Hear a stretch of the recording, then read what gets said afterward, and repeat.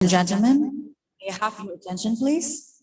Our opening ceremony is about to begin. All delegates who are already in the ballroom, please kindly have a seat and shift your mobile phone to silent mode during this opening ceremony to avoid any interruption.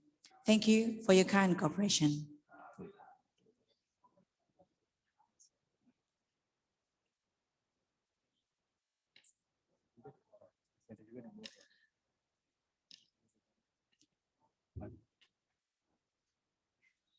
Assalamualaikum warahmatullahi wabarakatuh. Salam sejahtera, Om Swastiastu, Nama Budaya, Salam Kebajikan. Good morning, ladies and gentlemen, from the ZHM Premier Hotel and Convention Padang. It is our pleasure to be the master ceremony for this conference. I am Rido Aidofitra. And I'm Indah Permata Suryani. On behalf of the committee, we would love to extend a very warm welcome to all delegates, keynote speakers, honorable guests, committee, and students who already joined here and also virtually to our event. The opening ceremony of the third Conference on Innovation in Technology and Engineering Science, CITES 2022, hosted by Andalas University, Padang, West Sumatra, Indonesia, begins. Distinguished guests, ladies and gentlemen, before we proceed the program this event, let's begin by singing National Anthem, Indonesia Raya. All audiences are kindly requested to stand up, and those who join virtually expected to be seated properly.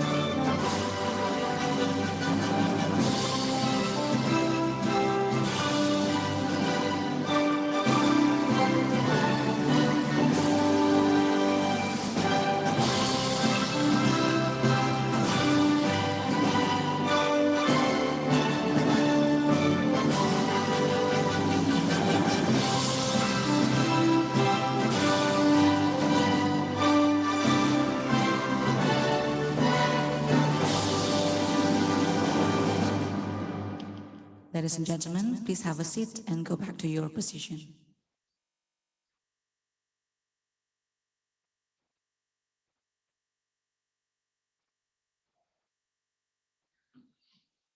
Honorable distinguished speaker and guests, ladies and gentlemen. As our welcome greetings, we would like to present to you a traditional welcome dance choreographed to symbolize our dedication to welcome guests as a way to show hospitality and respect. It is performed in a special dance called Tari Pasambahan or welcome dance. Please welcome Pasambahan dance by Sanggar Sarai Sarumpun.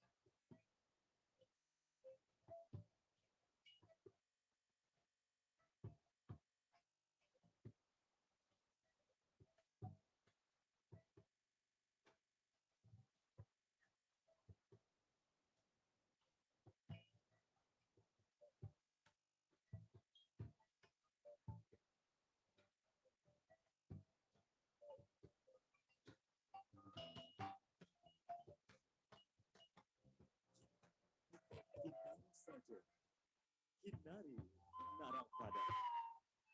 Menari bukan menari saja. Menari strategi. Caranya. Buruan-buruan seburuan. Siriah galak. Tidak sama. Siriah lampuk dalam cara dipasangkan. Dan itu orang menyebutnya menjadi ranggaban tidur.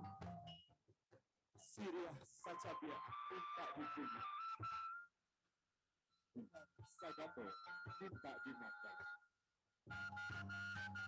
Kok iya loba janjang bagaimana? Batanggo makin turun. Kagak tak minta dipalabukan. Bismillah boleh disabu. Alhamdulillah mairangi. Jahat di sanang kami mengaku. Pada bersyukur di dalam hati. Tak bilang budaya langsung. Kasih siap diambil-ambil. Ambil bilang sabunan batu.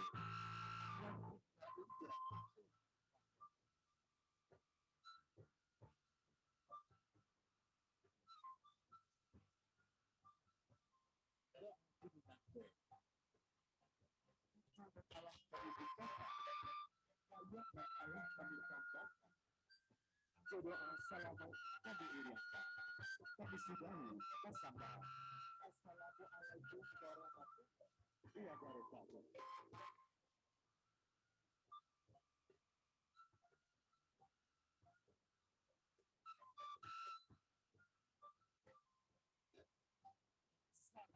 Saruku.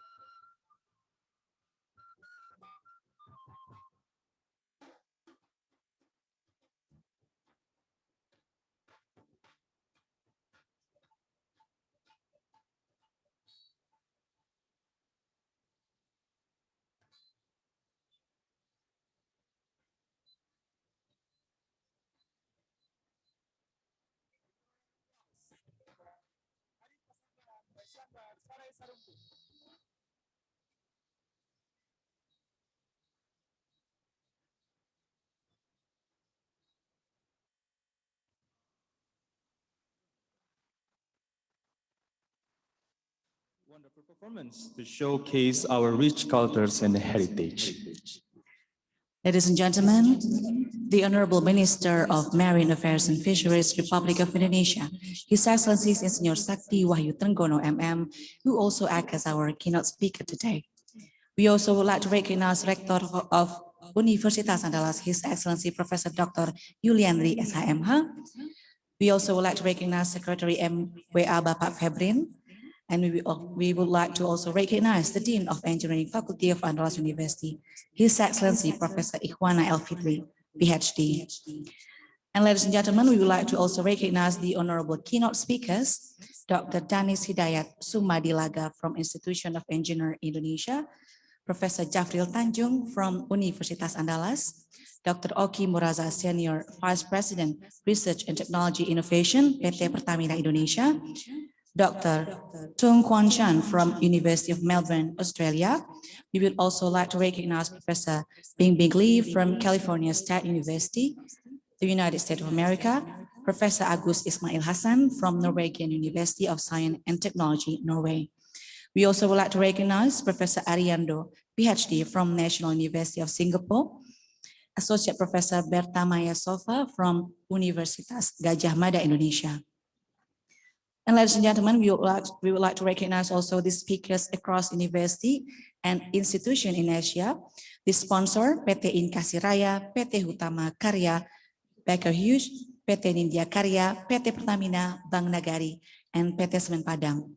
And eventually, our co-hosts who already organize and support this event, Universitas Technical Malaysia Melaka, Universitas Udayana, Universitas Mataram, Universitas Sultan Agung Tirtayasa, Universitas Tanjung Pura, Universitas Lampung, Universitas Riau, Universitas Islam Indonesia, Universitas Pertamina, Universitas Syah Kuala, and Universitas Dharma Andalas. At this moment, we would like to express our sincere gratitude and also honor to invite the speakers, guests, and sponsors and delegates, without whom we will not have this in this successful event. Ladies and gentlemen, we would like to inform the background of the third conference on Innovation in Technology and Engineering Science 2022, CITES 2022. CITES is a biennial international conference organized by the Faculty of Engineering, Universitas Andalas. Experts and professionals are welcome to share and discuss new ideas relating to the conference scopes. The first and the second CITES were conducted successfully in 2018 and 2020, which were attended by numerous international keynotes and invited speakers and presenters worldwide. The current CITES 2022's theme is Innovation in Technology and a Science for New Era of Engineering Professionalisms, covering field of mechanical engineering, civil engineering, electrical engineering, industrial engineering, environmental engineering, information technology, and natural and applied science.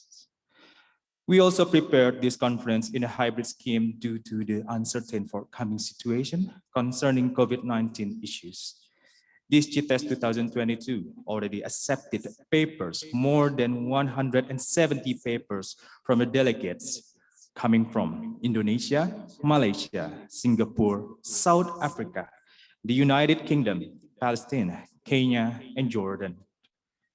Eventually, over the next few days, this conference will provide you plenty of opportunities to discuss, share knowledge and insights.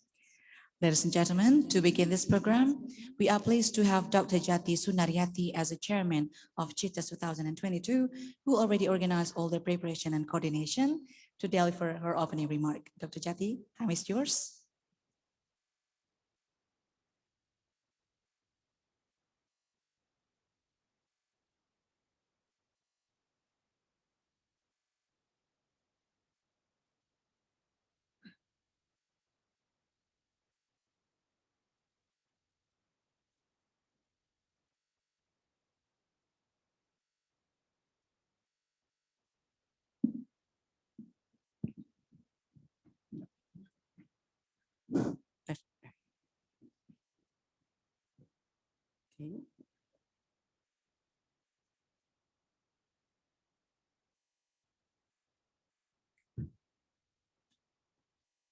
Assalamualaikum warahmatullahi wabarakatuh. Good morning, ladies and gentlemen. First of all, I would like to thank to the Master of Time for giving me the great honor to deliver the welcome speech in this good opportunity. The Honorable Rector or his representative, Dean of the Faculty of Engineering, Universitas Andalas, Dean of Faculty of Information Technology, Dean of the Faculty of Mathematics and Natural Science, Universitas Andalas, Dean and leaders of our co-host partners, authors and presenters, as well as ladies and gentlemen. It is great pleasure to welcome you to the Search Conference on Innovation in Technology and Engineering Science 2022, CITES 2022. Our conference theme, Innovation in Technology and Science for New Era of Engineering Professionalism, indicate that innovation is an important factor for engineering professionals. Today's conference hopefully is leading us to become more innovative and more professional in this rapidly changing world. CITES 2022 by Andalas University and co-hosted by 12 institutions, Universitas Sultan Ageng Tirtayasa, Universitas Tanjung Pura, Universitas Lampung, Universitas Mataram, Universitas Riau, Universitas Udayana, Universitas Islam Indonesia, Universitas Dharma Andalas, Universitas Pertamina, Universitas Syah Kuala, University Technical Malaysia Melaka, and Persatuan Insinyur Indonesia. We are very happy to inform you that more than 200 papers were submitted to the conference system. Thus, during our 2 days conference, we are going to have 4 panel session, plenary session, where our keynote speaker are going to deliver the speaker. And then 5 parallel sessions, which consist of 5 rooms, are collected for our invited speakers and present and discuss their research finding. All the accepted and presented paper will be published in Scopus Index Proceeding, that is AIP conference proceeding. We would like to thank our keynote speaker for their valuable time and sharing, Engineer Sakti Wahyu Trenggono from Ministry of Marine Affairs and Fisher of Republic of Indonesia, Prof. Jafril Tanjung, Prof. Toong Khuan Chan, Dr. Insinyur Dannis Hidayat Sumadilaga, Profesor Ariando, Profesor Agus Ismail Hasan, Profesor Bing Lee, Profesor Berta Maya Sofa, and Professor Oki Muraza. Our appreciation also go to the invited speaker who have accepted our invitation to present their latest research findings, and of course to all others who have submitted their manuscript. They are coming from various countries in the world: Jordan, Kenya, Indonesia, Malaysia, Palestine, South Africa, Taiwan, and United Kingdom.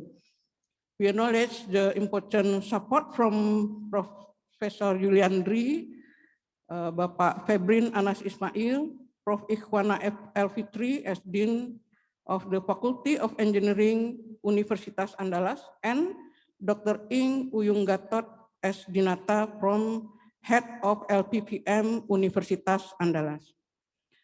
Our sponsors are also key element for the success of this conference. Thus, we send our thanks to Bank Nagari, Baker Hughes, PT Inkasi Raya, PT Hutama Karya, PT Nindya Karya, PT Semen Padang, and the ZHM Premier Padang. Last but not least, it is appropriate that we record our thanks to the member of the organizing committee, reviewers, our students, and everyone who served at this conference. Without hard work and support, the conference could not have been success. Thank you and have a great conference. Wassalamualaikum warahmatullahi wabarakatuh. Best regards.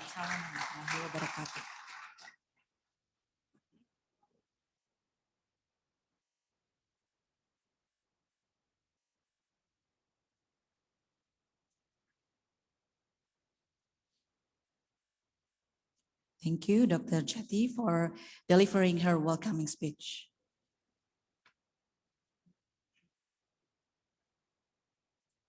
Proceed this program, we are pleased to have Dean of Engineering Faculty, Andalas University, Professor Ihwana Elfitri, Ph.D., to deliver his opening remark and afterward officially open the third Conference on Innovation on Technology and Engineering Science 2022, CITES 2022. Time is yours, Bapak.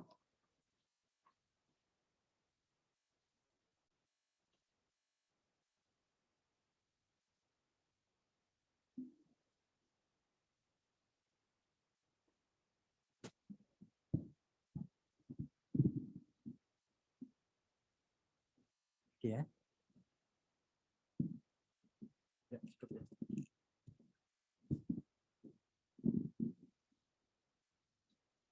Bismillahirrahmanirrahim. Assalamualaikum warahmatullahi wabarakatuh. Salam sejahtera untuk kita semua.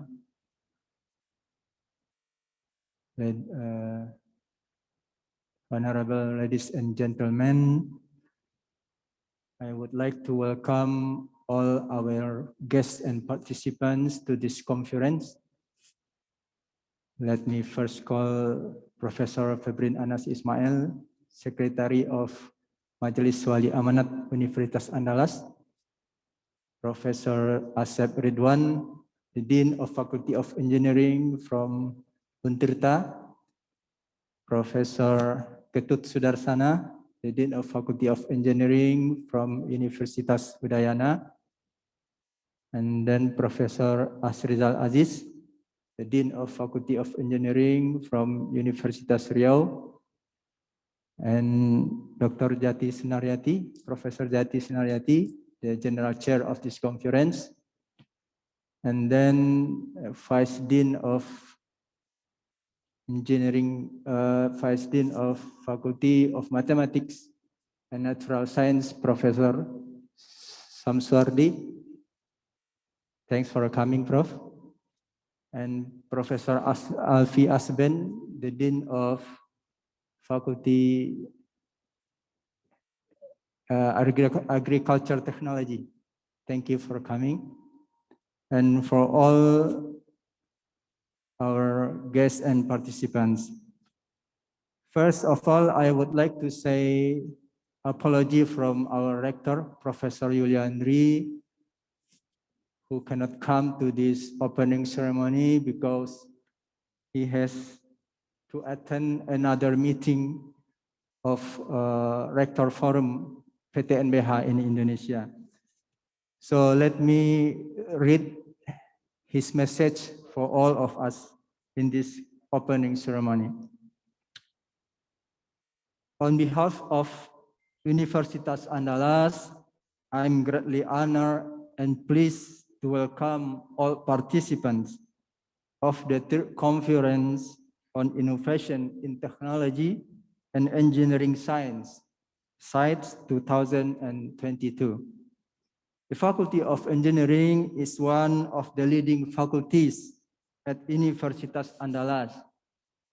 Their faculty members actively publish their research findings in reputable journals and proceedings, and have organized many international conferences as well, such as CITES and other conferences. I believe that CITES will be a great success and can accelerate Universitas Andalas' vision to become world-class university.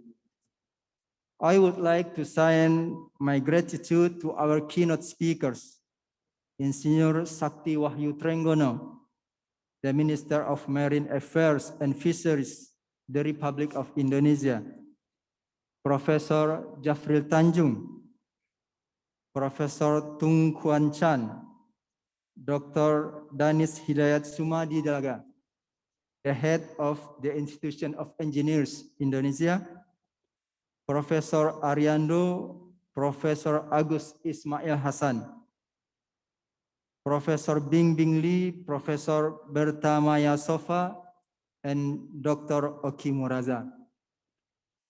I would also like to extend our great appreciation to our invited speakers and all participants. I appreciated all the members of the organizing committee at the Faculty of Engineering, who have worked so hard in preparing the conference, especially for the conference chair, Dr. Jati Sunaryati. Congratulations to all of you. Have a great conference and enjoy. Professor Yulia, Rector of Universitas Andalas. Our honorable ladies and gentlemen, that's the message from Director, and I hope all of us can get benefit from this valuable conference. And I would like also to thank Dr. Uyung Gatot Dinata, the head of LPPM Universitas Andalas, and the Dean of Faculty of Mathematics and Natural Sciences, and the Dean of Faculty of Information Technology at Universitas Andalas, who also the co-host of this conference. And we would also like to say big thank you to companies who have been the sponsor of this conference. I think that's all what I can say, and again, enjoy the conference. Thank you very much. Assalamualaikum warahmatullahi wabarakatuh. Waalaikumsalam warahmatullahi wabarakatuh.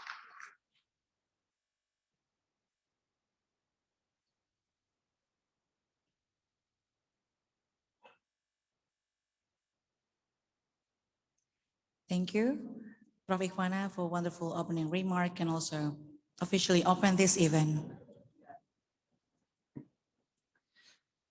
Ladies and gentlemen, those are the agendas we have presented to you this morning as we have finished our opening ceremony.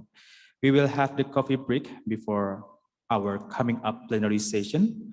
Please be note that our plenary sessions will be starting in 15 minutes. After the break, all delegates will be expected back to the seat as we start the plenary sessions 1. And we would like to greetings the representative of the Institution of Engineering Indonesia. At this moment will be represented by Insinyur Habibi Razak, MM, IPU, ASEAN Eng, ACPE, APEC. So ladies and gentlemen, may I have your attention? So we are going to the coffee break. As you can see that there in the right and the left, you can take your coffee and also snack. Please enjoy. And we will continue for the next 15 minutes, Bapak dan Ibu. Kami persilahkan Bapak dan Ibu untuk menikmati coffee break terlebih dahulu. Kita akan memulai kembali dalam waktu 15 menit. Terima kasih.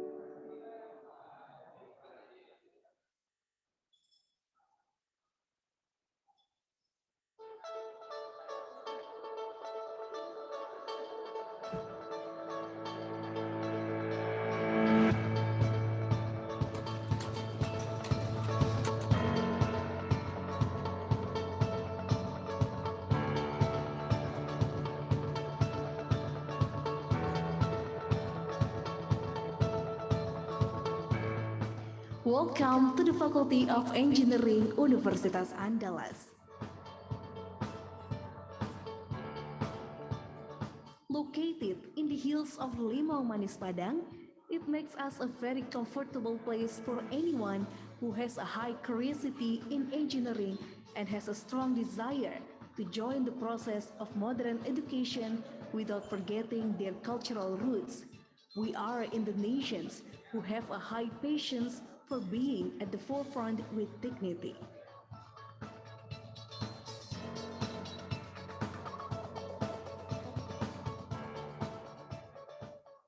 After more than 55 years of existence, the Faculty of Engineering has transformed into one of the faculties that always make Universitas Andalas proud in producing scientists and technocrats who participate at the national and international levels.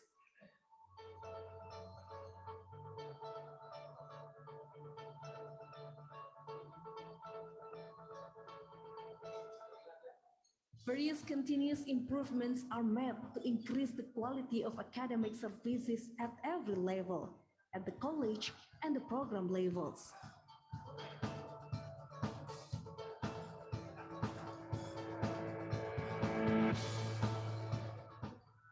Mechanical Engineering Department. Currently, the Mechanical Engineering Department has managed 3 study programs, namely Bachelor Program in Mechanical Engineering, Master Program in Mechanical Engineering, and Doctoral Program in Mechanical Engineering.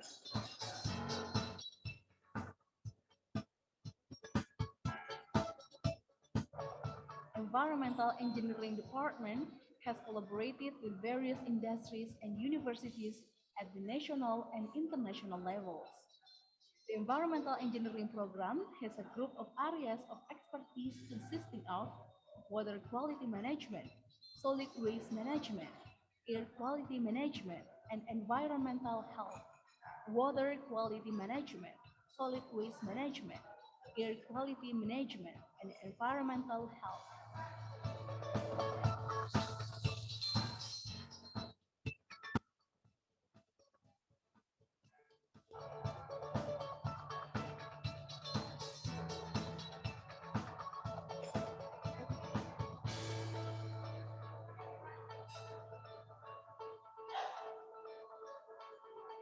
The Department of Industrial Engineering offers 2 educational programs, namely Bachelor and Master's programs.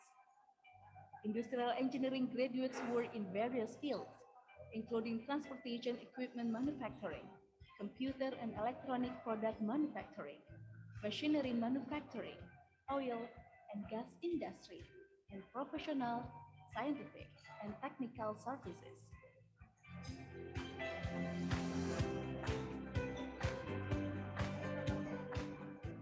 Currently, electrical engineering has 3 concentrations. This department has 5 expertise groups. The 5 expertise groups are supported by 3 professors, 15 doctors, and 14 masters. Electrical engineering graduates are prepared to become electrical engineers, managers, programmers, product specialists, research and academics, as well as entrepreneurs.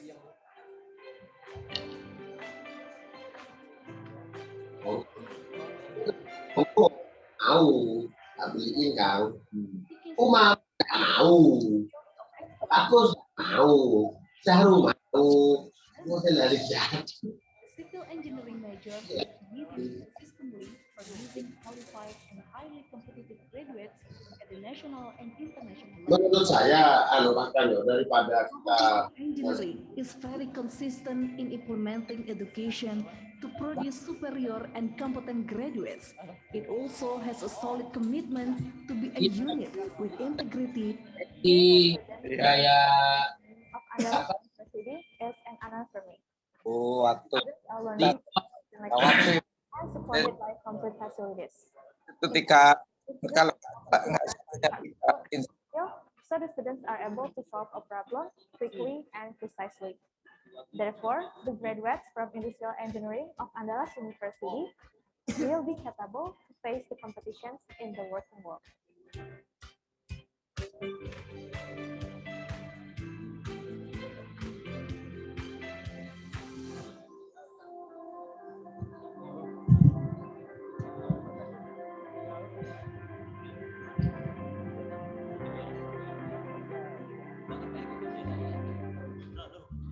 Becoming a student at the Faculty of Engineering means that you are developing your academic skills, personal development through various academic and extracurricular activities.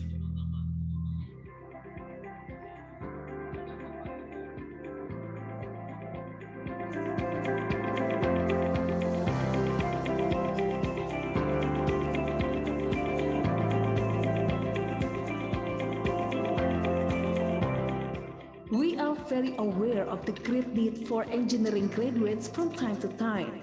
Therefore, we continue to develop according to the times and market needs.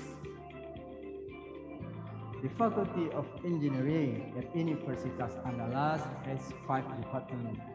Starting 6 years ago, we implemented outcome-based education.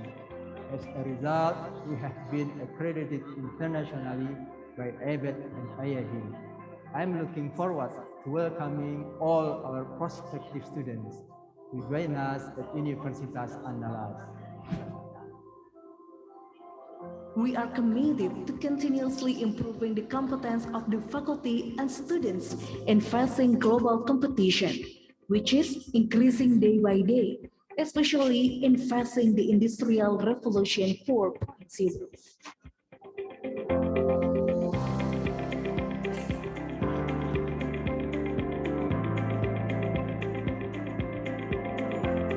The Faculty of Engineering is aware that the education process is not limited to the academic field only, so we encourage the entire scholarly community to have achievements both in academics and non-academics areas.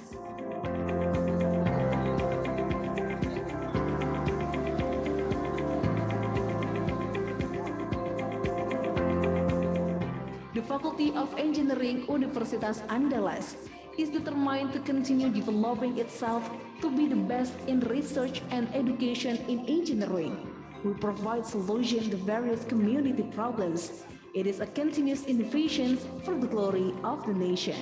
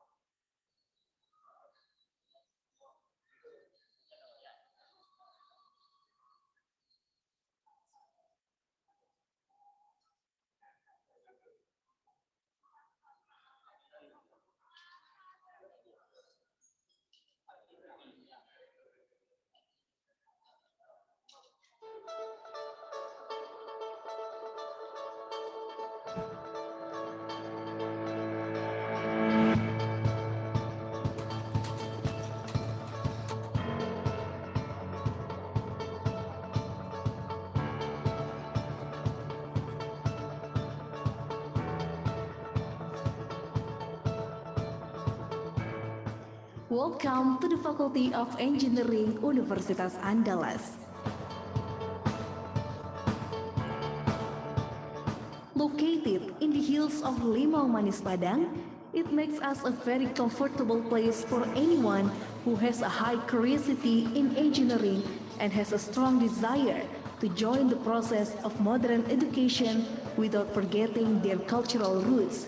We are in the nations who have a high patience for being at the forefront with dignity.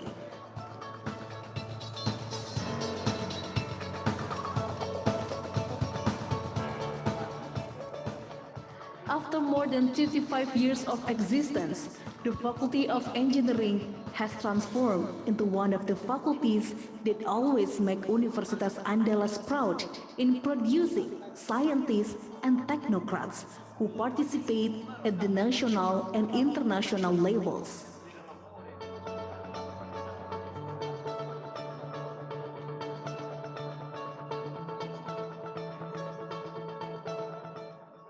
Various continuous improvements are made to increase the quality of academic services at every level, at the college and the program levels.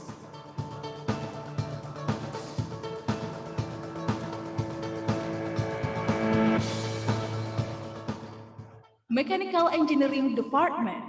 Currently, the Mechanical Engineering Department has managed 3 study programs, namely Bachelor Program in Mechanical Engineering, Master Program in Mechanical Engineering, and Doctoral Program in Mechanical Engineering.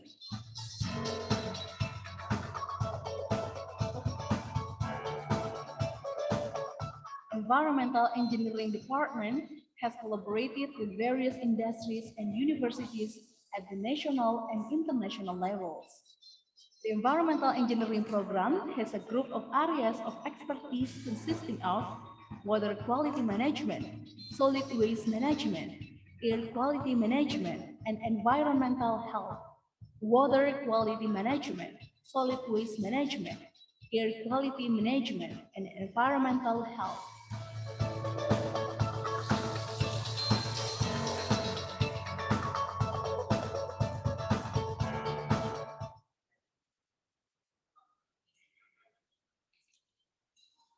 Ladies and gentlemen, before we start our plenary session as the score of the conferences, another performance dance will present for all guests and delegates as our private conference is already well organized by the committee.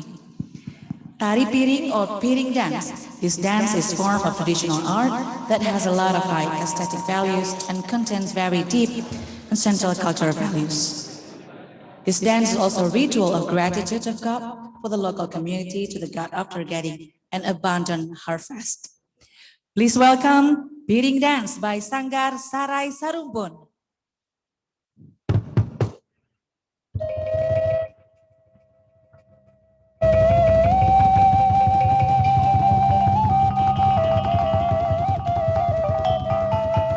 Tari Piring Hoya Badarai. Tarian ini menggambarkan kedinamisan generasi muda dalam mengisi pembangunan. Piring menadah melambangkan semangat orang Minang yang selalu berkobar-kobar. Menari di atas pecahan kaca merupakan simbol dari prinsip musuh pantang dicari, jika basobo pantang diherakan. Hadirin, inilah tari piring Hoya Badarai. Selamat menyaksikan.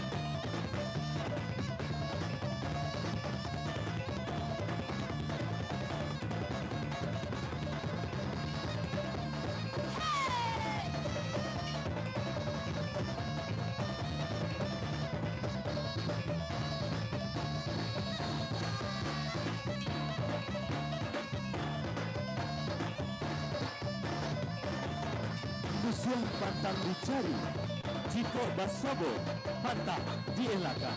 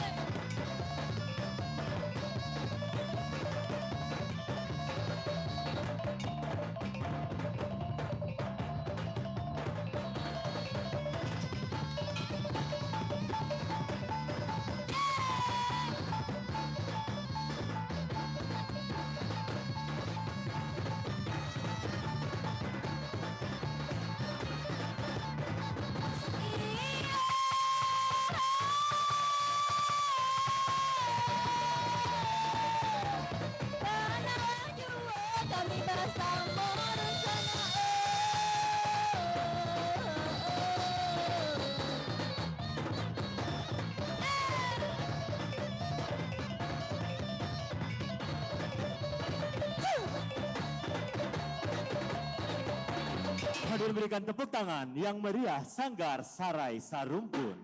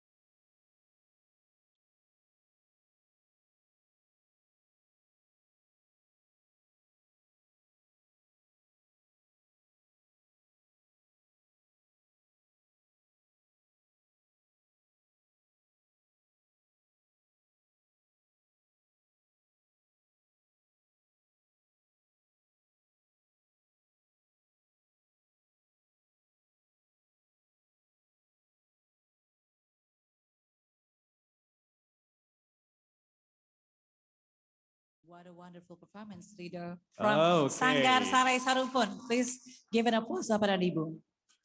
Distinguished guests, ladies and gentlemen, the session that we are waiting for plenary session 1, as a number of engineers in Indonesia is starting to rise, it is also challenging for acquiring qualified engineers, as well as the responsibility that they take as professionals.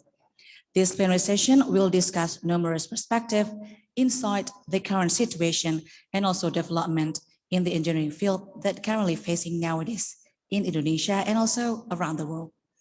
The session will be led by the moderator, Insinyur Ahmad Suraji, Ph.D. from Universitas Andalas. But before we proceed, we would like to introduce the profile of our moderator today, Bapak Ahmad Suraji, as Associate Professor at Civil Engineering Department of Andalas University Padang. He's completed bachelor degree from Universitas Gajah Mada and also completed master in Institute of Technology Bandung and doctor from Manchester University Institute of Science and Technology. And Bapak Ahmad Suraji also have a research focus on construction engineering and management and also risk analysis and management. Please welcome to the stage Dr. Ahmad Suraji. Silakan Bapak.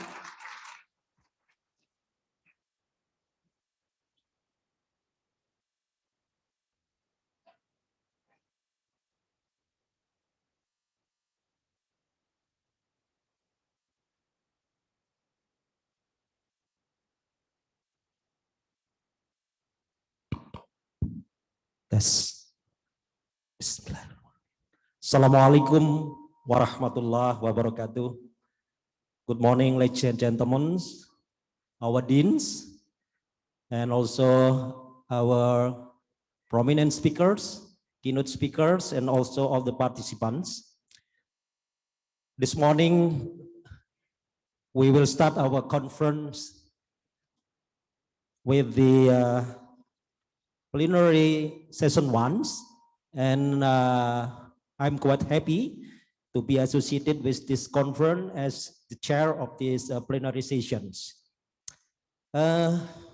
As an agenda, we will have 2 hours plenary session 1, and this plenary session is very key important thing that we need to understand well. Dealing with the issue of the marine affair and also fishery technology engineering. And then we also will have a keynote speaker on the issue of structural analysis on masonry in reinforced concrete, particularly applied on marine and technologies, as well as issue on the global supply chain. And finally, dealing with the technology, engineering, science, we need a strong human capital. And our president of the engineering institution will give us an insight talking about the professionalism in engineering. Okay, ladies and gentlemen, I do expect that all the prominent speaker, our keynote speaker, already in these screens. And in special honor, I will invite Professor Jafril Tanjung to come forward,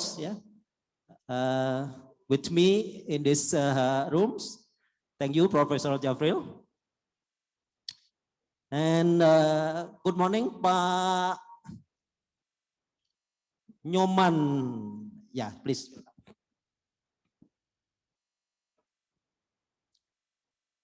Okay, since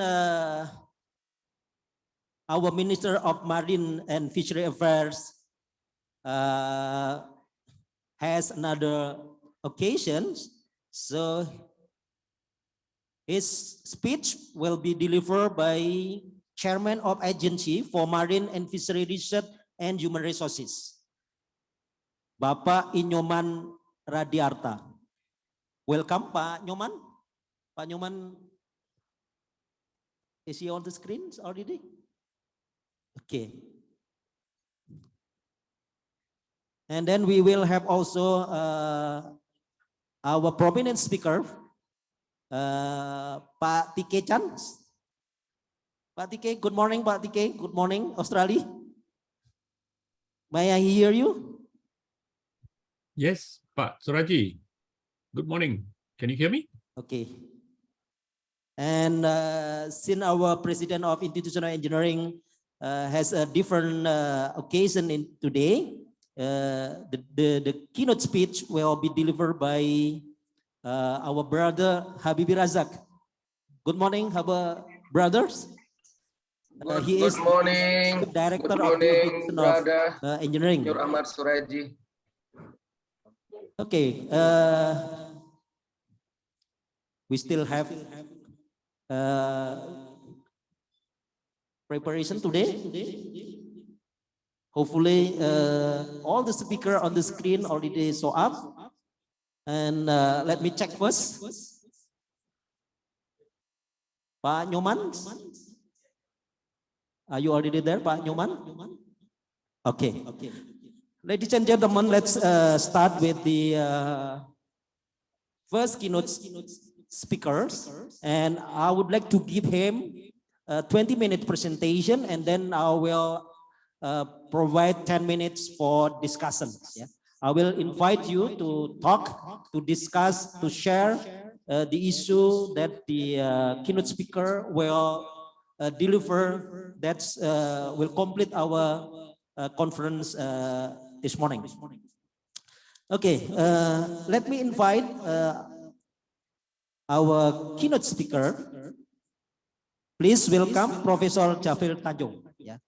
So Professor Jafril Tanjung, he is the best structural engineer in the Faculty of Engineering, Andalas University. He also served as the prominent expert in building and structure, and he will share something new regarding the structure of the masonry as part of the reinforced concrete structure.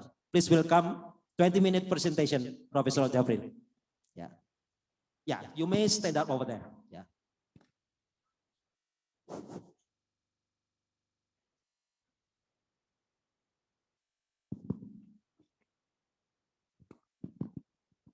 Okay, Assalamualaikum warahmatullahi wabarakatuh. Thank you, Mr. Chairman. Okay, in this short time, I would like to discussing about the structural analysis of the masonry in field of reinforced concrete frame structures. Actually, this is a simple thing, but very important for reinforced concrete frame structures. Okay, next. The first one, I would like to say welcome to Padang. This is the beautiful airfield for Padang City. Okay, next. Next, please.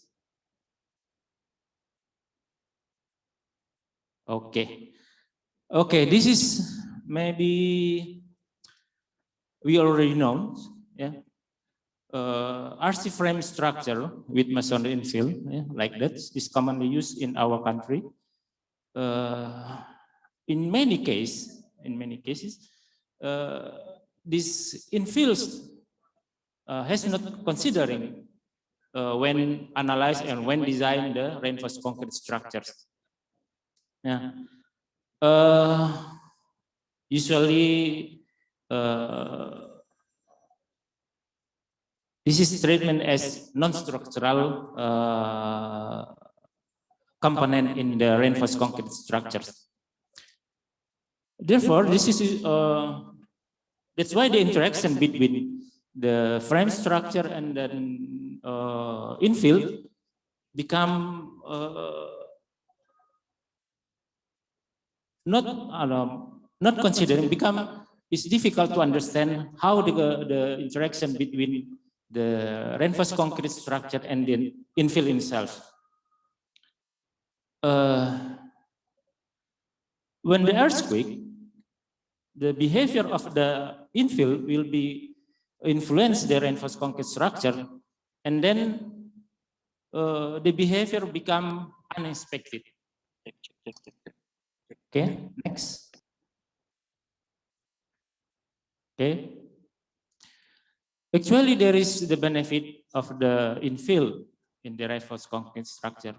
Of course, the other one, also there is the ill effect infill to the reinforced concrete frame structures.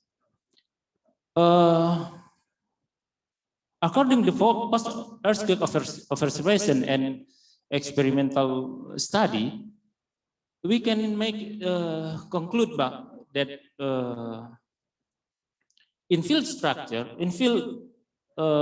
masonry infill will be increase the stiffness, increase the lateral capacity of the reinforced concrete structures, but reduce their ductility and also make the unexpected, undesirable effect such as short column, soft story, torsion, and out of plane collapse. Okay, this is the one an example when Sumatra earthquake 2007. This is actually the twin building in Padang, built in the same time, the same construction, and then placed closely in one place. Okay, next please. This is the building. The left one is the collapsed building. The right one is the survived building. Why the right one survived? Because there is masonry infill construction in this building compared to the another one used for the auto car showroom. Okay, next. And also this is in Palu earthquake. In the left one, this is the soft story because the high stiffness in the second floor, and then become the soft story in the first floor. And the right one, this is the short column because the opening of the infill in the upper one. Okay, next please. Okay, this is also in Palu earthquake. This is usually the infill will be make the good contribution to the reinforced structure in moderate earthquake, but in the heavy earthquake, of course, become doesn't give the effect to the reinforced concrete structure, such as we saw in this one. This is the left one also in Palu, the right one also in Palu earthquake 2018. Okay, next please. Actually, there is the several work has been conducted for defining the influence of the infill to seismic performance of the reinforced concrete frame structure. We will discuss in this short time from the experimental study, from the analytical study, and finally, and how to considering the infill in the analysis of the reinforced concrete structure. Okay, next. Okay, we return again to the previous one. This is we like to investigate why the right building is survive compared to left building's collapse. Okay, next. Okay, this is based on the field investigation. We already assessment of the building, including the structure component, reinforced concrete, and so on. Since this is the old building, all the reinforcement use the plain reinforcement, and then not so high quality of the concrete. Okay, in the top one, this is the collapsed building. In the lower part is the survived building.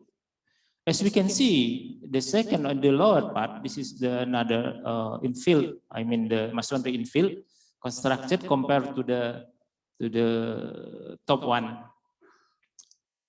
All of them use the same construction, the same dimension, the same reinforcement, and then build in the same time.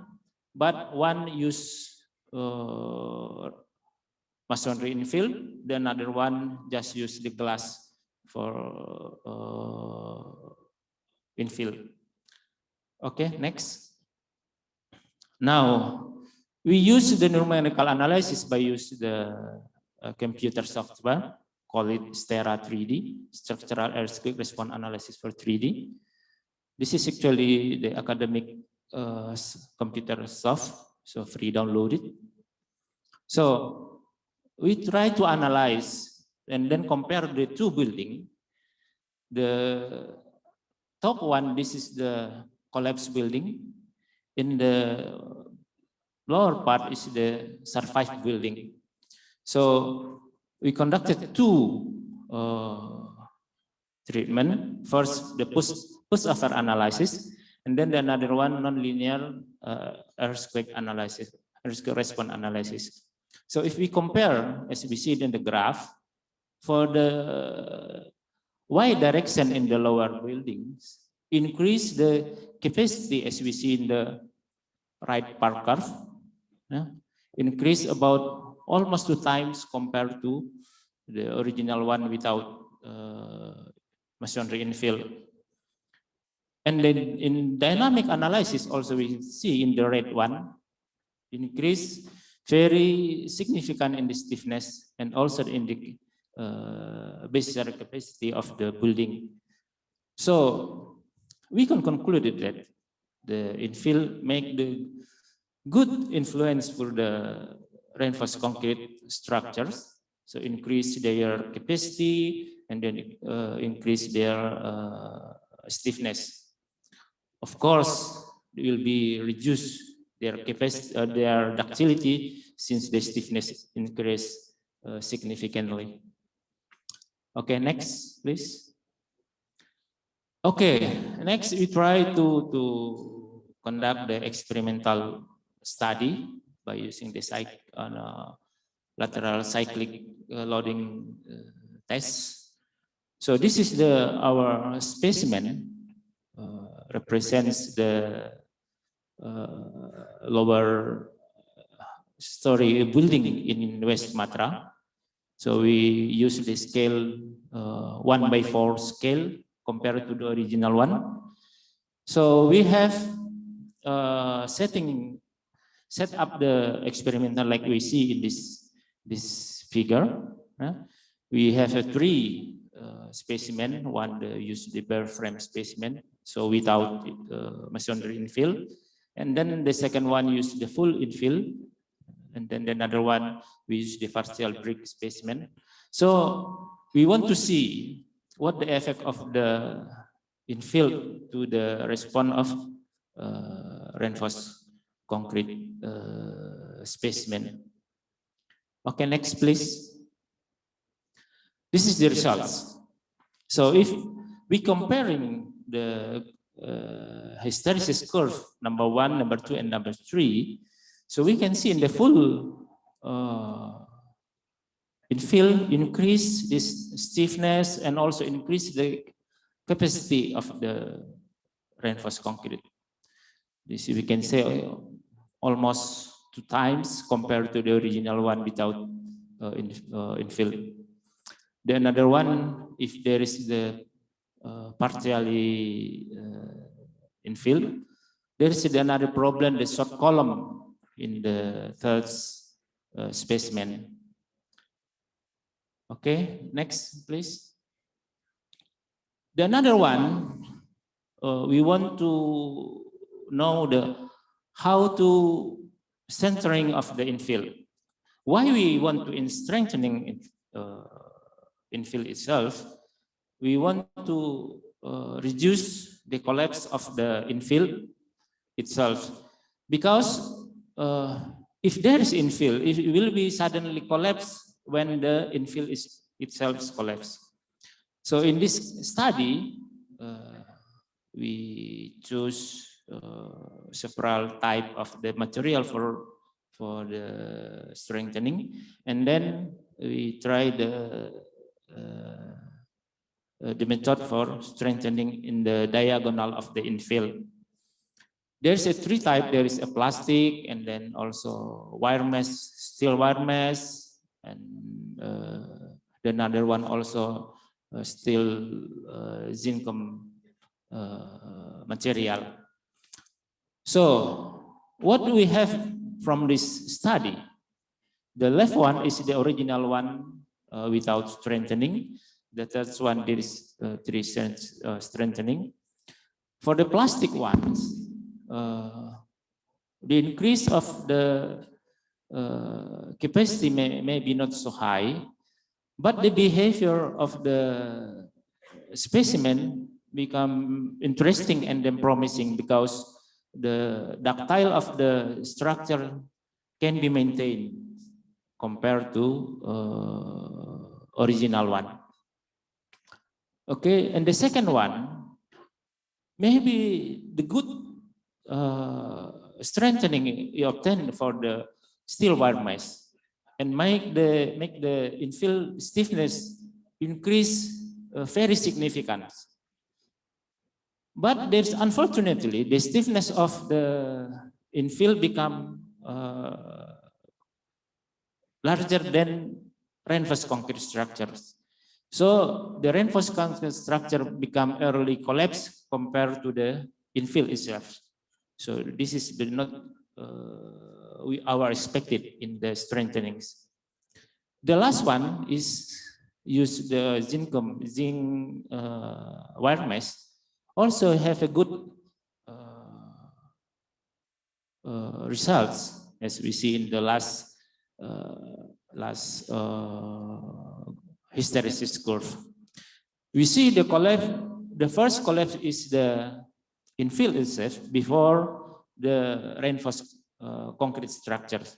So this is we expected because we expected the all energy earthquake energy absorbed by the infill first.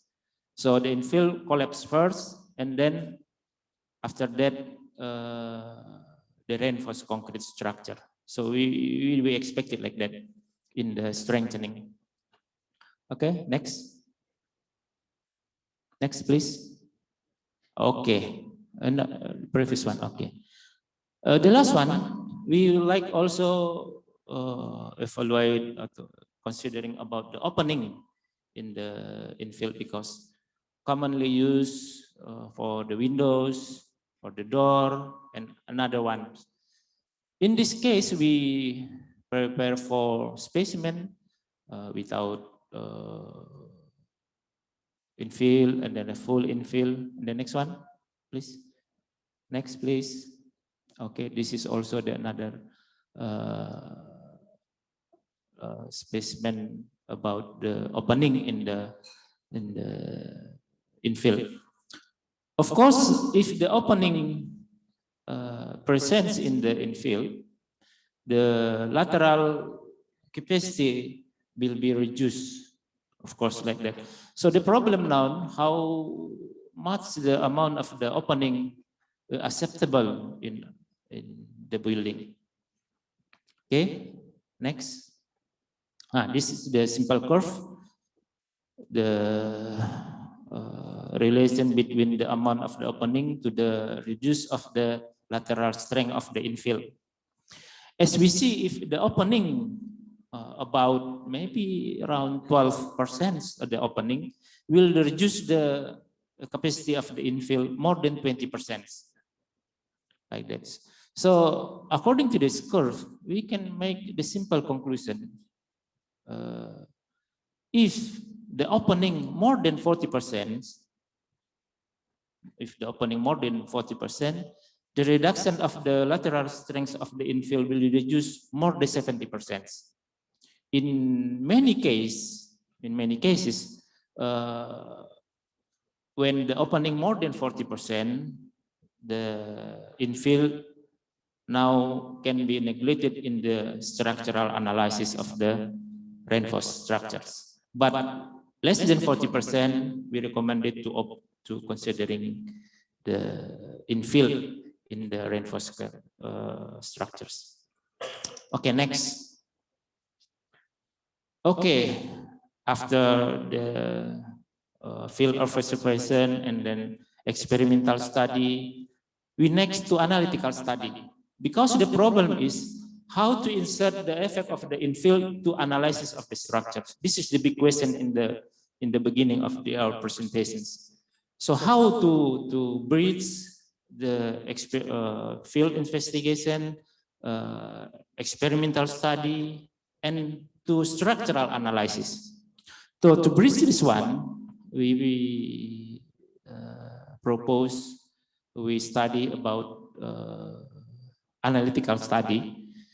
In this study, we represent the infill by comparison struts of the in the frame. I mean, we represent the force of the infill by considering the struts model. So maybe I'm not thinking about the formulation, but the roughly speaking is the force caused by the infill now is represented by the force in the diagonal part, the compression part, of course. And then this is depend on the contact area between infill and the reinforced, as we see in the top one. If there is contact area, the contact length and they multiply by the length of the diagonal, this is the area of the struts. This is the simple thing to understand this model. According to this one, this is two parameters very important. The first one, the contact length. The another one is the area of the struts. This parameter is very important for modeling in the structure analysis. So as long we can define these two parameters, we can we can analyze the structural analysis by include the infill to the structural analysis. Okay, and then this model we compare to the experimental study.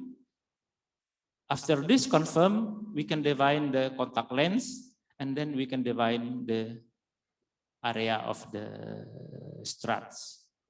Okay, next please. Okay, now this is another computer software, we call it Seismostruct. There is the model, how to modeling the infill to reinforce concrete structures. So in this software, the main parameter is contact length and the area of the struts. When we can insert the value to this model, so we can analyze the behavior of the effect of the infill to reinforce concrete structures. Okay, now next. Okay, this is just technical data. We can define by experimental. If we don't have the data, we can use the default value. Next. Okay, next. I just want to show the example. This is the example. This is an example of the experimental study in the top one. This is the modeling using the seismostruct, and the left up the comparisons between experimental and study analytical. So the result is quite good as long as the parameters correct. So this result, this is depend on our material. Of course, in our material here in West Sumatra will be different from the other region. So if as long as we know the parameter, we can include this one, and then we can analyze the behavior. This is the comparison, the experimental study. Okay, next please. Okay, this how to modeling in the real structures. So all the parameter we defined before, and now we can insert to the computer analysis. And then this is also the example how the computer software can simulate the situation of real structures. Okay. By this way, of course, now we can analyze the reinforced concrete structure. We take into account about the infill itself. Okay. Next. Okay, this is the final. I will resume and make some recommendations. Yeah. The first one.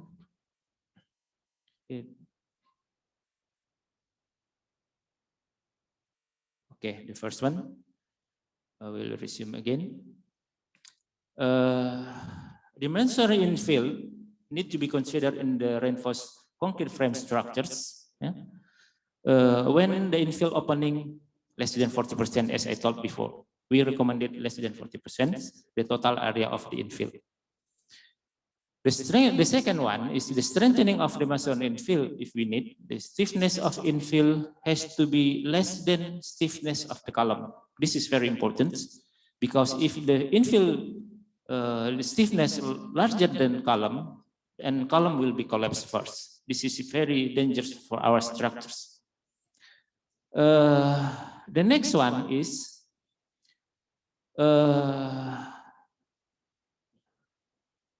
because we considering after yields by mean the plastic regions, so we recommend if we want to analyze the structures by considering the infill should be in the basis of the performance-based design point of view.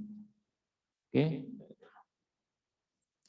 The last one, the parameter for the masonry infill used for structure analysis we can or maybe it should be defined according to the experimental and the analytical study. Okay, next. Next. Okay, that's all. Thank you very much for your attention. Assalamualaikum warahmatullahi wabarakatuh.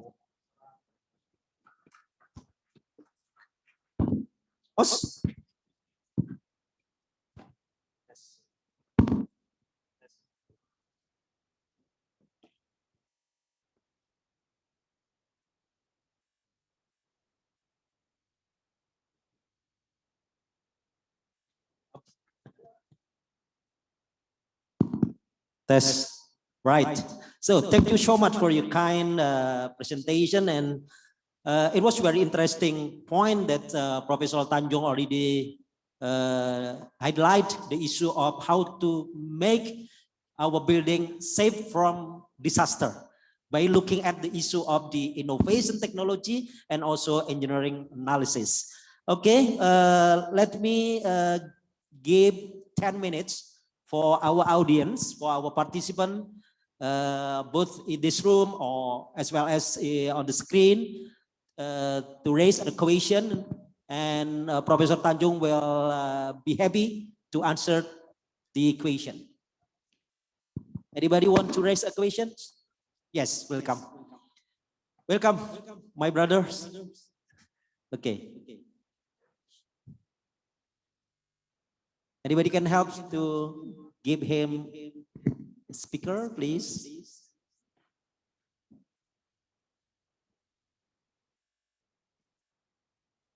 Assalamualaikum warahmatullahi wabarakatuh. My name is Zaini from Electrical Engineering Department. I want to ask about the improvement in sensor technology for building. We call it optical fiber sensor that now is gain popularity in smart building. What do you think about the application of the sensor in our city, especially in the city where the earthquake is dangerous?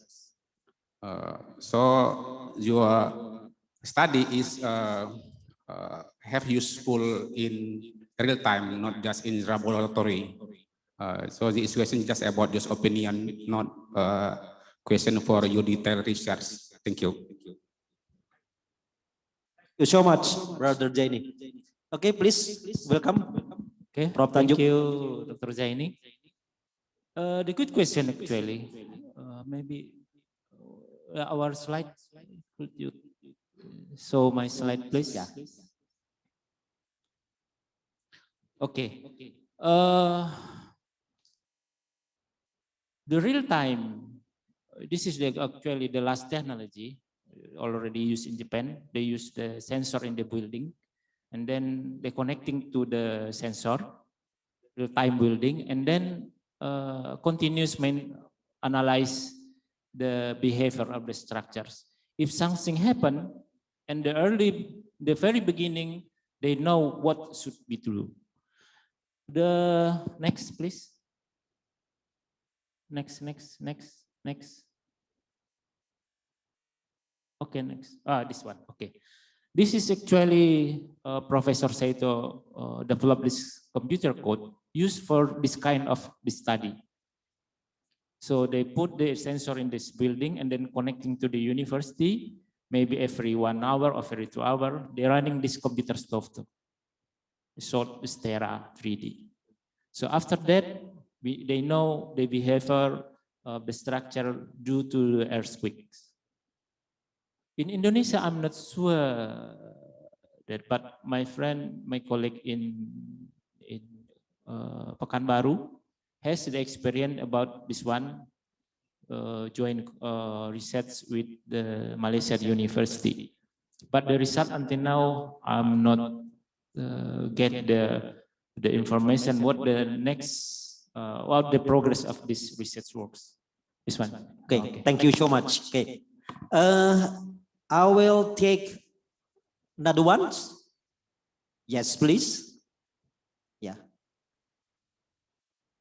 Any committee can help to serve the speaker? That one. Sorry, sir. Okay. Yes.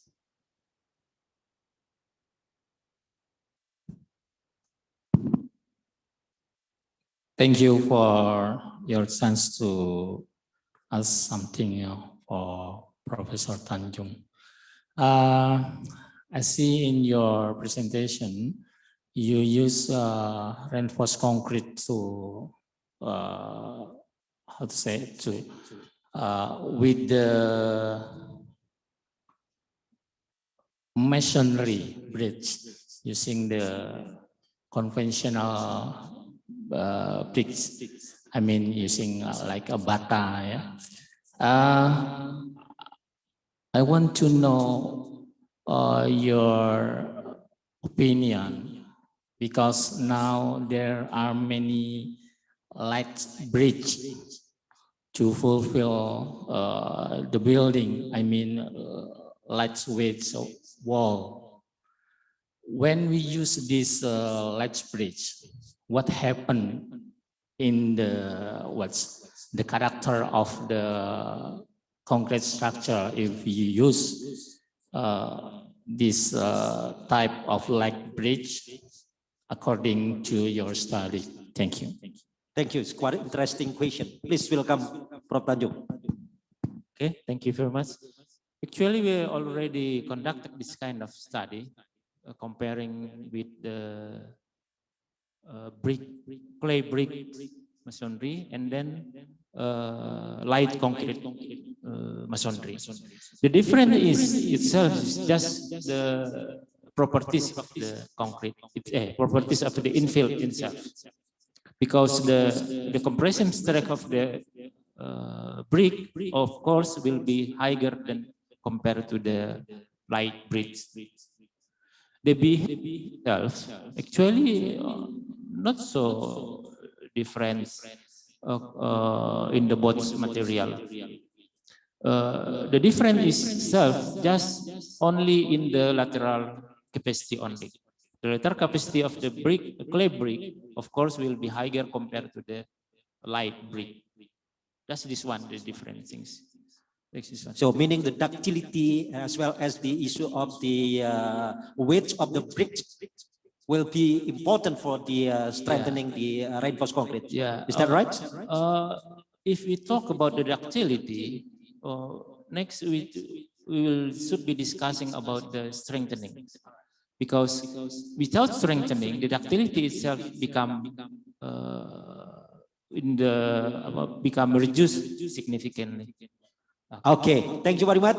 Give him a big applause to Professor Tanjung. Okay, thank you so much. Pak Dekan, I think it's important next time maybe we can propose what I call the cross-disciplinary engineering research. Yeah. It's not just civil engineering, but combined with this electrical engineering as well as any kind of engineering science in order to improve our technology or our engineering science. Yeah. Okay, so let's me invite. So thank you very much, Prof. Tanjung. You may still have a year to accompany me. Since our next keynote speakers, they are all already on the screens. Let me notice them. And next keynote speaker, I will invite Mr. Nyoman Suarte. He will deliver our Minister of Marine and Fishery Affairs. I'm so sorry, I didn't get the team that the minister will deliver, but please welcome Pak Nyoman. Pak Nyoman already there? Okay. Yeah, thank you. Please welcome Pak Nyoman. Yes. Thank you so much. Can I start now? Yes, please. Okay. I will give you 20-minute presentation and 10 minutes question and answer. Please welcome, sir. Okay, thank you. Very good morning. Assalamualaikum warahmatullahi wabarakatuh. Salam sejahtera. Om Swastiastu, Namo Buddhaya, Salam Kebajikan. On behalf of Minister of Marine Affairs and Fisheries, I would like to take this opportunity in order to share the technology, innovation, and digitalization in marine and fisheries development. I would like to thank the committee of this very excellent conference on innovation in technology and engineering science today. So I will start with that. The basic philosophy of our program on the blue economic implementation. As we know that Indonesia having about 70,500 islands with an area of Indonesian ocean about 6.8 million square kilometer and coastline land about 108,000 kilometer. And also about 275.77 million people, and most of them live in the coastal area, as well as state control of Indonesian ocean need to balance ecological and economic sustainability. So based on Indonesian Constitution, Chapter 33, earth and water and the natural resources contained therein are controlled by the state and used for the greatest prosperity of the people. So that's the basic philosophy of our blue economic Ministry of Marine Affairs and Fisheries implementation.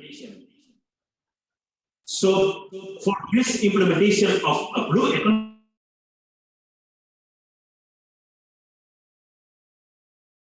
diversity due to human activity, decrease of fish stock due to overfishing and IUU, fishing activity, decreasing the amount of debris that polluted the sea, as well as utilization of marine spatial and small islands that are not in accordance with the rule. So with that, I'm sorry, Pak Sir. Response. I'm sorry, sir. I'm sorry, Pak Nyoman. Clear here. Let me check our audio first. Okay. Yes.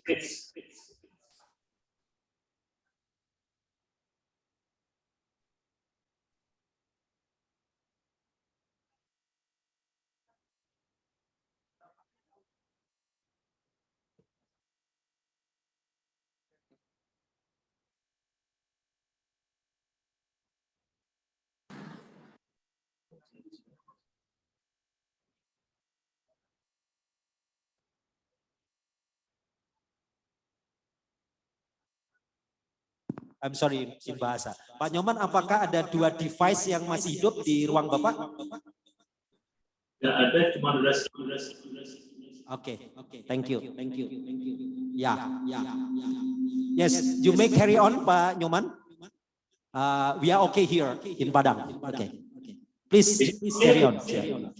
Can you hear my voice clearly? It look like echo. Iya betul, suaranya menggema, Pak. Iya.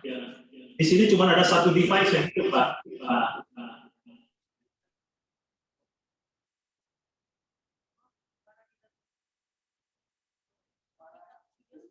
Di laptop Bapak volumenya dikurangi sedikit, Pak. Decrease your volume in your laptop, your device. Already turn off the volume, Pak. Okay, I think it's okay now. Please carry on your presentation. Welcome.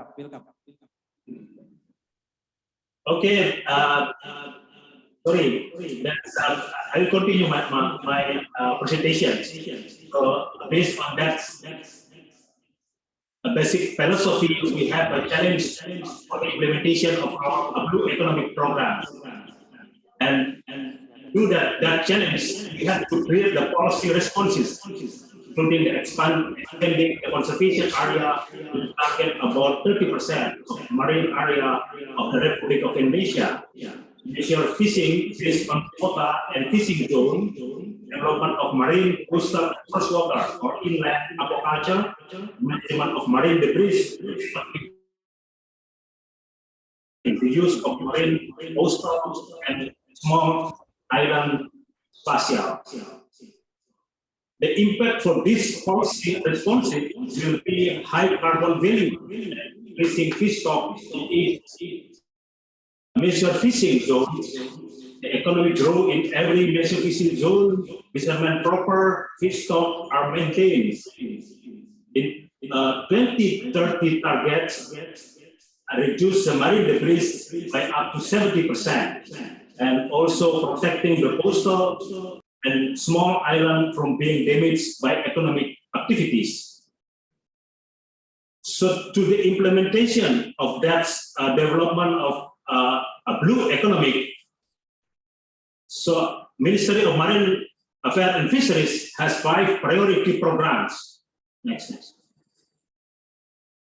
That's 5 priority program, including quota-based capture fisheries, development of marine, coastal, and aquaculture, sustainable utilization of marine, coastal, and small island spatial, expanding the conservation area up to 30% of Indonesian water, and management of marine debris with economic value strategies. So that 5 priority program become that a strategy or priority program for our Minister of Marine Affairs and Fisheries in order to implementation of our blue economic strategy.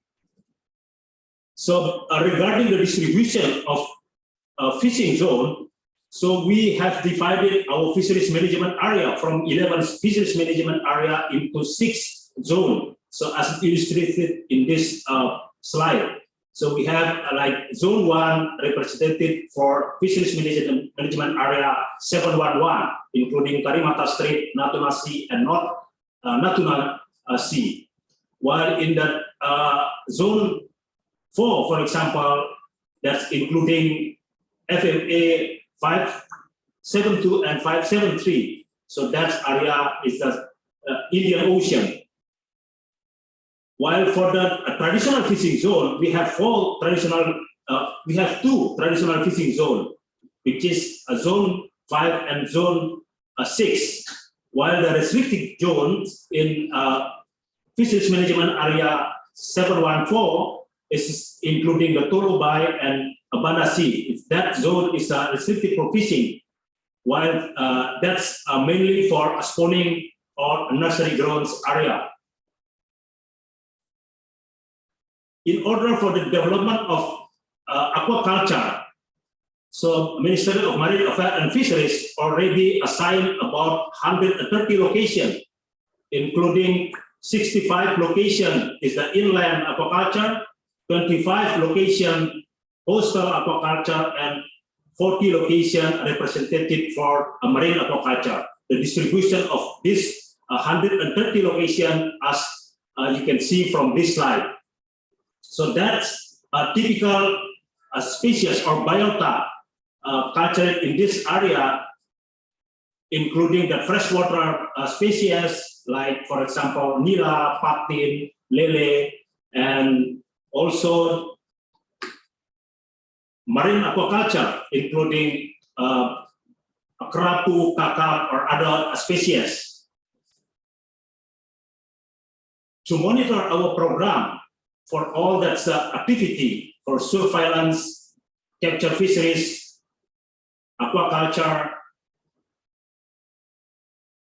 and then other surveillance area, we develop our command center. Next, please. That command center will be representative for all integration of data and information that's belong for all the Director General, including that surveillance, capture fisheries, marine spatial planning, and DG for aquaculture. So this a common center recently we built in our central office in Jakarta. This common center will be a combination of all the technology that's present right now, including the satellite technology, as well as using modeling and also combining with the data collection. So from that several sources of data, we try to build the integration of data, for example, for IUU fishing, oil spill monitoring, fishery stock or fish stock, marine aquaculture, as well as other applications like marine debris and also other coastal application. Instead of that, a priority program, Ministry of Marine Affairs and Fisheries also considering on the development of human resources. So we have 20 vocational institute spreading from the western part in Aceh up to the eastern part in Papua. So our institution, totally about 20 institutions. So 10 high institution or polytechnic institution, one academic, community academic, and 9 is a high school institution for based on vocational. It means 30% based on theory and 70% based on the practical. So total our graduation so far up to now about 50,900 student graduation, which is already working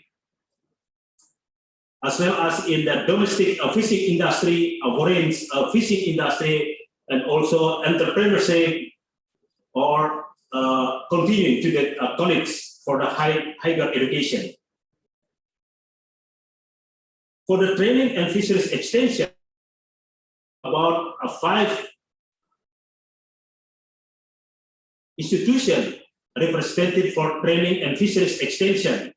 So that's 5 institutions. We have about 36 people, Widya Iswara, and 81 person as instructor.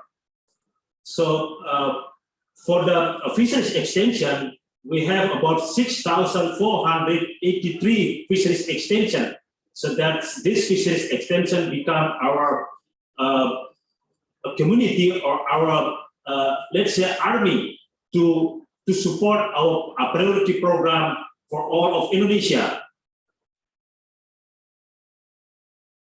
On the other hand, to enhance our educational system, right now we try to build our Ocean Institute of Indonesia. So this Ocean Institute of Indonesia will become a very big Ocean Institute of Indonesia that's composed on 20 or 19 Polytechnic Institute. Our main campus will be located in Jakarta office in the Polytechnic of Ahli Usaha Perikanan in Pasar Minggu. So the goal of this development of Ocean Institute of Indonesia, including the standardized of the quality of the education activities, equitable distribution of marine fisheries, inheritors in obtaining education opportunities, as well as more efficient institutional management. So we have a transformation process starting this year in 2022 up to 2024. On the other hand, by combining that resources we have in the Agency for Marine Research and Human Resource Development, including education, training, and fisheries extension, as well as the incubation of business, smart fisheries village. So this smart fisheries village hopefully can support for the economic growth, a working community, sustainability, environmental, and also more importantly on the digital base development of smart fisheries village itself, which is this will be directly to support a blue economy. This year we developed one pilot project for developing of smart fisheries village, which is located in the Panembangan village, Banyumas, Central Java, while other area is still on the preparation. We predicted or we designed for this year, 2022, about 5 or 6 smart fisheries will be developed by our agency. So smart fisheries, smart means that abbreviation or several pointer. S means sustainability, M means that modernization, and A means the acceleration, while R means the regeneration, and more importantly, T means the technology. So building our smart fisheries field will be considered all 5 items, more importantly on the development of technology together to build our smart fisheries fields. This is an example of technology that we already developed under Ministry of Marine Affairs and Fisheries, such as application of Laut Nusantara. This application of Laut Nusantara will transformation of fisheries culture from finding for fish to become catching the fish. This is the Android-based fishing technology innovation to access the various marine information, including a fishing area forecast map, a marine sea and weather condition, a fish price, a calculation of fuel, oil, and reported the catch. This application is our collaboration with the Ministry of Marine Affairs and telecommunication company, PT Exam Axiata. Other technology we have developed is the Wakatobi ice. This Wakatobi ice is the ice class type B with 2 watt transmitter power. This also can reporting fish catch reporting and equipped with the SOS button and location tag button. This is very small equipment that can be helped traditional fishermen to go around and also to make sure their safety and their security while their activity in that capture of fish around the coastal or the marine area. I think that's the technology or innovation that we already create to support our priority for the blue economic implementation in our Minister of Marine Affairs and Fisheries. In closing remarks, the advances in science and technology are needed to drive progressive policies to ensure Indonesia's knowledge and innovation ecosystem become the foundation for development. And the presence of strong professional and mastering science and technology human resources is needed as an accelerator in national development. Thank you for that time. Thank you so much. Let's give him a big applause from this plenary rooms. So thank you so much, Pak Nyoman. I think the keywords that he delivered is blue economy. And one of the issues is smart fishery and also protecting the coast. I think I will take any participant who wants to raise a question in this room or in screen rooms, in virtual rooms. Yeah. Anybody want to ask a question or to clarify or even any ideas want to share to the Pak Nyoman, since he is a chairman of Marine Research and Human Resource Development. Yes, please. Yes, welcome, Brother Jenny. Could you please stand up and take up Zaini? Pak Zaini, you want to, yeah, give him, yes.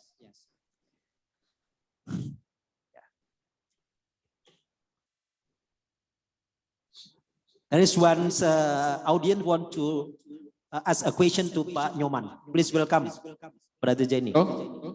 Hello. Yes, thank please. you. As we know, the renewable energy prices lower and lower in last decade.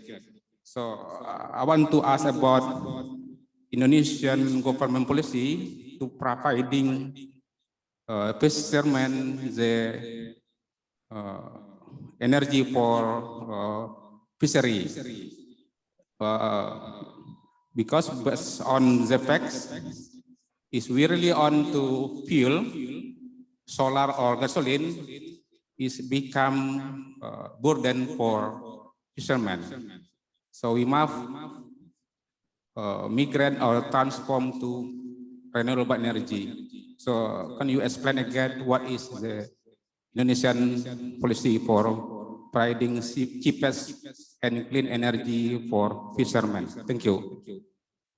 Yes, please, Pak Nyoman.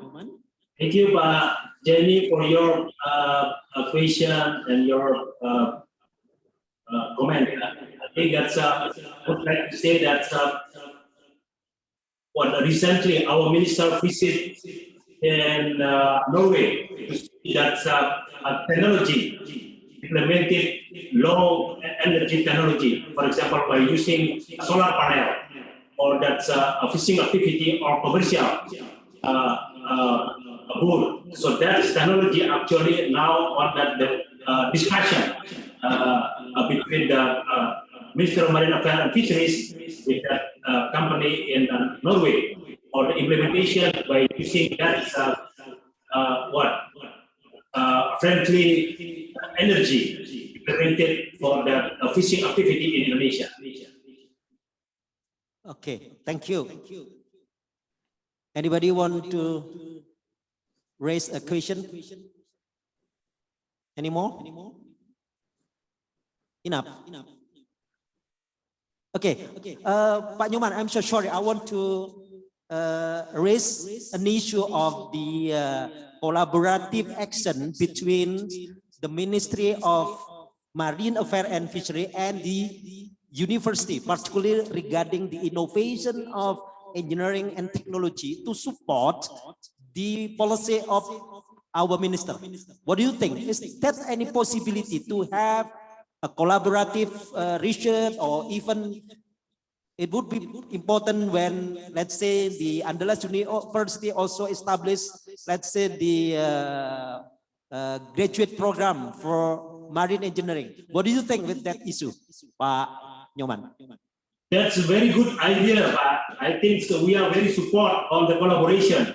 Our agency, our minister, will not work alone. So we also seek for the collaboration with other institutions.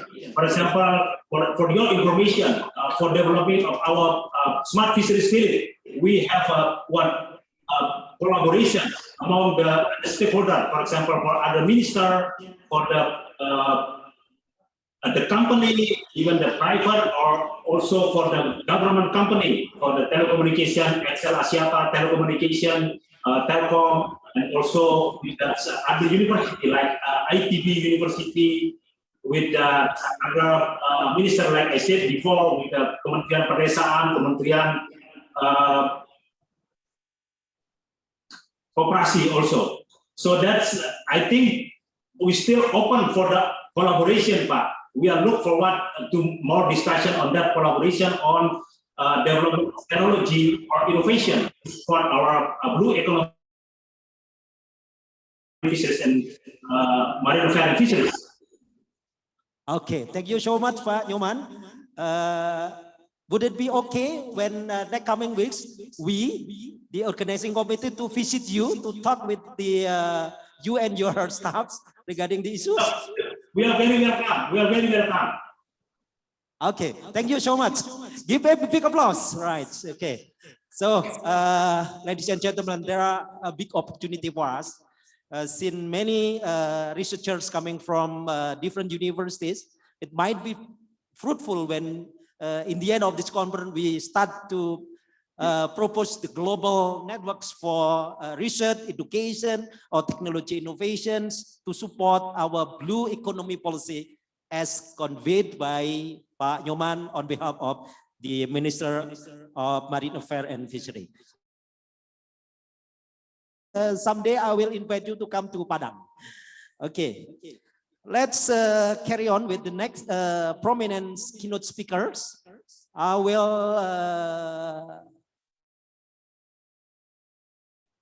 Pak Tike, are you okay? Are you already there? Yes, I'm here. Okay, Suraji, can you hear me? Okay, ladies and gentlemen, I call him Pak Tike since he originally coming from Malaysia. He has been working for many years in construction technology, maybe related to Professor Tanjung speech, yeah, dealing with the RC, masonry, but the critical issue is how to get the best construction materials. So he will be sharing supply chain, focusing on construction sector.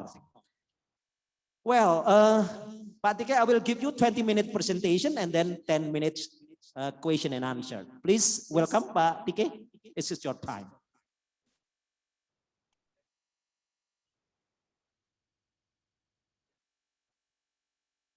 All right, can you guys see my screen?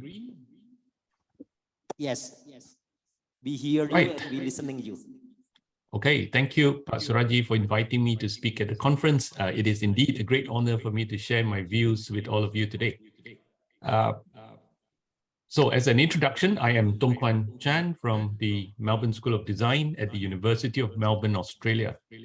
What I'm trying to do today is to talk about the research carried out by my research group, which is mainly on construction industry, how the industry in Australia performs, and how to improve its efficiency. We also study construction companies, how they operate and compete. Now, the work here today is a summary of the latest findings from my research students, and 3 of the names you see before my name are my current PhD students.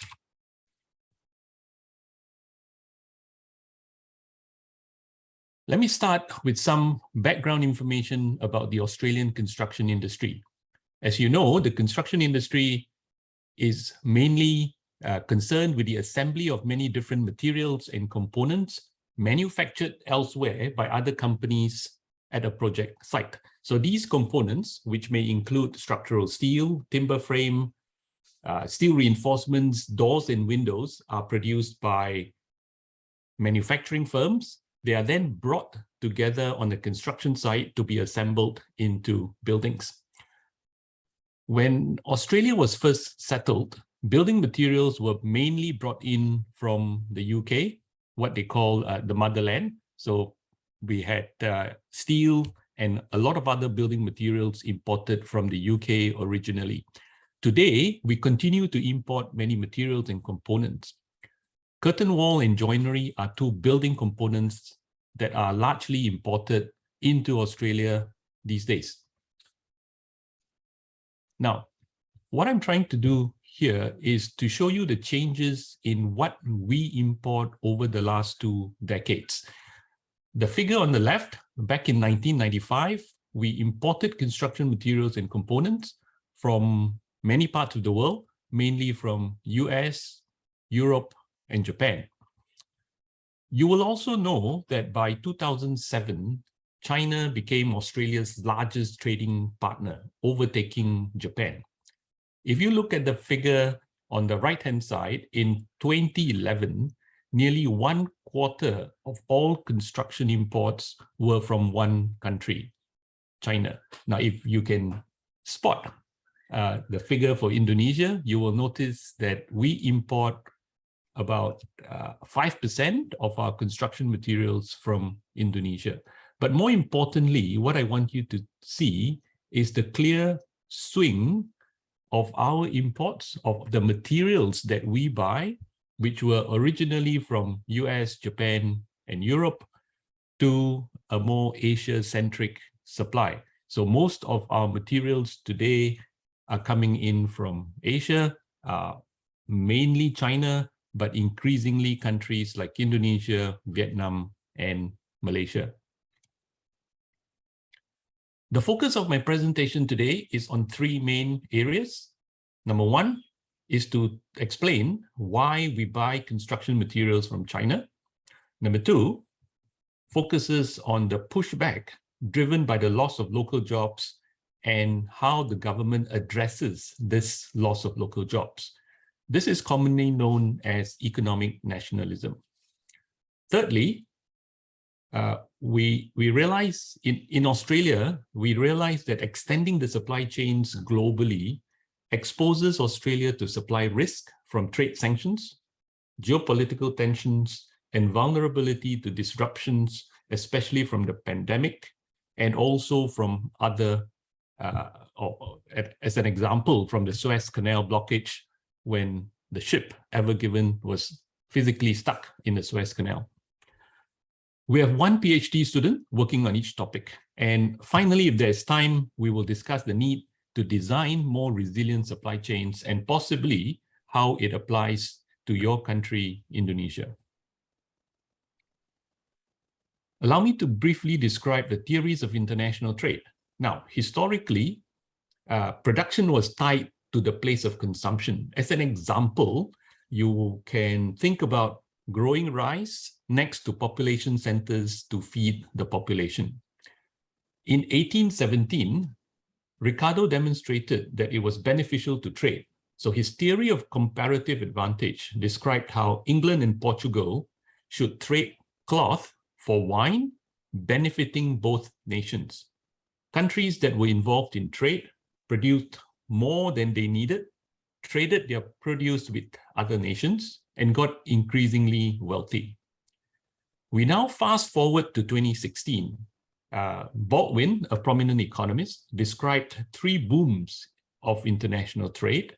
In the first boom, he described how shipping reduced the cost of moving goods. Goods could be manufactured in one country and shipped to customers in another country easily. The next wave of globalization, according to him, was in the 1990s when communication costs fell. Manufacturing was then concentrated in several regional areas, which he described as factories. So he mentioned that Factory Europe, which was mainly located in Eastern Europe, served customers in Western Europe. Similarly, there is manufacturing in Mexico to serve countries in North America, and production in China and Vietnam to serve countries in Asia. When we now look at today, Baldwin says that we are in the era of the third unbundling. We are no longer focused on moving people or products around. The focus is today on tasks that can be outsourced. More importantly, tasks at every level can be put to the market and sourced globally. A very good example is this conference, where you can have speakers coming from different parts of the world. We don't have to be physically in Padang, but we can address you just the same. Now, if you start thinking about how things move from here, you can see that many jobs may be at risk, because your job, which you currently carry out in Indonesia, can be replaced by someone else in another country. Similarly with my job. So these are some of the results of a study we conducted recently. We carried out case studies and surveys of Australian contractors and asked them, why do they buy from overseas?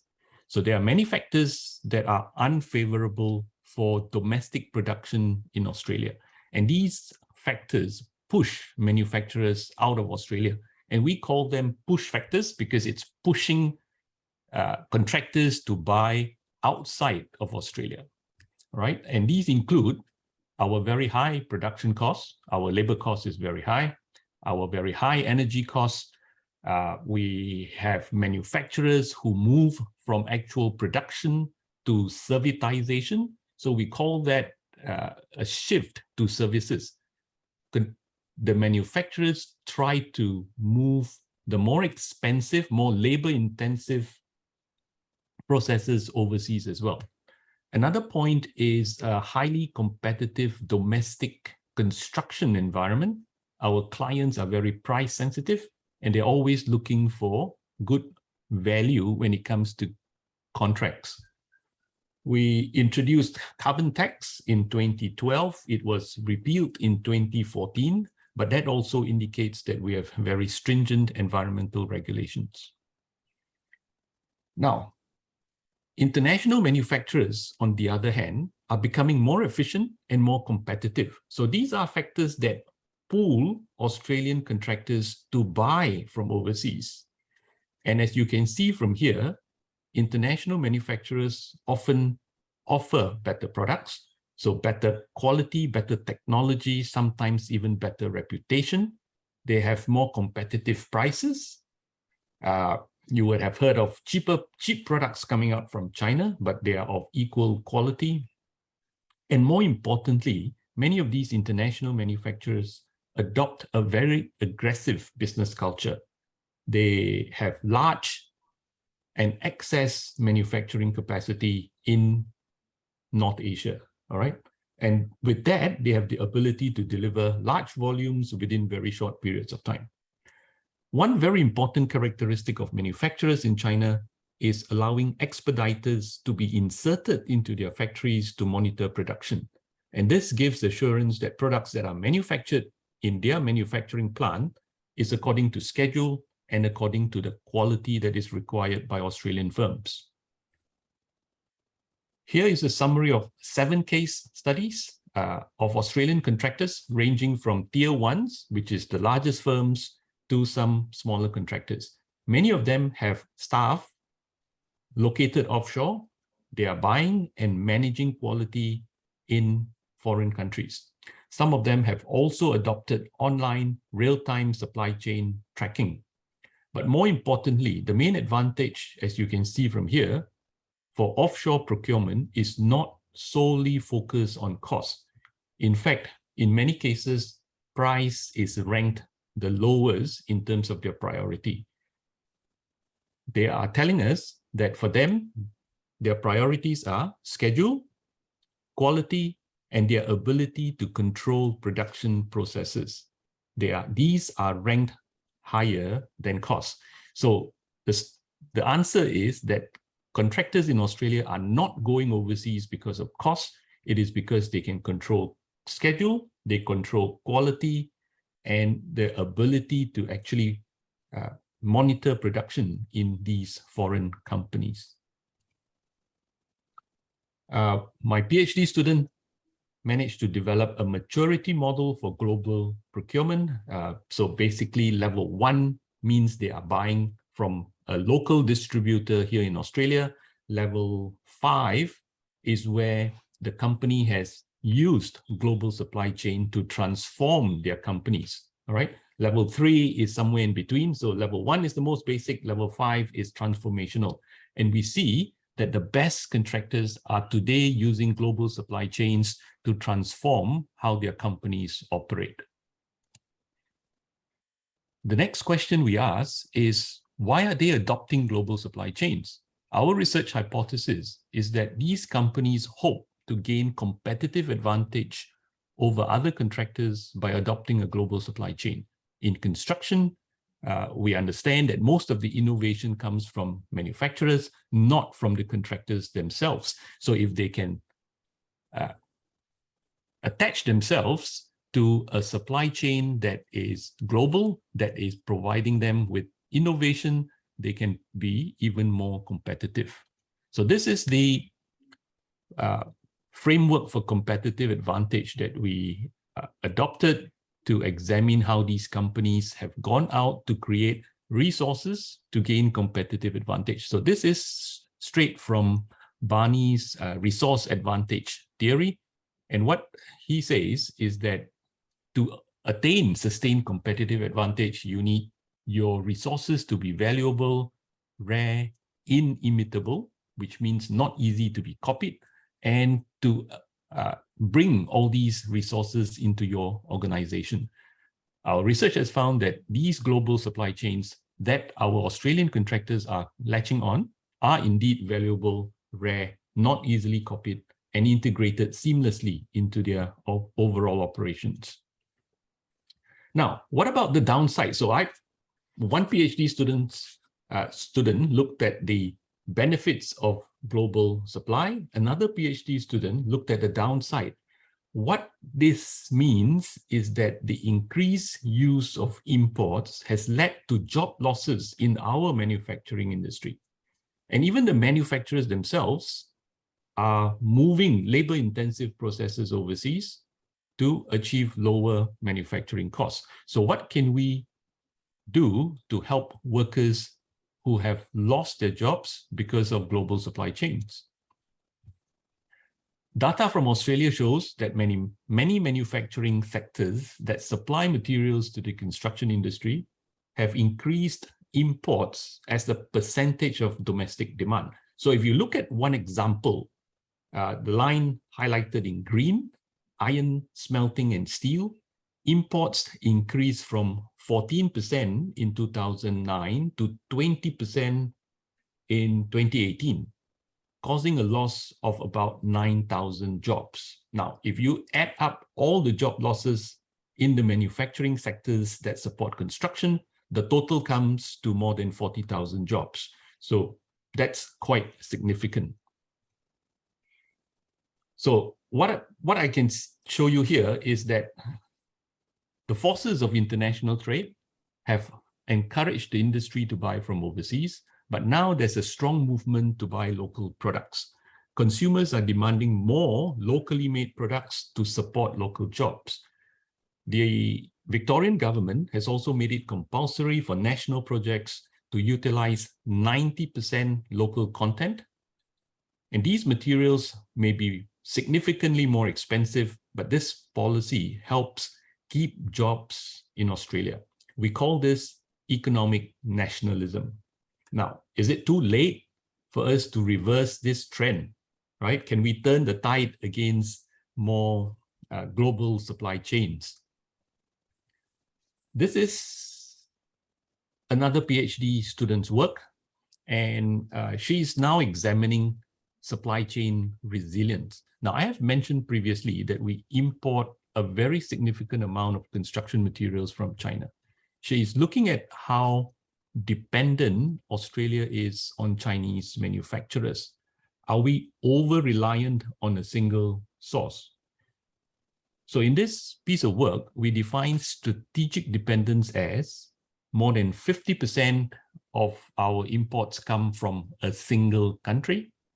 Australia is a net importer of that commodity. The product is necessary in the construction industry, and the source country has greater than 30% market share of the global trade. We obtain our data from the United Nations Trade Database, shown here. Now, when we look at the United Nations Harmonized System Database for Goods and Services, there are hundreds of thousands of products. But what we did was only to look at the 2-digit system and the 4-digit system. If we go down to the 6-digit system, it would take too long. So what I can do is just summarize our findings for you. Out of 99 products in the 2-digit system, 2 product categories were ranked as highly dependent on China. And these are ceramics and furniture. Now, if you look at the first line, it says that we import 60% of our total ceramic requirements from China, and China controls 39% of the global market. Now, this puts us at a significant disadvantage if China decides to stop supplying to Australia. Similarly, in the 4-digit system, we have products assessed as highly dependent, and these are ceramic, glass, table or kitchen furniture, and lamps. So with such high dependency and extensive use of global supply chains, we are now extremely exposed to supply chain risk. Today, we are facing material shortages, material price escalation, increases in shipping costs, and delays in shipping. So this research is ongoing. We are looking primarily at strategies to build resilient supply chains for our construction companies. Right, I'm trying to stick to time, so I've spoken a bit quickly, perhaps a bit too fast, but let me now summarize our findings. Number one, many contractors have managed to achieve competitive advantage by extending their supply chains globally, either by developing partnerships or joint ventures with Chinese suppliers. So that's the good news, right? They have managed to achieve competitive advantage. They can win projects, they can deliver these projects. However, most of these gains or profits have been passed on to their clients instead of greater profits within their companies. Now, this is a topic that is, we definitely don't have time to talk about this. This is a topic for another discussion if you guys are interested. My second point is that globalization has created winners and losers. We need to think about helping the losers. This is what we call economic nationalism, and policies have to be crafted to limit the impact to the local economy. We now need to think about resilience, how to maintain the flow of materials when supply chains are subjected to geopolitical risk, trade tensions, conflict, etc. The recent news about the political tensions in Taiwan is a case in point. But Suraji, yes, it has come to the end of my presentation. Thank you very much for your attention. Thank you so much, TK. Give him a big applause.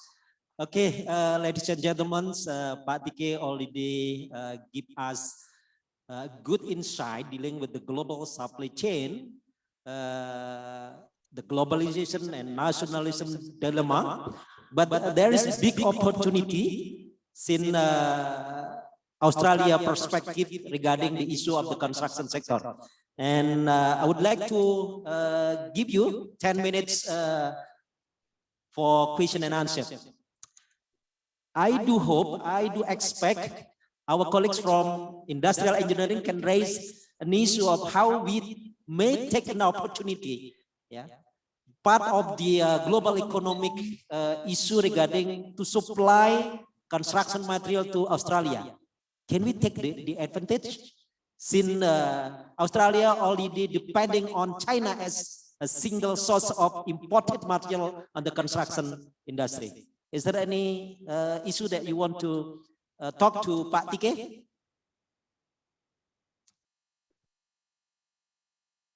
Yes, it's a very good suggestion, Pak Suraji, for Indonesia to supply to us.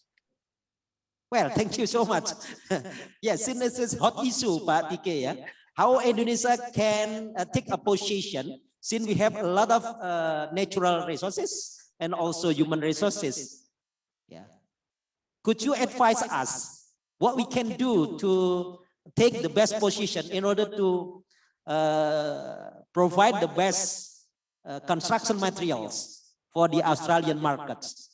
Could you tell us, Pak TK? Could you advise us, please?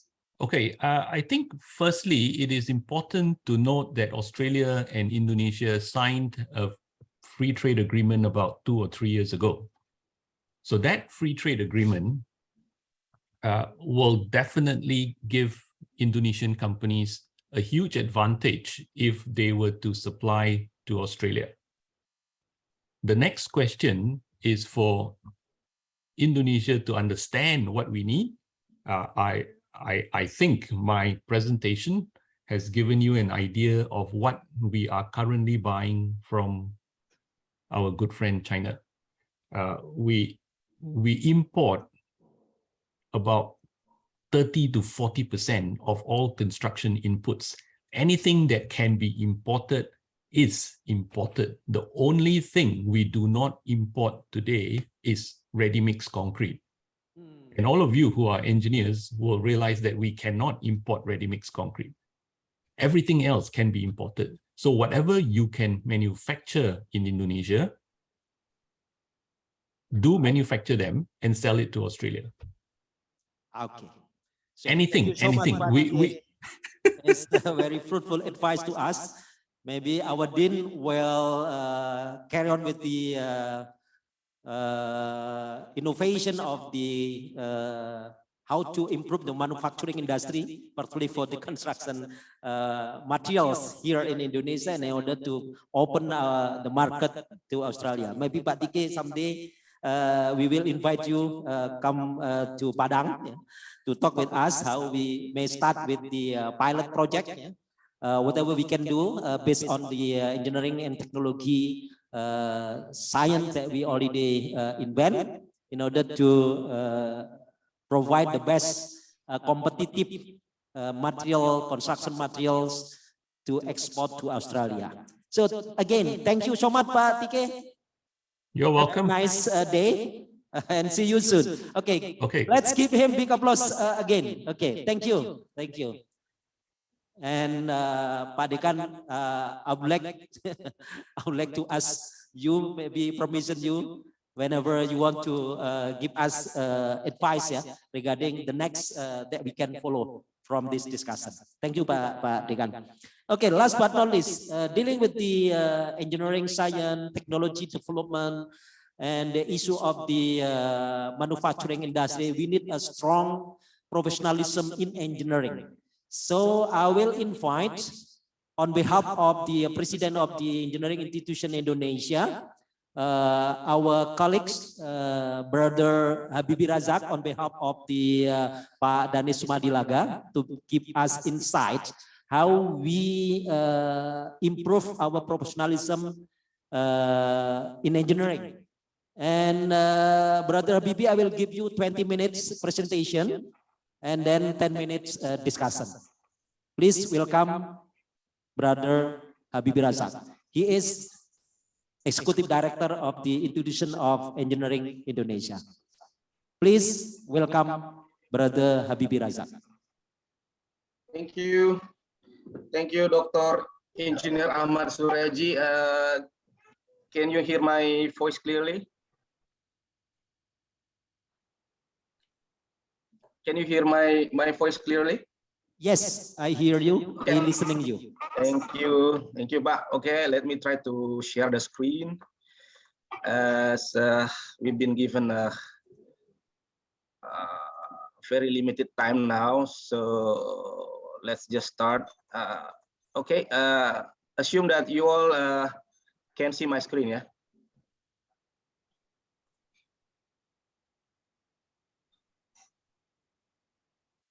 Oke, Pak Suraji kelihatan ya?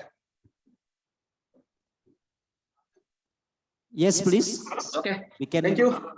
Yeah, thank you, Pak Suraji. Thanks to everyone, to the technical committee, organizing committee, who is organizing the event.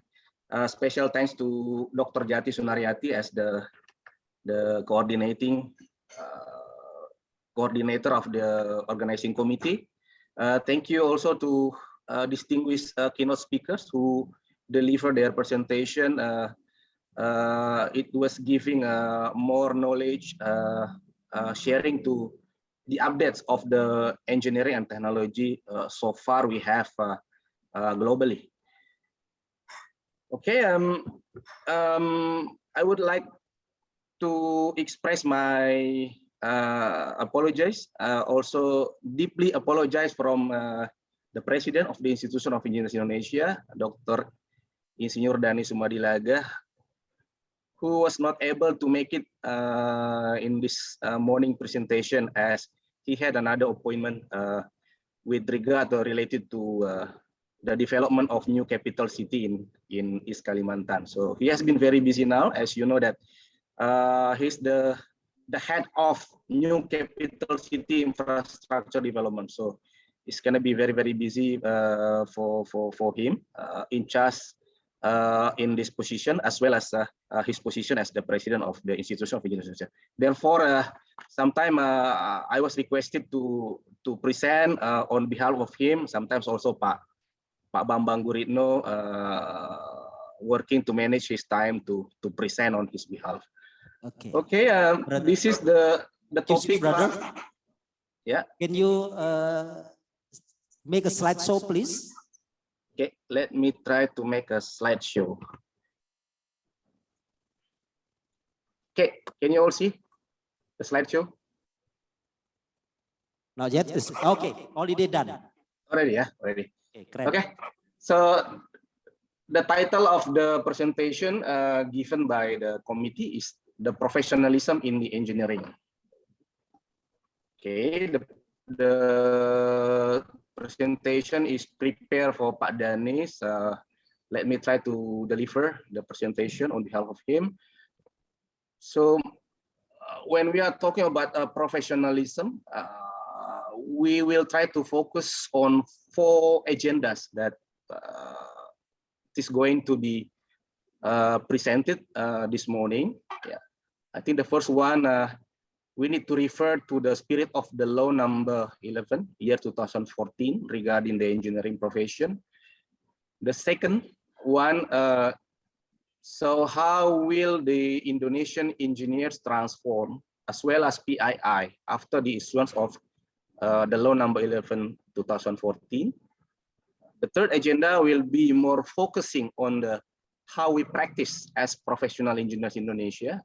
And the fourth one will be what would be our global challenges as a professional engineers, not only as Indonesian professional engineer, but also many countries, the international professional engineers also try to compete globally in this digitalization and energy transition era. Okay, the first agenda.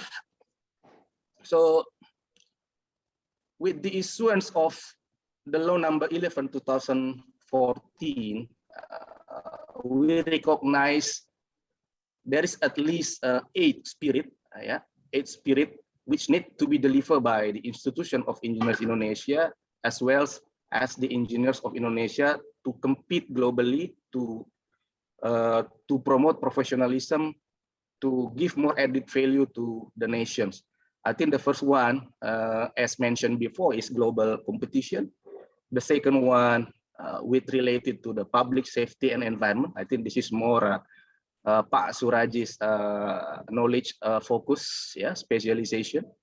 And the third one, increasing the interest in engineering. As we might understand, we need more engineers, graduate engineers in the near future in order to achieve Indonesia emas in 2045. So how to be the Indonesia emas to achieve the target, to achieve the objective in 2045. The fourth one, I think, is more on the overcoming the education gap. Number 5, more increasing the role of engineers in the industry. As you know that we've been growing our industrial in various sectors, starting from the oil and gas, mining, manufacturing, including the construction industry as well. In this law also, we managed to make sure that the foreign engineers who is working, who is practicing in Indonesia, to give the added value, to the Indonesian engineers, who are working under their supervision. So this need to be established. This need to be done as part of the mandate of the law number 11/2014, encouraging innovation, for sure that engineers encouraged to be more innovative and creative, on his way practicing the engineering. And last but not least, of course, the knowledge update, continue professional development, as professional engineers, needs to maintain their knowledge to gain more experience. Therefore, they need to report, to submit the knowledge update, or what we call the continuing professional development. Next.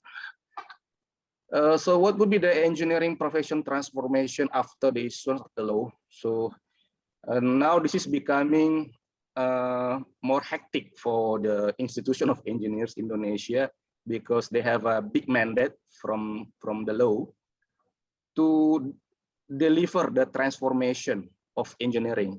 So PLI now has the roles and responsibilities in several aspects, as shown in the screen. I think the first one is more on supporting the higher education, in the accreditation of engineering education in the university. I think that's the first one. We have 2 engineering accreditation bodies in PLI right now. We have IAB, Indonesian Accreditation Board of Engineering Education, where this engineering higher study which needs to be accredited under the Washington Accord. So fortunately now IAB has been accredited by the Washington Accord. We are becoming a full signatory member, of this Washington Accord. The second one, the Engineers Profession Program. PII keeps supporting program Profesi Insinyur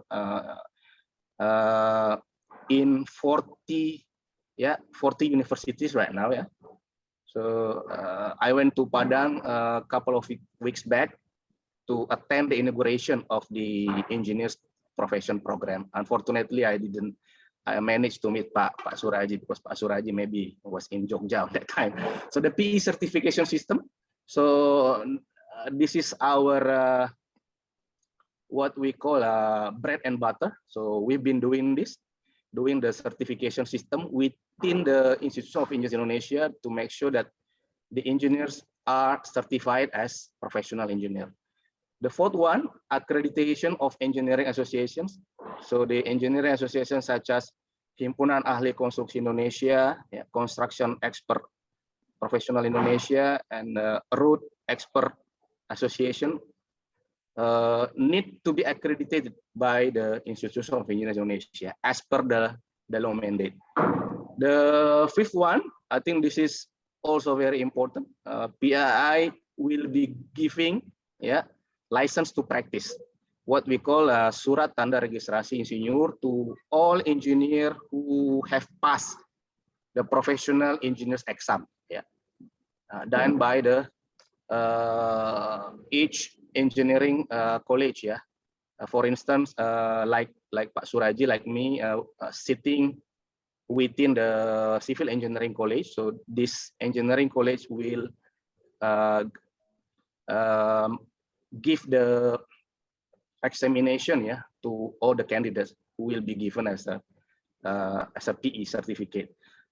And the last one is the international recognition, international registration. As you know, PEI has been recognized within the ASEAN as well as the Asia Pacific Economic Cooperation.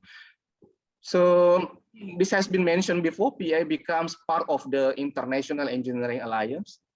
Yeah. As you know, PI has been recognized by this alliance as part of the APEC engineer membership since 2002 or 2003, if I'm not mistaken. And the second one, as mentioned before, IAB, Indonesian Accreditation Board for Engineering Education, has succeeded in becoming a full signatory member of the Washington Accord.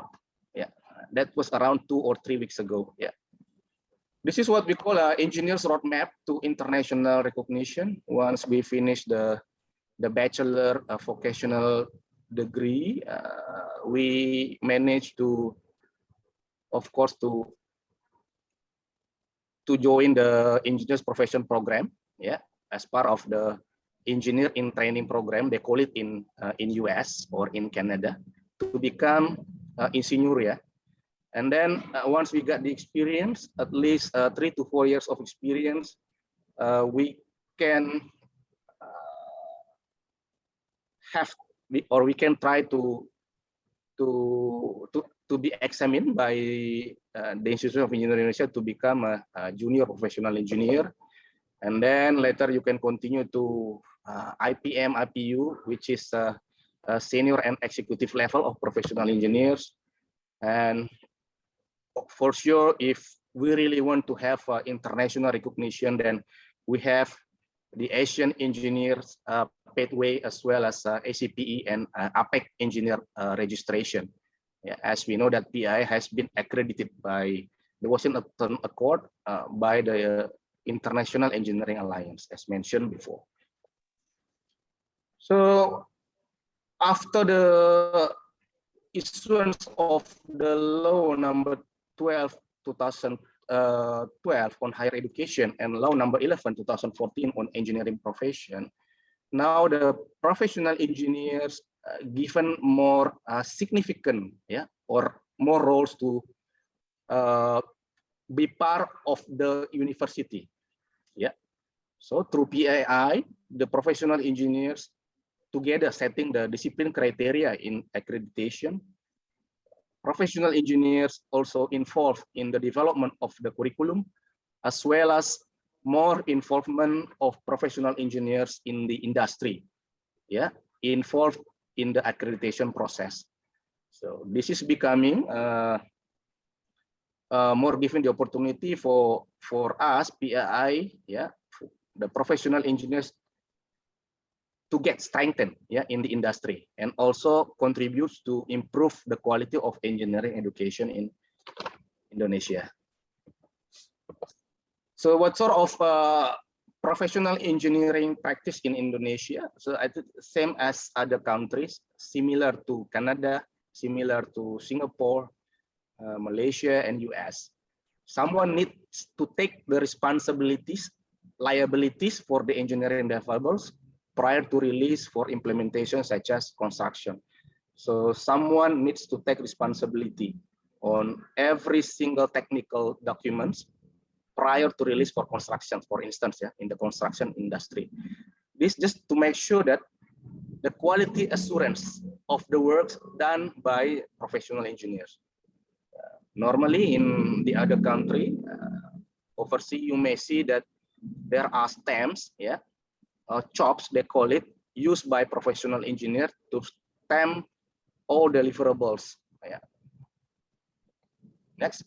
So this is the professional responsibilities as a professional engineer, which consists of 3 pillars. The first one is responsibility, the second one is capacities, and the third one, professional code of ethics. As we know that we are engineers, has to be professional.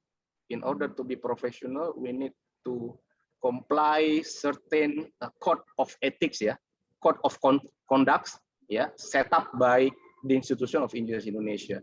We may have technical competence, but if we don't have the code of conduct implemented in our daily practice, still we cannot be called as a professional engineer. This is more professional responsibilities and liabilities in terms of sanction, yeah, it is very clear in the law that practicing engineering can only be done by professional engineers. It cannot be done by non-professional engineers, which means non-professional engineers can work, in his work, but he's not responsible, he's not liable, to sign the technical documents, to sign the deliverables. It should be the non-PE supervised by professional engineers, and all his works basically should be stamped, should be approved by professional engineer. So how do we practice professional engineering in Indonesia? I think PE can practice as individual. It's just like a doctor, medical doctor, they can practice at home. And professional engineer also can own a consultant, contractor company, or can even work in the consultancy services company, can even practice in the construction company. So it's very, very important that engineers who have a PE should be equipped with the PE stamp. This PE stamp states that the PE will provide quality and safety assurance in accordance with the engineering codes and standards, whether agreed between the clients to use the Indonesian standards or the international standards. I'm sorry, Brother Habibi, you have 10 minutes left. Okay, I think 10 minutes should be enough for me to finish the presentation. So these are the global challenges of professional engineers. There are 4 discussion topics right now discussed around the globe, including these 4 issues have been raised by the G20 presidential, which will be coming, which will be held in this November in Bali. The first one is digitalization and automation. The second one, energy transition. The third one, resilient infrastructure to face the climate change. The fourth one, more on the healthcare technology revolution. So what is the definition? What would be the benefit of digitalization and automation? So the digital revolution and digital engineering will make the engineering task more easier and will impact the requirement profiles for engineers as well. So this digitalization will support the engineers to perform the work faster in high accuracy as well as in high quality. So we try to make sure our graduate engineers have kind of capabilities, competencies in this kind of expertise. So what are the digital technologies competency required by engineers? So at least we have 7. The first one is big data. The second one is Internet of Things. The third one, sensor-based technology. The fourth one, GIS or Geographic Information System. BIM, I think this is more or becoming popular now in the Ministry of Public Works and Housing, because the contractors now for big projects is mandatory to implement the building information modeling, as well as augmented reality, mobile technology, and artificial intelligence. So these are digital technologies competency required by our engineers. So this is the kind of example of smart design and construction in the development of new capital city in East Kalimantan, where the urban design and engineering process using the principle of what they call a collaborative work by utilizing BIM and GIS model ecosystem. Even for smart construction, for monitoring the progress of the project, they are using the real-time monitor construction process, document management and design and construction approval as well. Okay, these are the proposed smart technology on road construction in the new capital city. As you may see that the immersed tunnel on toll road will be designed and implemented. Electric charging lane. So electric charging vehicle infrastructure will be provided as well. So the second one, more on the energy transition, we need to make sure that we produce cleaner energy, for the world. So the energy transition is the path to the transformation of the global energy sector, from fossil-based to zero carbon.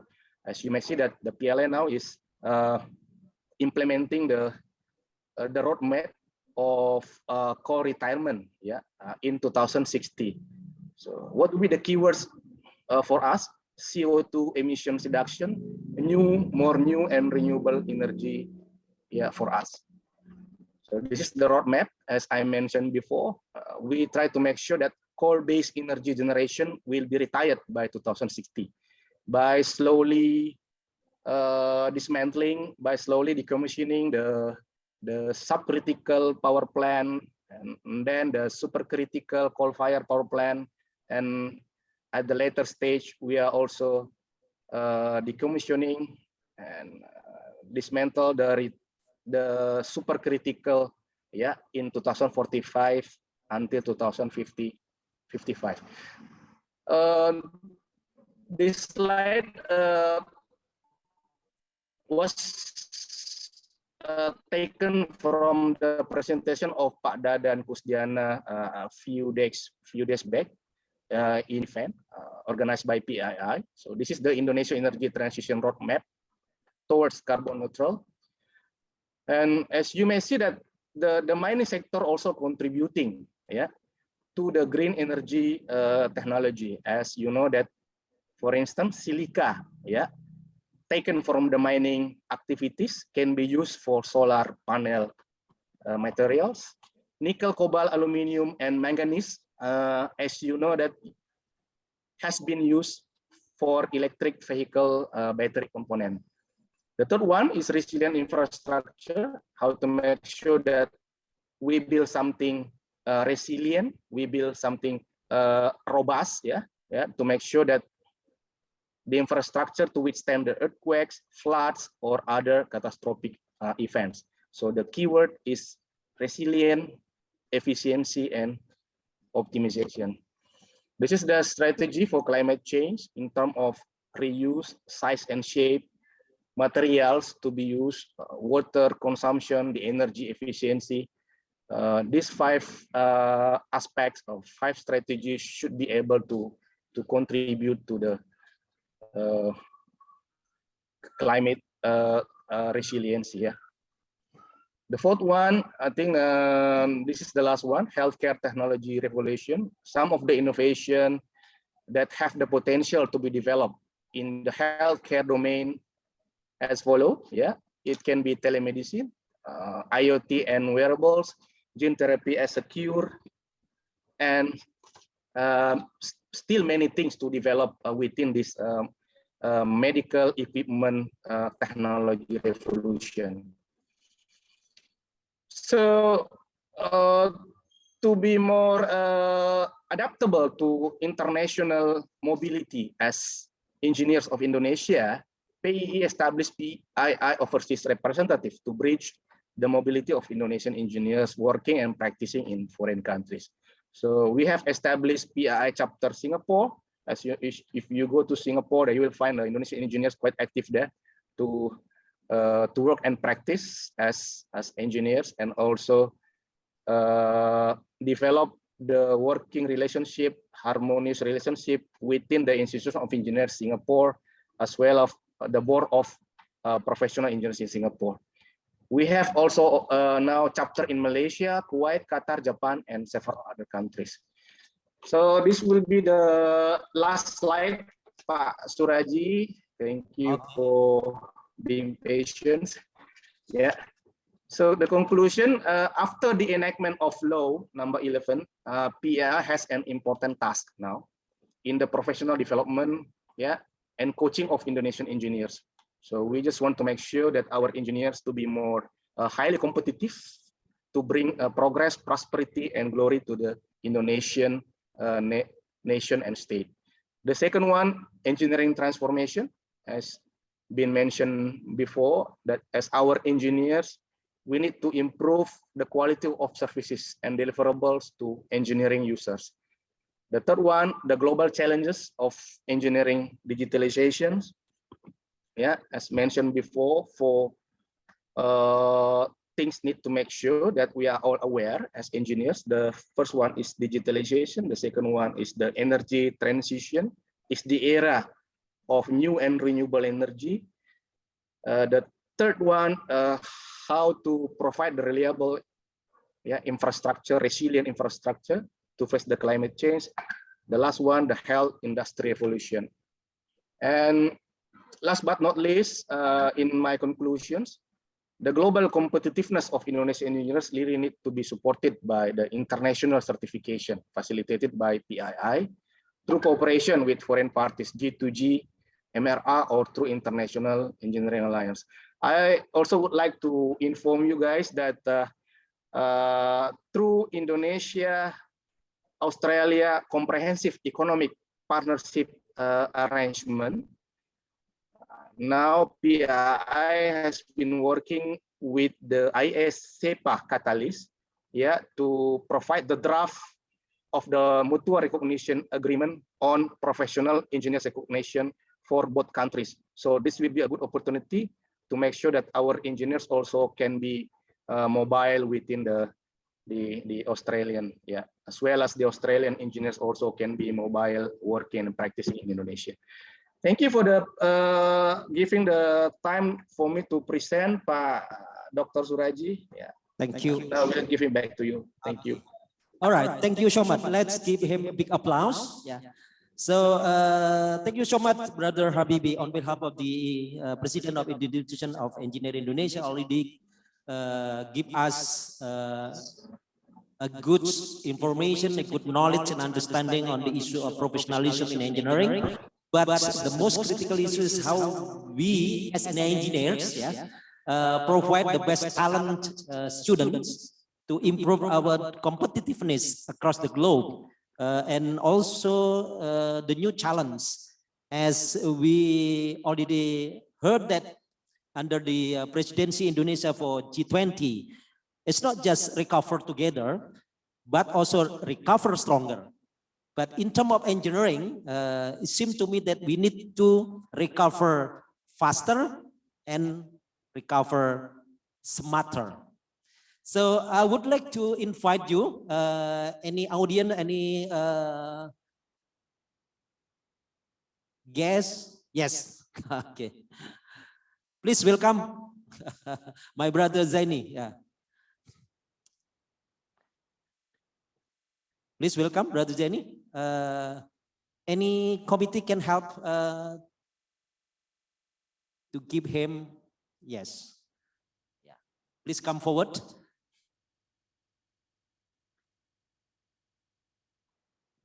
Thank you. My name is Zaini from Electrical Engineering. I have two questions for you. First of, as we know, a lot of universities generate thousands of graduates every year. Based on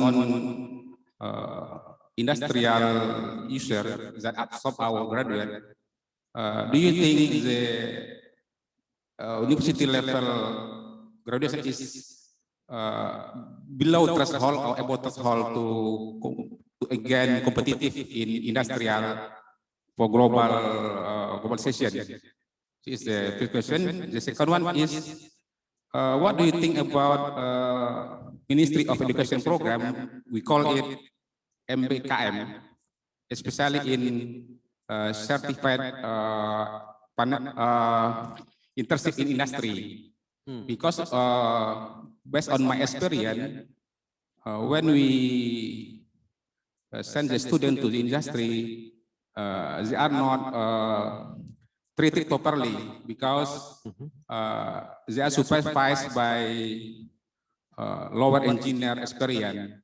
So when they back to university, we must improve the report from the student to suitable for undergraduate level. So this is question from me. Thank you. Okay, you got it, Brother Habibi? You got the question? Pak Suraji, can I please get you repeat the question for me? It's not that clear for me. So I have the voice of Hasan. It's very close to me. Ya, bisa diulang Pak mungkin? Ada. Yes. Sorry. Okay.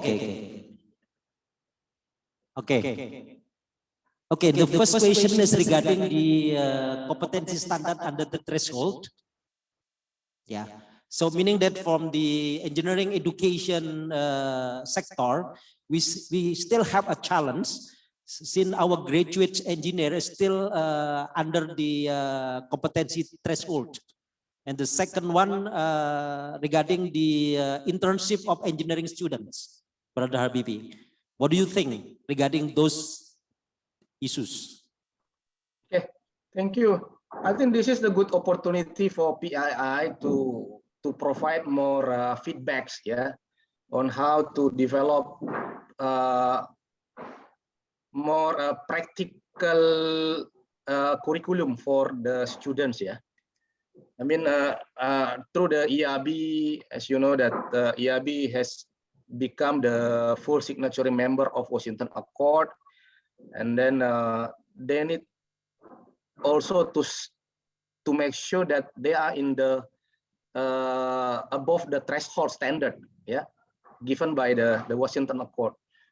So I think why don't we just utilize to create a synergy between PII through ERB and also LAM Teknik, ya, LAM Teknik with the university, perguruan tinggi, as well as the industry. So we created the curriculum together to make sure that this curriculum is sufficient enough, yeah, for our engineers, yeah, to work not only in the domestic but also overseas. I think that's more a good idea, ya, to create synergy akademisi, business, government, ya, yang Pak Suraji sering sampaikan, ya, to make sure that we are also involved in the development of the curriculum, to be part of the guest lecturers, yeah, just like me. I was given a mandate to teach in several universities like University of Hasanuddin, University of Muslim Indonesia, as well as others. That will be given more insights, yeah, knowledge to our students to understand more what would be the real challenge they will face in the future when they are graduated. I think that's the great idea to have, need to be considered. The second one, the internship. Yeah, I think what we have found in this internship program, the student was not really mentored or supervised by experienced engineer. It's not really for the students. They are not really getting the sense of the knowledge, the sense of experience when they are part of the or they are doing the internship in the industry. That is why the industry doesn't give good mentors, or even is not a professional engineer supervising this student. Unlike in US, in Canada, when you go for internship, when the students go for internship, they will be managed, they will be supervised indeed by a professional engineer. So this professional engineer will share the knowledge, share the experience to make sure that the engineer in training, they call it, yeah, can be mature enough, having the sufficient code of ethics, sufficient technical competencies, sufficient behavioral competencies, yeah, for him to be able to be a professional engineer after he's having the 5 years experience in the industry. So why don't we think we adopt this kind of concept to our universities, working closely with the industry as well as with the PII, with the IABI and Lamteni. I think that's it from me, Pak Suraji, for the time being. Thank you. Thank you so much, Brother Habibi. I think it would be fine if the next coming weeks, PII may set up the idea how to be a middleman between engineering education and the industry as part of the internship strategy in order to improve the internship mechanism on the ground. Would it be possible, Brother Bibi? That's a good idea, Pak. Okay, so thank you so much. Since we have a problem when the Merdeka Belajar and Kampus Merdeka, since we don't have any a good information regarding the who will be supervise the student when they are doing internship. So if PII can provide, let's say, certified supervision engineer as the internships advisory on the ground, it will be fine. Okay, thank you so much. Okay, ladies and gentlemen, now we are going to finish our program. Hey, one more question. Okay, please welcome. We still have 10 minutes actually. Okay, anybody can help? Yes, please come forward, my brother. He was my colleague in Manchester. Okay. Okay, thank you. My name is Johnny Agustian from University of Lampung. I have a short question. Firstly, thank you for your presentation about Indonesian Engineering Board. My question is how the PII will manage to promote or to encourage our universities to compete at international levels, because we already know that many Indonesian universities try to compete with foreign universities in the world level in order to attract many foreign students. Thank you. Please welcome my brother Habibi to answer to those issues. Okay, thank you. Let me open one of the slides here. I think this one slide is relevant to what Pak John. Yes. Yeah, okay. How to do the internationalization of engineering education, something like that, maybe. Let me check.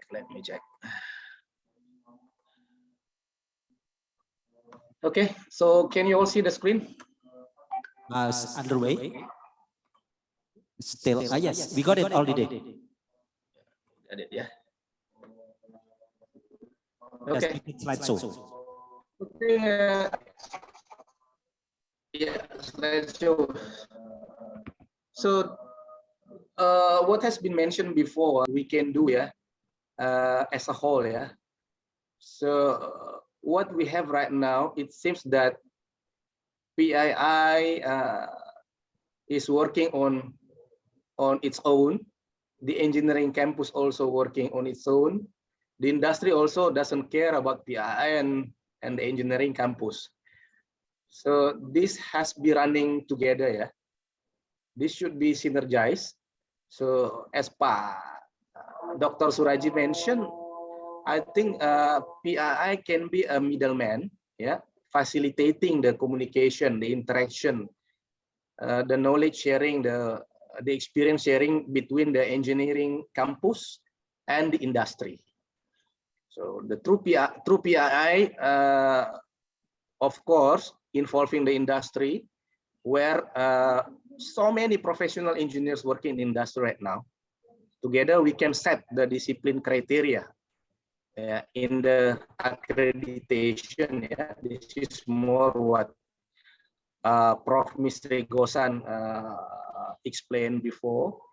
And also, we need to make sure that we have the curriculum sound enough, where the development of the curriculum involving our engineers who are working abroad. As you know that we have PII Malaysia chapter, we have PII Singapore chapter. It is very easy for them to come to Indonesia to give kind of sharing, yeah, through the workshop. So we can all understand this is kind of the need, yeah, required by our engineers in order to compete globally, yeah. So this can be done. And having said that, as now we have more professional engineers, around 25,000 now professional engineers have been working in the industry, not only in Indonesia but also overseas.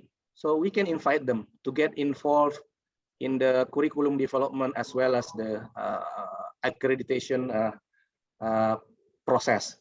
Of course, more discussion needed through both online and offline. Yeah, I think if we can have more what we call established communications among us, I think this can be done to make sure that we all, the engineering campus can have a better quality of curriculum, can compete globally, even can invite the international students to come over to Indonesia to study. I think that's it from me, Pak Suraji, for the time being. So much. Right, ladies and gentlemen, I think we will finish soon since already 12:13 in my watch. And I would like to invite our Dean, Professor Khuan, to give advice to us regarding the cross-cutting issues already shared by the prominent keynote speaker this morning. What we are going to do after this. Please welcome Pak Dekan. Okay. Yes, Pak Dekan, you may you may stand up. Okay. Just 2 minutes, okay? Please keep waiting.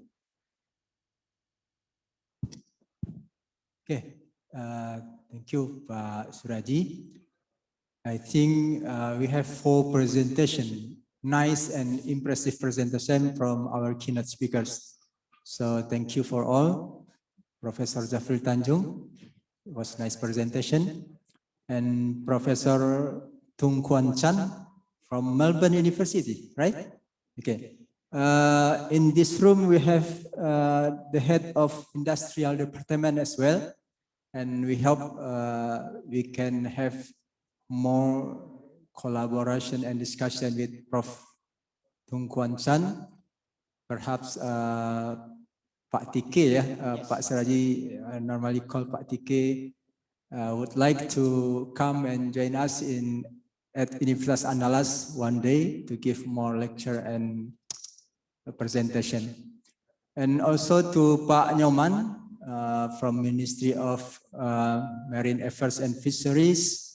Thank you so much for this nice presentation. And also we would like to say thank you to our Minister, Pak Sakti Wahyu Trenggono. Actually, he is the head of our MWA, Majelis Wali Amanah. So we at the Faculty of Engineering is ready to take benefit of the status of PTNBH. Hopefully, Pak Sakti Wahyu Trenggono, the Minister, would like to give something to the Faculty of Engineering for opportunity or something else. And also to Pak Habibi Razak, thank you so much for the presentation. And we hope sometime the head and the president and vice president of PII, Pak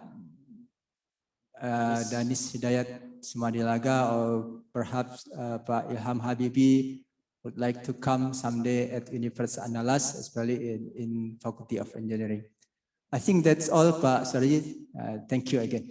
Thank you, Pak Dekan. But last but not least, I would like to thank to all keynote speakers for their very fruitful presentation and discussion. And again, thank you so much for everybody for this plenary session 1. And I will giving back time and stage to the Master of Ceremony, who is very well Master of Ceremony today. So again, thank you very much, Prof. Tanjung. Thank you very much for Pak Dekan and for audience. Alhamdulillahirabbil alamin. Wassalamualaikum warahmatullahi wabarakatuh. Waalaikumsalam warahmatullahi wabarakatuh. Thank you very much, Pak Suraji, for a very fruitful discussions, discussion, actually. and also we hope that what we have discussion today also will give the beneficial information to all of us today. And please remain on stage, Pak Suraji, and also Prof. Jafril. We would like to invite.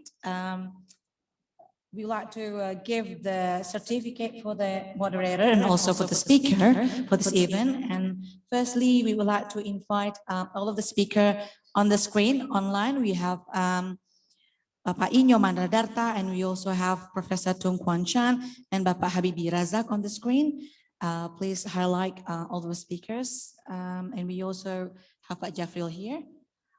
So we invite the Dean and also Ibu Jati. The first one, we have invite the Dean of Faculty of Tech Engineering to deliver as certificate for the keynote speakers. Bapak. Yeah. Ya, silakan Bapak.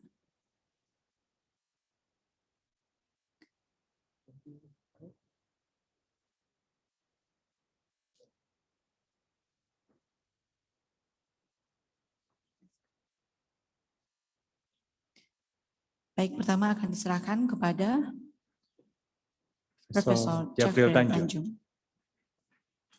Giving a round of applause Bapak dan all Ibu. participants and audience.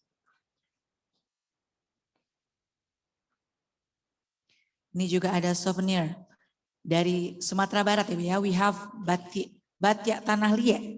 We call it. Looking good and looking match.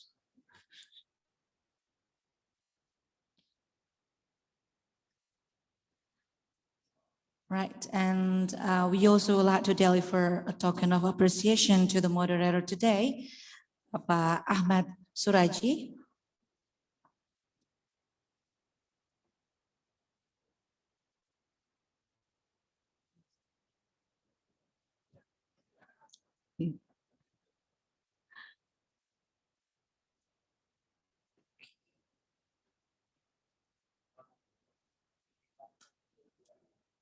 Batik tanah liat. And Dr. Akhmad Suraji also got the souvenir from this West Sumatra, batik tanah liat. Okay, and we will also to invite the keynote speakers that has already joined with us in the Zoom meeting. Is there any virtual certificate Yes, also, yeah. So hopefully Mr. Dr. Toong, Bapak Inyoman. Bapak Inyoman dan Bapak Habibi Razak. We would like to deliver the virtual certificate to all the keynote speakers. And we would like to invite the Dean probably to say something to the speakers today. Dipersilahkan teman-teman diberikan mikrofon kepada Bapak Dekan. Izin, terima kasih.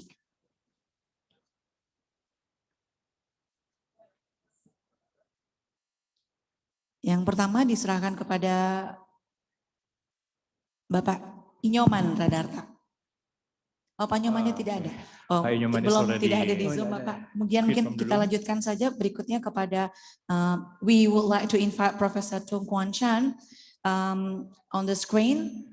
We have it already, and the Dean will be delivering a virtual certificate as a token of appreciation. Toong on the screen.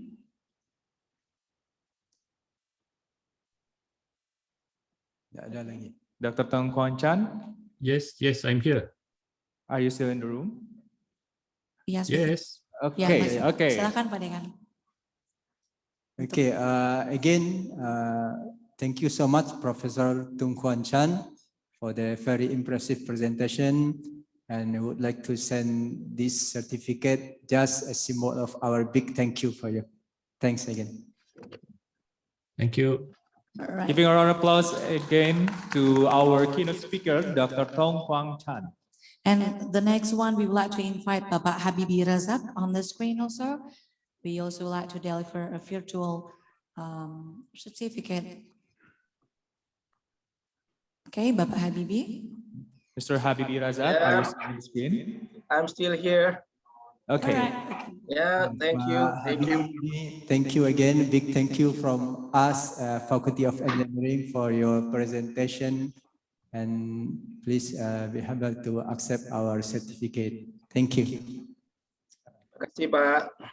Thank you very much. Okay, Bapak giving a round of Habibi. applause again to Mr. Habibi Razak as our keynote speakers. And ladies and gentlemen, before we proceed to the end of the plenary session 1, we would like to do photograph together. So we would like to invite the dean and also the participant to take a picture together, and we can also show the speakers on the screen to take a picture in front of the stage. Okay, for all the participants, Dipersilakan Bapak Ibu, kita akan melakukan foto dipersilakan bersama. untuk maju dulu ke panggung karena kita akan take foto bersama. Bapak Ibu, Mungkin teman-teman silakan. panitia boleh silakan dibantu untuk Teman-teman panitia mengorganize. boleh dibantu untuk diarahkan di depan stage.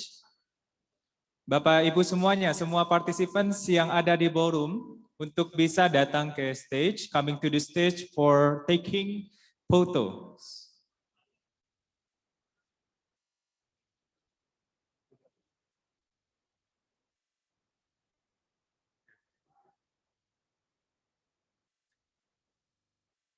Ada. Yandri. So Yandri, are you standby for taking the photos? Okay. And for the participant on the Zoom meeting, we would like to also have a photo shot for the screenshots and the Zoom meeting. Obviously. Okay, hopefully all the participants can arrive to coming to the stage. Or maybe some of the participants can also walk to the in front Stand of on the the stage. stage, probably. I mean at the upper. Mungkin juga dipersilakan Bapak Ibu untuk ada yang naik di atas panggung. Ya, silakan sehingga Bapak nanti- Ibu, ada beberapa mungkin yang naik ke atas panggung.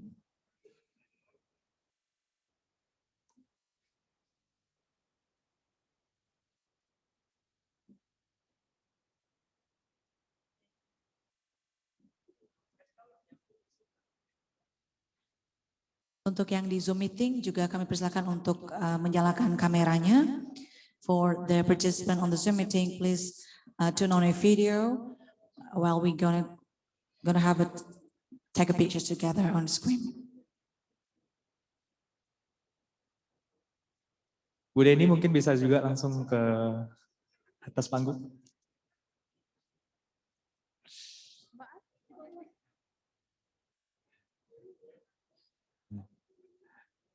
Okay, we have a minute to arrange all the poses to make sure that all the participants and keynote speaker and also distinguished guests are taken in the frame.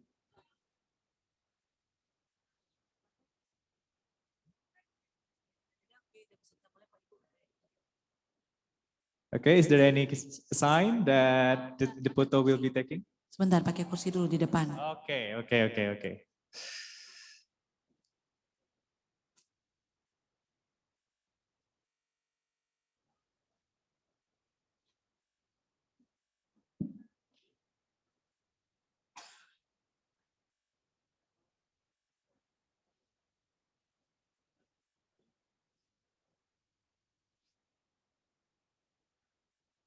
Kalau rasanya di atas panggung agak sedikit sesak, mungkin bisa turun dulu.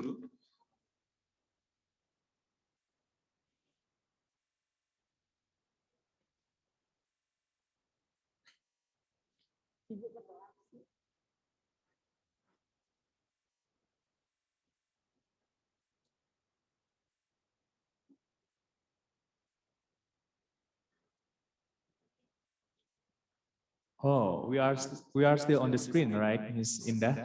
Yeah. So you're not gonna join to take a Hopefully, picture? we are entering the frame.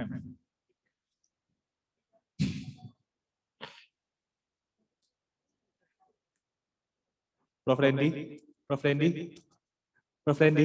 okay. Sini Pak.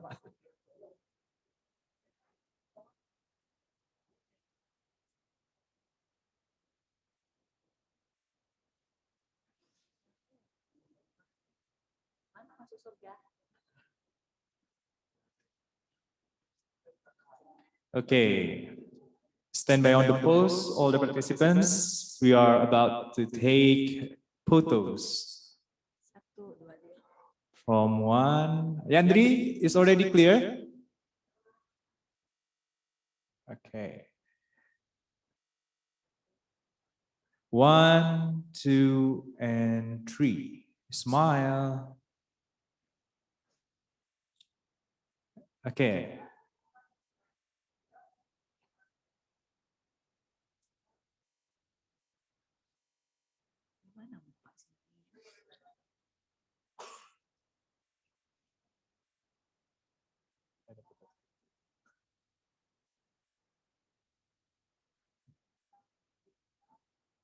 Take video, okay. Take a video, okay. Ikutlah.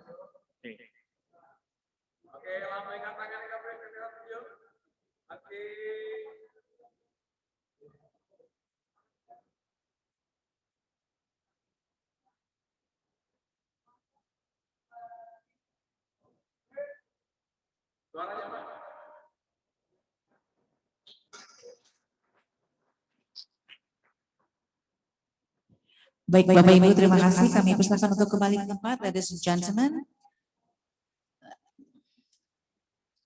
We are now heading to pray and lunch break until the next 1 hour. So we inform you that the lunch break will be provided on the 2nd floor as we serve traditional food also. Please enjoy the lunch. And after the lunch break, all delegates will be expected back to the seat as we start plenary session 2 in 1:30 p.m. Thank you for your cooperation, ladies and gentlemen, and thank you for all participants that has been joined on the Zoom meeting. So we can start the next session at 1:30 p.m. Okay. Assalamualaikum warahmatullahi wabarakatuh. Baik, Bapak Ibu semuanya, hari ini kita akan masuk ke bagian untuk istirahat makan siang. Untuk sholat, Bapak Ibu ketika keluar dari pintu ballroom, silakan nanti langsung belok kiri, ya. Di sana ada musola dan juga toilet. Dan untuk makan siang, kita akan arahkan Bapak Ibu ke restoran di lantai 2. Untuk makan siang masih di lantai yang sama. Di lantai yang sama, ya, masih di lantai yang sama. Ya, oke. Bapak Ibu untuk makan siangnya nanti di lantai 2, bisa keluar dari ballroom, belok kanan, terus nanti ada sedikit pelaminan. Nah, di pelaminan itu is the sign pintu masuknya untuk ke resto. Ya, dan kita akan mulai kembali di pukul 1:30, setengah 2. Ya. Ya.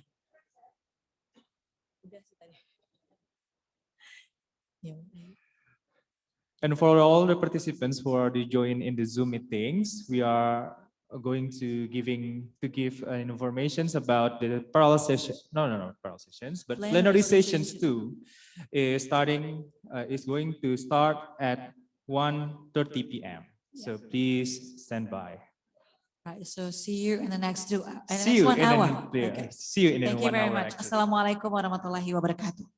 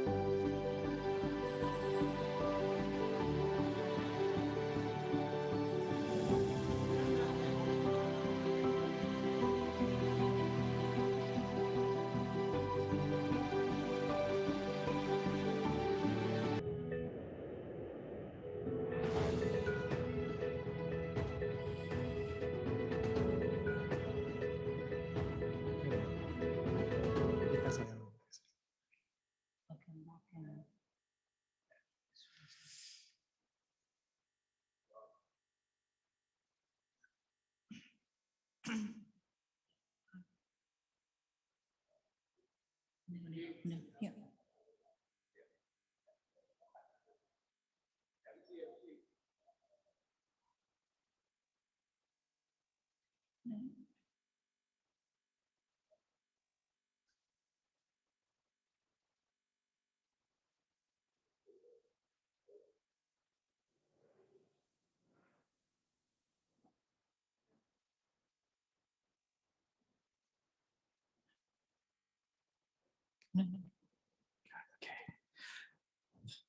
Ladies and gentlemen, welcome back to the second sessions of this international conference.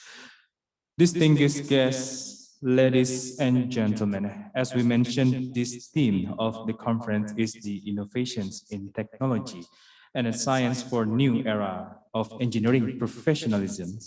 We are heading to the plenary sessions too, which dominantly discusses in perspectives, insights, the current situations of applied science, how this discipline, as the number of the scientists, could take a role in technology development that can be employed for engineering professionals.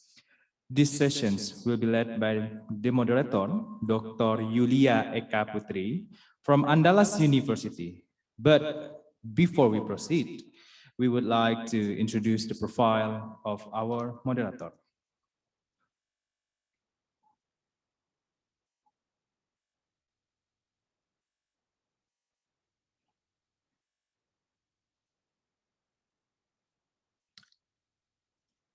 Dr. Yulia Putri, Associate Professor at Chemistry Department of Andalas University, Padang, obtained her bachelor degree at Universitas Andalas and also master degree at Universitas Andalas, and obtained a doctoral degree at Nagoya University, Japan.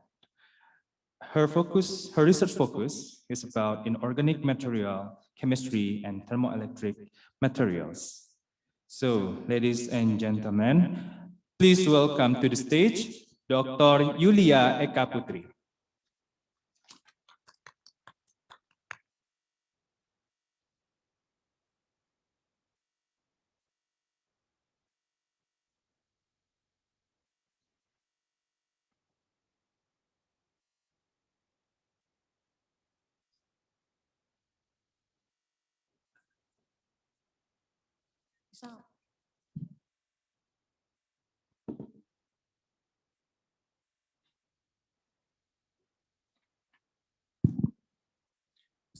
Bismillahirrahmanirrahim.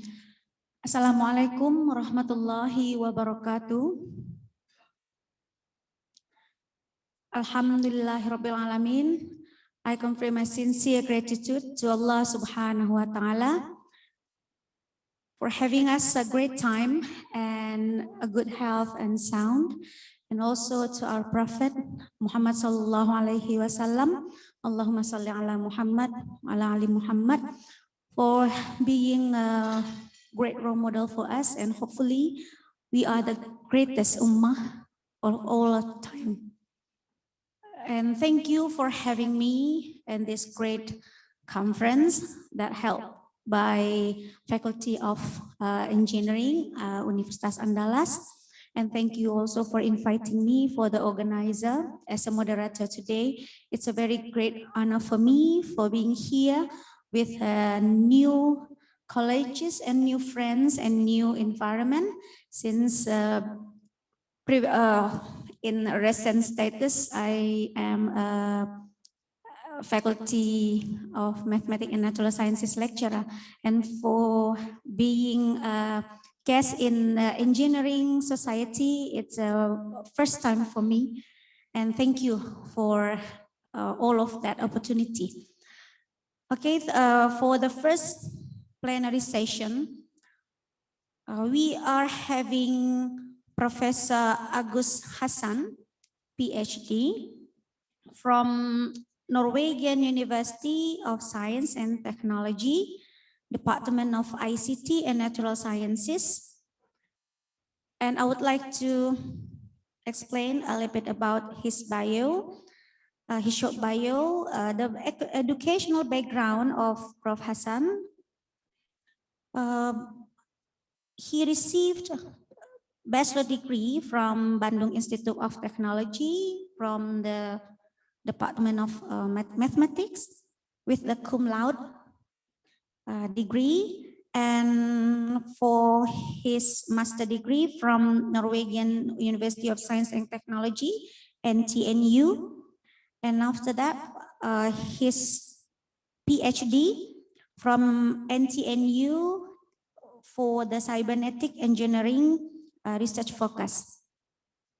And for his research interests, robotic and autonomous systems, energy system, data-driven modeling and simulations, and also digital twins. For his work experience, he was a research fellow at the cybernetic engineering NTNU with the same university also. He pursued for his postdoctoral at NTNU, and after that become an assistant professor autonomous system at SDU, and for his current status, he is a professor at NTNU in cyber physical systems. For his research output, have shown here, he already wrote a very great journal and reputable articles, about 50 journals and also conference articles. And I believe that with his great experience, he will deliver also a very great talk and deliver a very great knowledge for us. And I will like to please to Professor Agus Hasan. Time is yours for about 30 minutes ahead. Please, Professor.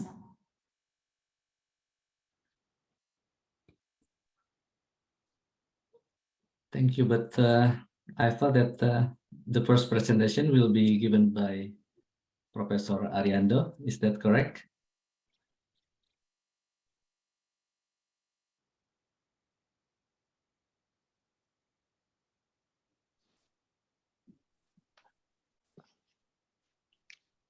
I'm confused as well.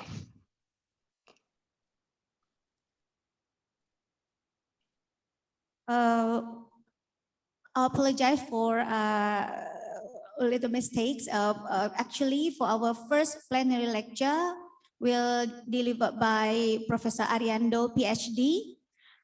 Professor Ariando, he is a professor of physics at National University of Singapore. He received his bachelor degree at Institute Technology Bandung and pursue his master and doctor degree at University of Twente, Netherlands. His research focus now relate with the quantum materials, topological systems, and now he is a Dean's Chair Professor of Faculty of Science, Deputy Director of NUS and NI, Nanocore, and a next invited scientist at CNRS France. And I already read his bio relate with his current research about the nanomaterials relate with the nanotechnology. And for Professor Ariando, PhD, time is yours for 30 minutes ahead. Please, Professor. All right. Thank you. Can you hear me? Okay, nice sound. Okay, and the slide is up as well? Oh yeah, okay, I see. All right, yes. So, Assalamualaikum warahmatullahi wabarakatuh. Waalaikumsalam warahmatullahi wabarakatuh. First, I just like to thank Professor Sabril. I'm not sure whether he's there right now, from Universitas Andalas, for having me here. Right, so let me just start directly, I think, because of time. So don't worry, you see this title, quantum materials. It's nothing to do, I'm not going to discuss anything quantum. I'm just going to demonstrate a couple of examples where quantum materials play a role in the future. So let me also first, the moderator already read the bio briefly, but let me just highlight again, because I wish I were there now in Padang, because I originally came from Padang. So actually I did my high school in SMA 2 Padang, and then moved to ITB and then 20 at the end. And currently I'm full professor of NUS, Singapore, as well as this in charge of research and graduate studies of the Department of Physics, as well as the NUS Graduate School for Integrative Sciences and Engineering. So because of this, I also like to take a few minutes just to show a couple of slides regarding Department of Physics and NUS in general. Hopefully we have quite a number of students there that might some point or thinking about doing higher degree, and then can consider NUS as an option. So why NUS Physics? Well, I don't really like to always call this rank. Yeah, so NUS somehow maybe at least good to have as a statistics, right? And NUS is from QS is #1 in Asia or #11 globally. From Times Higher Education's 3 in Asia and 21st in the world. So we are ranked quite high. So I think it would be good for students to have CV graduating from NUS. So why physics? Well, physics, yes, physics sometimes just people think about being a scientist or lecturer. But in Department of Physics of NUS, we are also, for example, we introduced this new Master of Science in Physics for Technology. So this is a very attractive program where we have lecturers from different industries, having different projects related to industries or directly working at the industry. So it's a very diverse programs that we have, from basic science to applications. I just give you later some examples. But again, NUS in Singapore, so Singapore is a very safe country. You can also find a rich variety of food, including masakan Padang as well. And it's not far away from Padang, right, as you know. So if you want to know more, you can please contact me. So we also have some scholarships, especially for PhD degree. And this is quite attractive, but competitive as well. So students who are really higher achievers are really encouraged to try to apply to our programs. Right, so these are some examples. This is the building where I'm working right now. So the top floor of this so-called Temasek lab, so it's the penthouse of this building. So this is where my entire lab is located. And this is within an NUS land, right, but belong to the Ministry of Defense. So as well as on the right top picture, you can see the university town. So this is again an attraction for coming to NUS. So there is a good life and study balance. So you can basically live on campus, in the same building where you are going to do your lecture at the end. So this is what we call the university town, okay? So this is one element of NUS which is quite attractive. All right, so this is one example, graduate from, students graduate from our lab. So these students, spin off a company based on the technology that he did in the lab, in our lab basically. So this is on the quantum materials, but the application is more into biological cells. So what these materials can do is it can enhance, it can make the growth of cells become faster and cheaper as an overall cost. So let me just maybe play the movie here.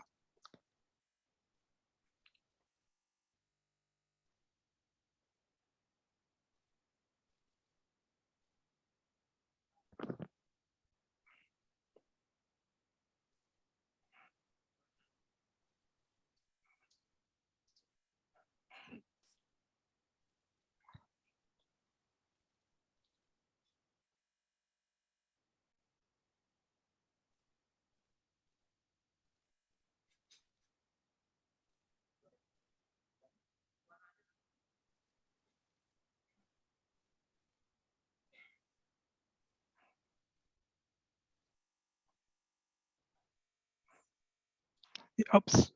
Yes, so there is the examples of the materials which is being used right now for sales growth.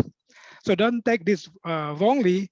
This is nothing to do with you know, kind of illegal activity. So this is really for medical or food applications. So we are trying, this company is trying to make a growth of cells become faster and cheaper. For example, if you want to grow your feet for somehow you damage, right? Then you want to have it back. So there is this medium that we develop in our lab that can help the growth of the cells. Okay, so this company is starting up right now, and I think it is progressing quite well. So this is one example where a company in Indonesia, Wadah Cosmetics, that initially kind of showed interest in this kind of technology, but I think there is no legal rule yet in Indonesia where we can do this kind of a sales growth, right? So there is limitations right now, but perhaps in the future this can be done, right? Okay, so let me now come back to the main topic that I'm going to talk today. So I'm going to demonstrate, or I'm going to discuss a couple of examples of other quantum materials where it can help in future devices where energy consumption is a major problem. Okay. So let me start with this. The internet, the IoT, the Internet of Things, right? So we are now not entering, so we are already in this Internet of Things, okay, in this age right now. So what is that? So we know that we have, everywhere we have these smart devices. So these devices become smaller and also portable, right? So we have the mobile phones. In our car, for example, we have many digital equipments, and they are also connected to each other, right? So you can do shopping through your mobile phone and so on. So connectivity become an important thing. So to be able to have this connectivity where you can access data as well, and we also now deal with the so-called data centers, right? Or the cloud, okay? Well, it looks pretty nice, so it makes our life much easier. But behind the scene, probably not many people realize that we look in terms of the energy, okay? So this is a table where you can see at the bottom one is the bit that you access through internet from 1987. Okay, 10 years later, and then 2007, 10 years later again, and then just recently 2011, for example. So you can see the increase of the data or the internet traffic that we have, okay? It's like, for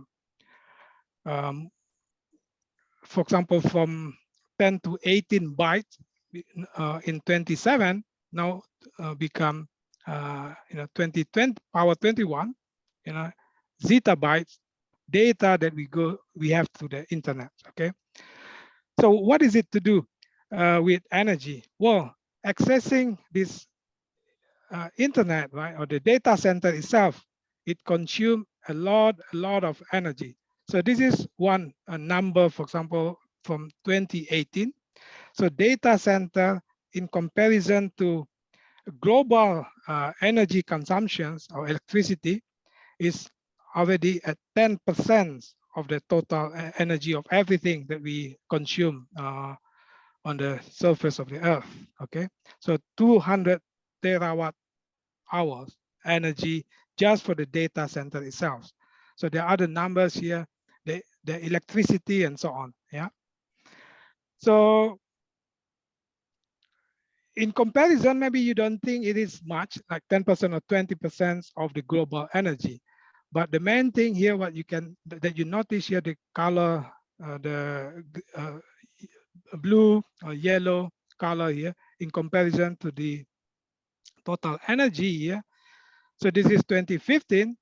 And if you look to estimate based on the current trends that we have, so you can see how big the an increase of those energy consumptions just for the ICT, right?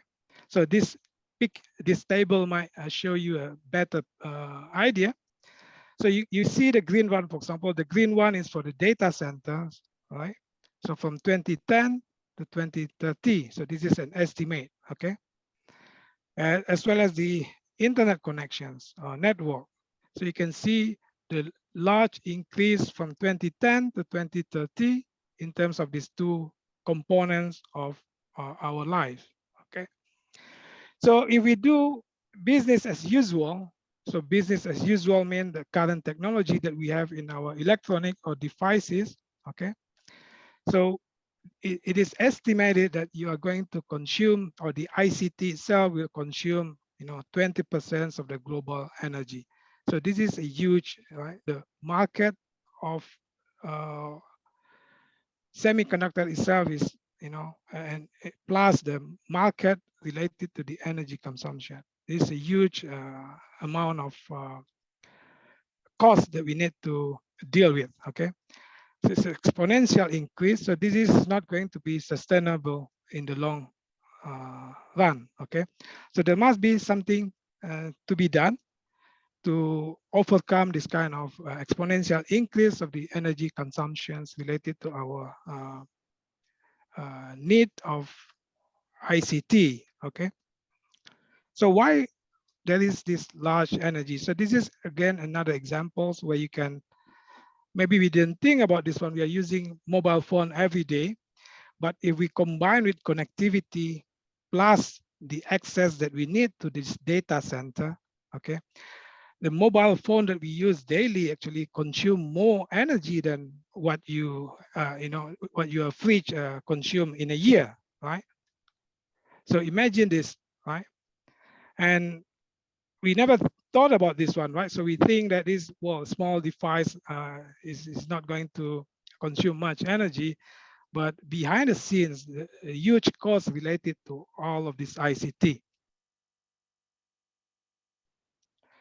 So this is an examples of data center. So for example, Google has this data center and many other ICT companies. So one of these data center can, consume energy basically, hundreds of equal to hundred or thousands of households, right? So this is probably US or Europe data, right? But in Padang, for example, West Sumatra, where we try to always save usage of energy, switching light at night. So it might be easily corresponds to 500,000 homes, right? Just one data center, which is basically the whole town of Padang, right? All the energy will be consumed just by this one data center. So why it is so high power consumption? But you can see already that there is this data center, there is this connectivity that, consume huge amount of energy. But then again, that come back to what? So the idea is, of course, the processing unit of all of these devices, including the data centers used in the data center or used in the connectivity, right? So this is something that you are very familiar with, right? So we have this a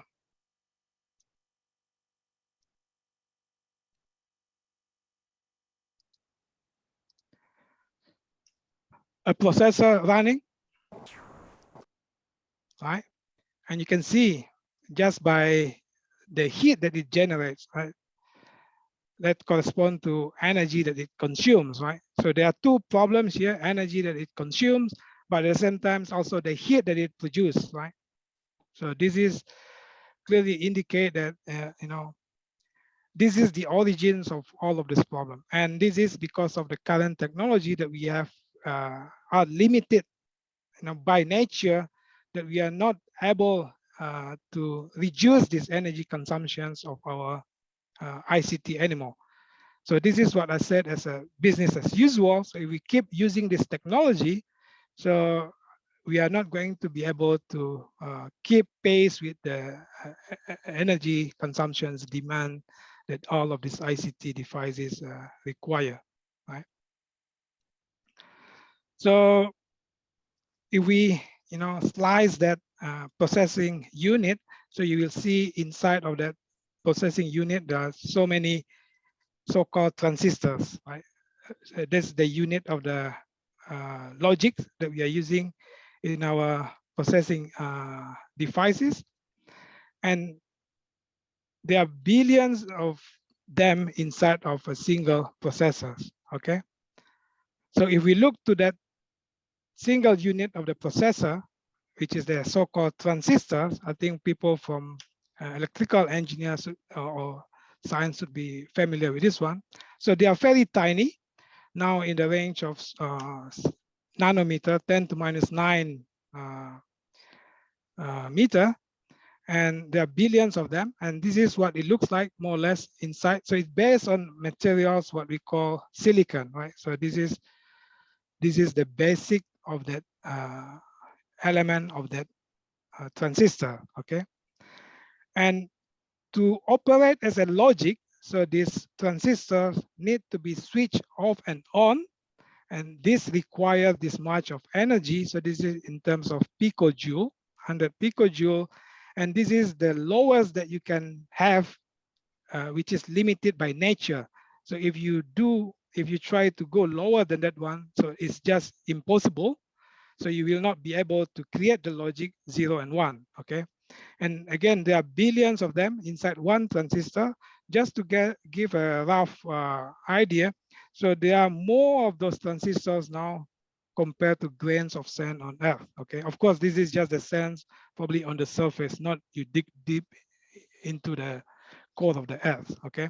And the demands for this transistor grows by almost 70% every year. So you can imagine how much energy consumption that we, so that's why there is this exponential increase in terms of the energy consumptions required for this ICT. So just to give a comparison, how much is this 100 picojoule in terms of a number that you are probably familiar with? We can take our brain as an example, okay?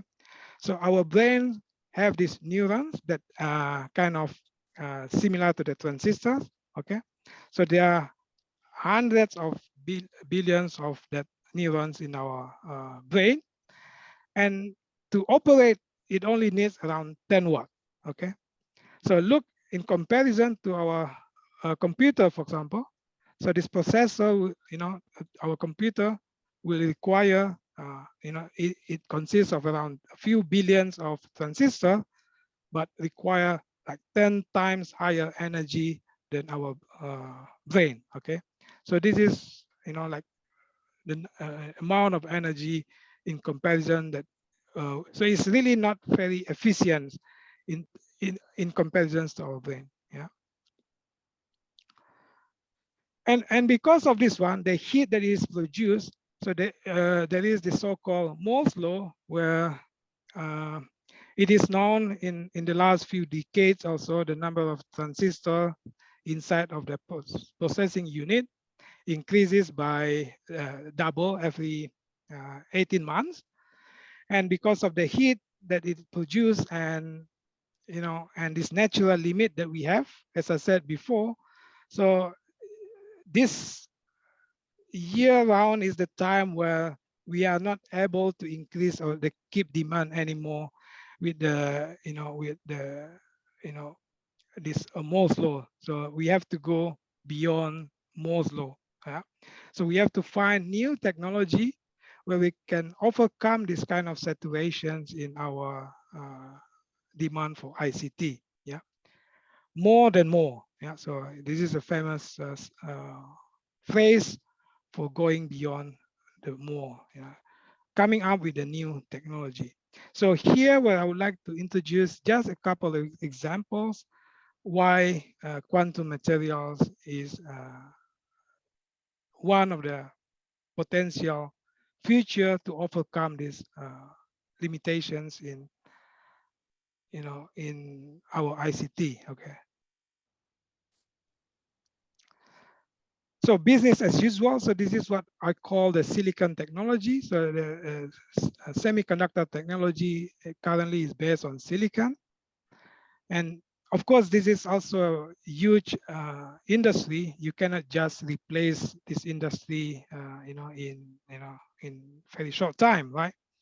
And also, I don't think it's going to be replaced in long term, but at least for some niche applications, there are few potentials, and one of them is quantum materials. Okay, so going beyond this silicon technology, so there are many proposals, there are many routes that we can try to look into. So neuromorphic, for example, a new architecture in terms of the semiconductor technology is basically trying to replicate how our brain works. And with this, we hope it can be faster, portable at the same time, smaller, as well as energy efficient. Okay. The other one is, the other extreme is to start using quantum technologies. In Singapore, this is one of the very hot research right now, trying to implement quantum technology. So we are building a qubit, for example. Qubit is similar to bit in conventional computer, but based on quantum phenomenon. Okay, that can be expected to perform much better than the conventional bits. So we are looking into photon-based, electron-based, spin-based qubits. So there are many different technologies also related to this qubit. So what I'm going to, and another one is the one that I'm talking today, is these quantum materials. Right? So this is like in between of the new field of quantum technologies. So we are still looking into a similar architecture as the current semiconductor technology, but trying to exploit or to utilize the superior properties of quantum materials, right, that can be given by quantum materials. So what is quantum material? So this is just one example how you can visualize quantum materials. So this is one, just one compound, so what we call cadmium selenide. So you're familiar with periodic table, but you can also just call other element, gold, for example, ring gold. So when we make this cadmium, so you can see cadmium selenide is dark gray here, but when you make it small, right? So in this case, we are utilize the size quantum effect. So this cadmium selenide change the color and emit light, emit different colors of light depending on the size of the cadmium selenide that you have. So this is, we are talking about size of nanometer, right? 10 to minus 9 meter again. And when you utilize this size quantum effect, so this is one example where new emergent properties, okay, light emissions. So in this case, you can think about using this light emissions as LED. So you can use this as LED source, or you can use as a biomarkers for cancer cells or any other tumors that you have, for example, in medical application. Yeah? So this is just one example to easily visualize what quantum materials is, okay? So it's basically trying to utilize, to exploit quantum effect in material system that lead to new emergent and hopefully also superior properties, okay? So in this case, for example, the emissions of light can be very intense. So that's why the LED is useful for LED, for example.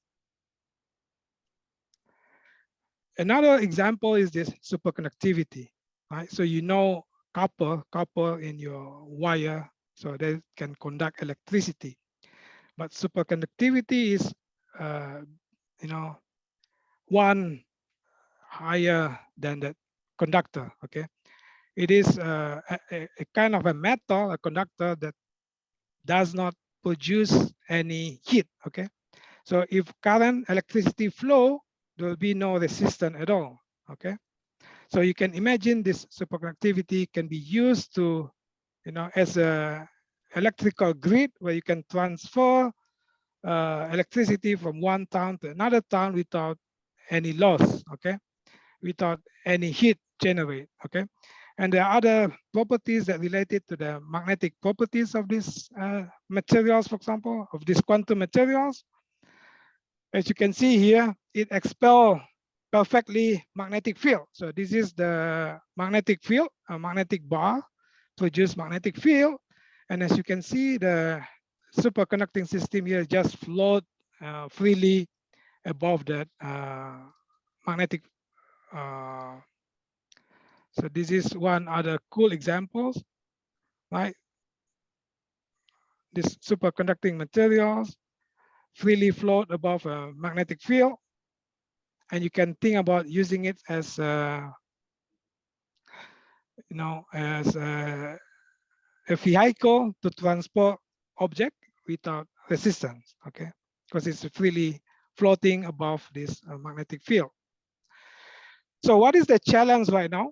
The challenge is, as you can see, this smoke, right? So to be able to produce this property, superconductivity, the material has to be cooled down to a very low temperature, okay? So the highest temperature that can be cool right now that produce superconductivity is around 160 Kelvin. So it's around minus 70, 100 Celsius degree, right? So it's not really practical because you need this cooling. So research in quantum materials is related to trying to achieve this superconductivity that can work at room temperature. And this is a long way to go. And research on superconductivity itself has been there since 1911 or so, it's more than 110 years.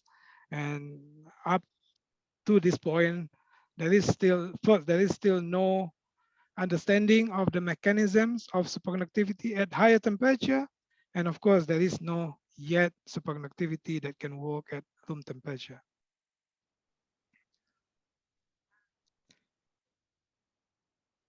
So those who like to watch a movie probably have seen this movie. And what is unique here that you can see, which is not easily found right now in our daily life. Like you can ask yourself, but you can see here, for example, the mobile phone, right? It's transparent. Right? So why is that unique? Well, a conductor that can conduct electricity usually is opaque, right? It's not transparent. So you can look at copper, for example. Copper can conduct electricity, so it's opaque, right? So you cannot use this kind of materials to make electronics. At the same time, it becomes transparent, right? So you need to have so-called transparent. At the same time, it's also conducting, right? Transparent conductors. So this is something that we can achieve by so-called quantum materials, okay? So you imagine that you want to put your solar cells on your window, for example, right?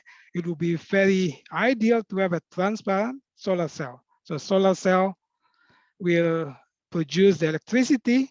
At the same time, your window will not be blocked by that solar cell, right? So this requires these transparent conductors. As well as imagine that if you want to have some digital display on your windshield of your car, for example, while driving, right?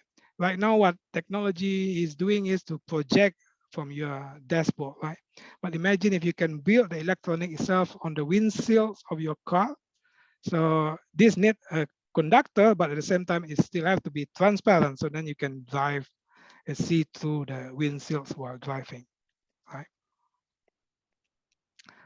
And This is probably the last one that I'm going to show as an examples, but this is a bit difficult to explain, but we create this video recently with one of my previous students, a so-called topological material. So for this one, let me just play what we mean by this topological materials. I'm sorry, let me share the.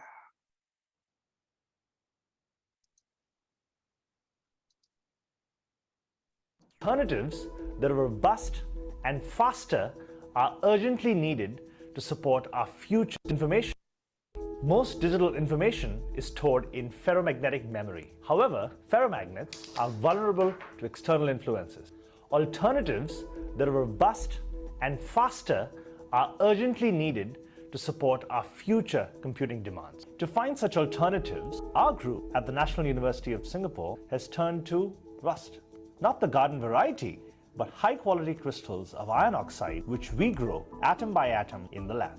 Unlike in ferromagnets, the magnetic poles of atoms in adjacent layers of iron oxide are aligned oppositely. To put it simply, iron oxide is an anti-ferromagnet. Recently, we created whirling magnetic nanopatterns, which are predicted to be robust and ultra-fast. These patterns could be used to store information, and this is a big deal in the world of computer memory. The next big question, how can these nanowhirls be controlled in a circuit? Answering this may place rust firmly in our future computing technologies. Yeah, so instead of just a single electron, for example, these materials can produce a collection of electrons that can work together.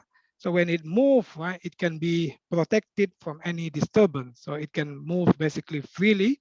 So this can be used as a new bit of information that does not consume any energy. So I only have few slides, so I think I'm out of time.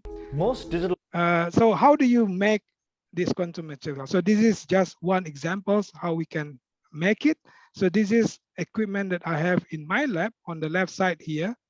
And this is how you can see how you have inside of this one. So you basically need to control the materials at atomic level.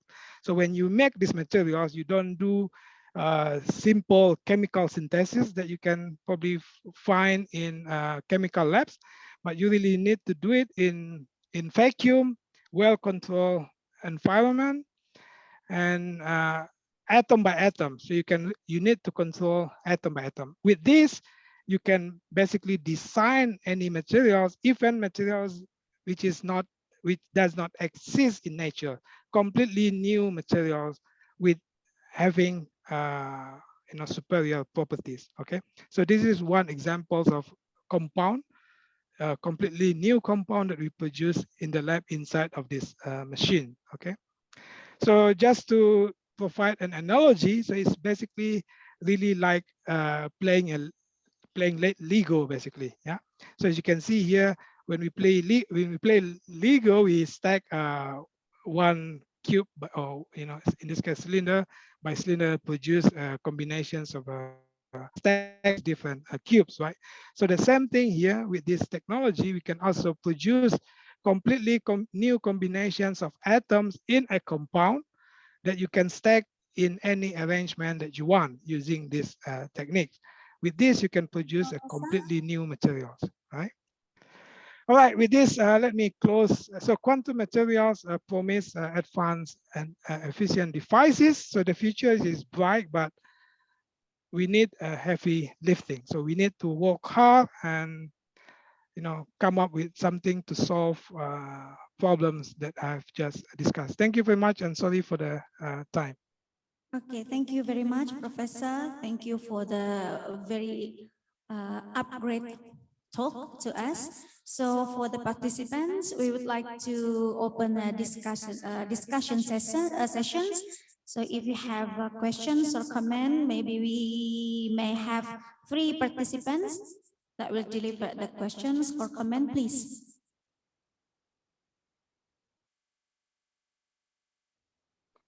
So this right figures, right? So this is a sumo guy standing on a superconducting plate.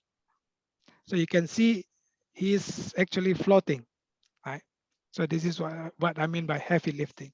But this is quantum materials. Okay, please, participant. maybe while waiting the participant, I would like to give about the professor future outlook, because this is very interesting, how to bring the quantum materials into the real life materials, and these materials can reduce the energy consumption by modifying the material itself with the superior properties. Because for the nano materials scientists, sometimes we found the intercorrelation properties, maybe in the quantum materials, this can be happen. However, after we synthesize the materials, we found a different things. So how about to overcome this problem, Professor? Yes, that's a very good point. So the question might be, so would that new properties disappear after we create the real device, right? That is a good question. So I just give one example. For example, this is where we produce new collections of electrons in the so-called topological materials, that we hope to be able to use it to replace bit for memory, for example, right? So indeed, it's very difficult to stabilize this new collections of electrons, and we need to fulfill the certain conditions. And in this case, we are really at the earlier stage. Research is still ongoing. But yes, that is one of the challenges that always that we are facing in trying to utilize these quantum materials. So this is also applicable in the case of qubit, for example, right? The quantum bits, okay? So not like normal conventional bits, you can robustly produce the 1 or 0 states, right? But in qubits, there are many things that you need to consider, right? When you do the detection, for example, your detection itself can influence the state of your bit, right? So so this is indeed a problem that needs to be solved. Thank you. I hope that helps. Okay, thank you, Professor, because the quantum scientists and the material scientists will be have a very long time effort to overcome the problems related with the reducing energy consumption with creating a new materials. So these materials can perform a very superior properties. Okay, for the participant, any question or comments to Professor? No, so maybe we will.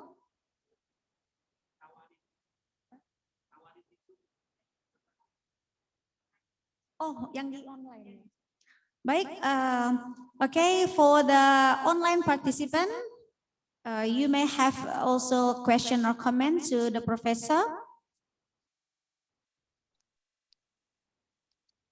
Maybe we can show the participant slide here. So the offline participant also can see the participant in the online system.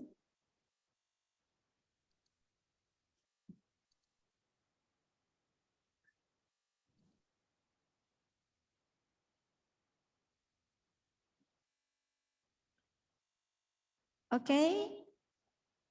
So maybe because we run out of time, so for the participant who have a question or comments, so you can contact directly the professor, and also for the online participant, or perhaps you can send the chat in the chat platform in the Zoom also, so we can collect the questions and then we will send to the Professor Ariando. So Professor Ariando, thank you for your time and thank you to give us a very update information, thank you very much, technology, and also knowledge to us, so we can have a fruitful discussion here.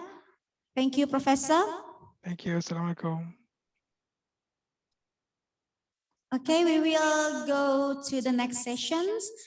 We already have here Professor Agus Hasan, PhD, and I already informed his short bio, and I will inform again because I think Professor Agus Hasan will deliver for the first speaker, but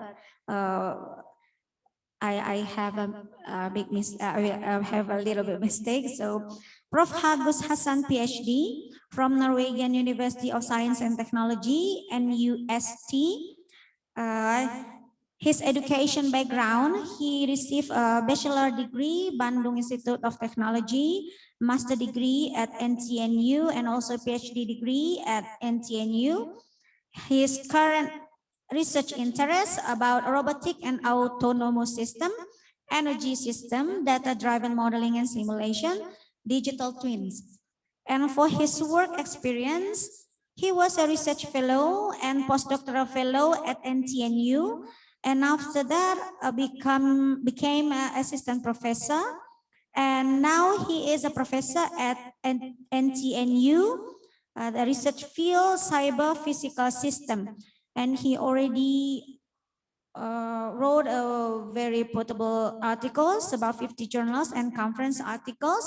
It's a very great honor for us for having him in this conference. So Professor Agus Hasan, time is yours for 30 minutes ahead. Please, Professor. Thank you for the introduction. Bismillahirrahmanirrahim. Assalamualaikum warahmatullahi wabarakatuh. So first of all, I would like to give my appreciation for the committee who inviting me into this conference. And then the title of my presentation is Digital Twin in the Context of Industry 4.0. And then this is the outline of my talk today.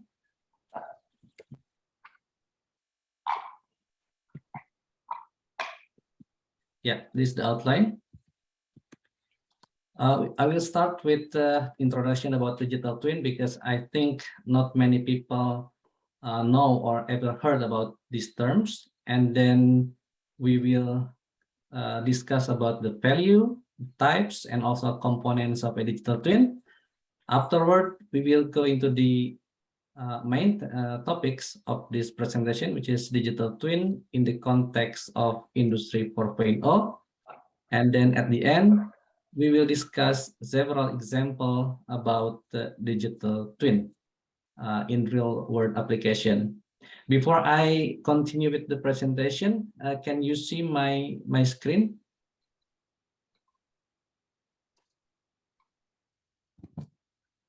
Okay, it can't be nice in, Professor, please. Yeah, okay, that's good. So we go into the definition first. What is digital twin? So there are many definitions about digital twin in the literature, but one definition could be that a digital twin is a digital representation or virtual representation of a physical asset enabled through data and simulators for real-time prediction, optimization, monitoring, controlling, and improved decision-making. On the right-hand side, here you can see a figure of a ship. The ship is called Gunnerus. The ship was owned by and operated by the Norwegian University of Science and Technology as a research vessel. And then for this ship, we will able to make its digital representation. As you can see there, I made this in my office actually, and then we use augmented reality to show the visualization of this asset. And then the idea of digital twin is we want to make a digital representation that mimic exactly what is going on in the actual ships. In order to do that, we need to have at least three things. The first one, we need to have the model. This model will be associated with the behavior model of the system. And also we need to have like visualization either in desktop or augmented reality, like you can see from here, from this video. And the second thing is that because we want to mimic the behavior of the actual system, then we need to have like sensor technology. We put sensor on the ship, the sensor will generate data, and then this data will be transmitted into our digital platform. And from this digital platform, we will able to access the asset directly. So where this digital twin comes from? So if you look into literature, the terms was introduced in 2002 by Michael Graves. He gave a presentation in a conference in Michigan, USA, about digital twin implementation for manufacturing industry. But then if you look into the history more closer, then the original concept can be traced back to 1960s. At the time, NASA has several Apollo programs. One of them is Apollo 13. And then when they deploy this Apollo to the space, there is some disaster. And that is the oxygen tanks was exploded. So at the time, some NASA engineer and also scientists thought that maybe if we're able to make a digital replica of this oxygen tank, and then we do some what-if scenario in order to improve the reliability and safety of the system, then we can do many. Then we can increase the safety level of this system before we deploy it to the space. So, but at that time, during 1960s, the technologies were really limited. For example, like the computer is not really as advanced as right now. And also one crucial thing when we want to develop a digital twin of an asset is that we need to have a really good model that can describe the behavior of the system. So at the times, NASA don't have it, and then they spend half a century to build, along with the aerospace community, to build a model that can better mimic the actual asset. In this case, is the Apollo 13's oxygen tanks. But recently, for example, like we know from news that NASA also deployed this James Webb Space Telescope. This is very expensive telescope. It costs almost $10 billion US. And we don't want to have the mission fail. So what they did is that they make a digital twin of this asset. They try to make a simulation, many simulation in incorporating uncertainty in the space, in the system itself, such that when they deploy this very expensive equipment to the space, then they will have a guarantee that this mission can be achieved successfully. So that is a brief history about this digital twin. So what are the value of digital twin? For example, here I have on the right-hand side, I have a physical asset. In this case, this is an oil rig drilling.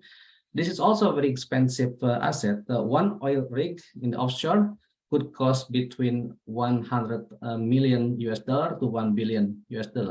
So we would like to make sure that this rig is run accordingly, according to its specification and its intention. And also, there are several people to operate this rig. Therefore, we need to make sure that the safety and reliability of equipment is guaranteed. So one way to guarantee this operation in safety manner is basically by creating a virtual space or digital representation of this physical asset.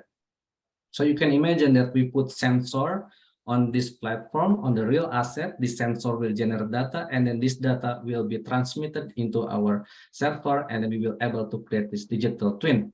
So the first value could be like it will enable us to have real-time remote monitoring and control. And then since we have this virtual representation of this asset, we can develop algorithm to improve the safety and also the reliability, which also means that we will able to predict what happened in the future. Once we're able to predict what happened in future using this model, then we will able to predict the times for maintenance and also for scheduling. Another thing is that since also we will able to model the asset in at component level, and then it will enable us to predict the remaining useful life of this asset, which means that we will able to improve the risk assessment. And then the last one, also since we also have this virtual space, then any decision that we made regarding the physical asset, then it could be made more efficient and also more effective. Okay, so that is several value that was proposed by that is coming from digital twin. There are many types of digital twin. For example, like imaginary or prototype digital twin. It's mean that before we actually build the real asset, we create the asset in our computer and then test the asset before we build, such that the asset that we actually created fulfill all specification that is intended to do intended in our documentation, for example. The second one is called monitoring digital twin. We use digital twin in order to monitor the real asset in real time. The third one is predictive digital twin. It's mean that the digital twin is used to predict the behavior of the system in the future. Okay. And then the next one, prescriptive digital twin. This is when we use machine learning or augmented or artificial intelligence in order to find hiding parameters of the system, hidden parameter of the system. We also have autonomous digital twin. It means that digital twin is used to control autonomously any system. Normally, the system could be like autonomous car or autonomous drones or autonomous ships. And last one is about industrial digital twin, which we will discuss later in this presentation. So what is or what are the components of digital twin? So there are many components layer. On the left-hand side, we have physical layer. Basically, this is our physical asset, and then this physical asset will be connected with sensor, and then the sensor will generate data, and this data will be transferred into local data repository. From here, we can use communication layer to broadcast this data into, let's say, cloud-based information. And the reason is because once we have this in cloud-based, then we can access this data anywhere in the world, right? So that is the idea behind this communication layer. Once we have the data in cloud-based, then we can easily visualize this data in any kind of visualization tools, either in desktop or maybe in apps or maybe in augmented reality. Okay. So this is several layers. Typically, digital twin has this kind of typical layers. So what is the digital twin in the context of Industry 4.0? But before we discuss about what platform, I think it is important for us to understand about the concept of Industry 4.0 and also the reason why we need this Industry 4.0. Maybe some of you already know that the original concept of Industry 4.0 was introduced by manufacturing industry in Germany that face competition and decreasing market share and outsourcing to low-cost country. For example, like Germany or maybe also France, the United States, they already have or they develop the technology, but then when they want to manufacture this technology in large scale, they need to do it in low-cost country because this constraint. Normally, for example, like this technology will be imported to South Korea or maybe also Japan, China, for example, many countries in Asia. But then the problem is that these countries in Asia, they are not only manufacture, but they also try to make like improvement. So they also want to do like innovation, creating a new product and etc. So this makes the well-developed country like Germany, for example, they become not very competitive. And then the idea now is that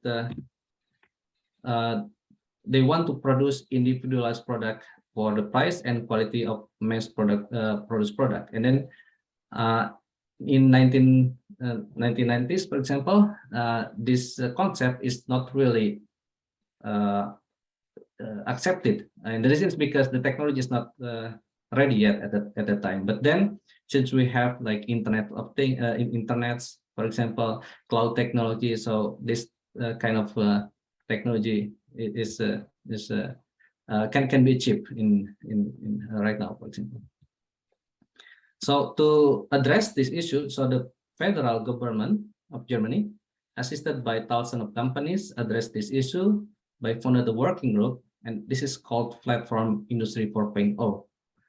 And then this platform, they made what they called as reference architecture model, because please keep in mind that Industry 4.0, Industry 3.0, for example, and then some people also already talk about Industry 5.0, that is about standardization. And then if you want to make a standardization, you need to have like reference for this standardization. So the platform Industry 4.0, they made what they call as reference architecture model industry, or RAMI 4.0. So this is the reference architecture for Industry 4.0. And then based on this reference, they propose what they call as asset administration shell, so or IAS. So IAS is a technical element of Industry 4.0. And right now, IAS has become a standard. So it has been standardized by International Electrotechnical Committee, number 63278. So it has been standardized. So what in conclusion, what is IAS? So IAS is an implementation of digital twin for Industry 4.0. So if you go to Germany and then you talk about Industry 4.0 and digital twin, the German, they will tell you that the digital twin for Industry 4.0 is exactly what they mean with the IAS, Asset Administration Shell. The Asset Administration Shell looks like this. So basically on the left-hand side, this one, this is the RAMI specification, and then the implementation is on the right-hand side. So this is the Asset Administration Shell. So in the Asset Administration Shell, each asset will be surrounded by what they call as a shell. So this is what they call as Asset Administration Shell. So I hope you learned something from this presentation, and that is about the Industry 4.0 in relation with the asset digital twin and also asset administration shell. So let me give you some real example of digital twin. I have 3 examples here. The first one is about offshore wind farm development. The second one is about autonomous ship operation, and the third one is about urban planning. So we'll see 3 elements that we can use, that we can utilize from digital twin. The first one, development; the second one, operation; and the third one is planning. So for offshore wind farm development, so right now Norway is developing a wind farm. It's called Hywind Tampen. So Hywind Tampen is the largest floating offshore wind farm in the world, owned by Equinor. Even though this is the largest, it actually only has 11 floating wind turbines. I mean, for non-floating, you can find up to 100 or maybe 200 wind turbines in one farm. But for floating wind farms, this is quite small scale. But the idea of this wind farm is they want to supply electricity to oil rigs in the North Sea called Gullfaks and Snorre. And also the idea why they want to have this wind farm is they want to reduce CO2 emission by more than 200,000 tons per year. Now the Hywind Tampen is under development, and then what they want to have, or one of the problems that is they face, is that how to make a configuration of this Hywind Tampen. And then for example, now I made it in my office, for example, this one.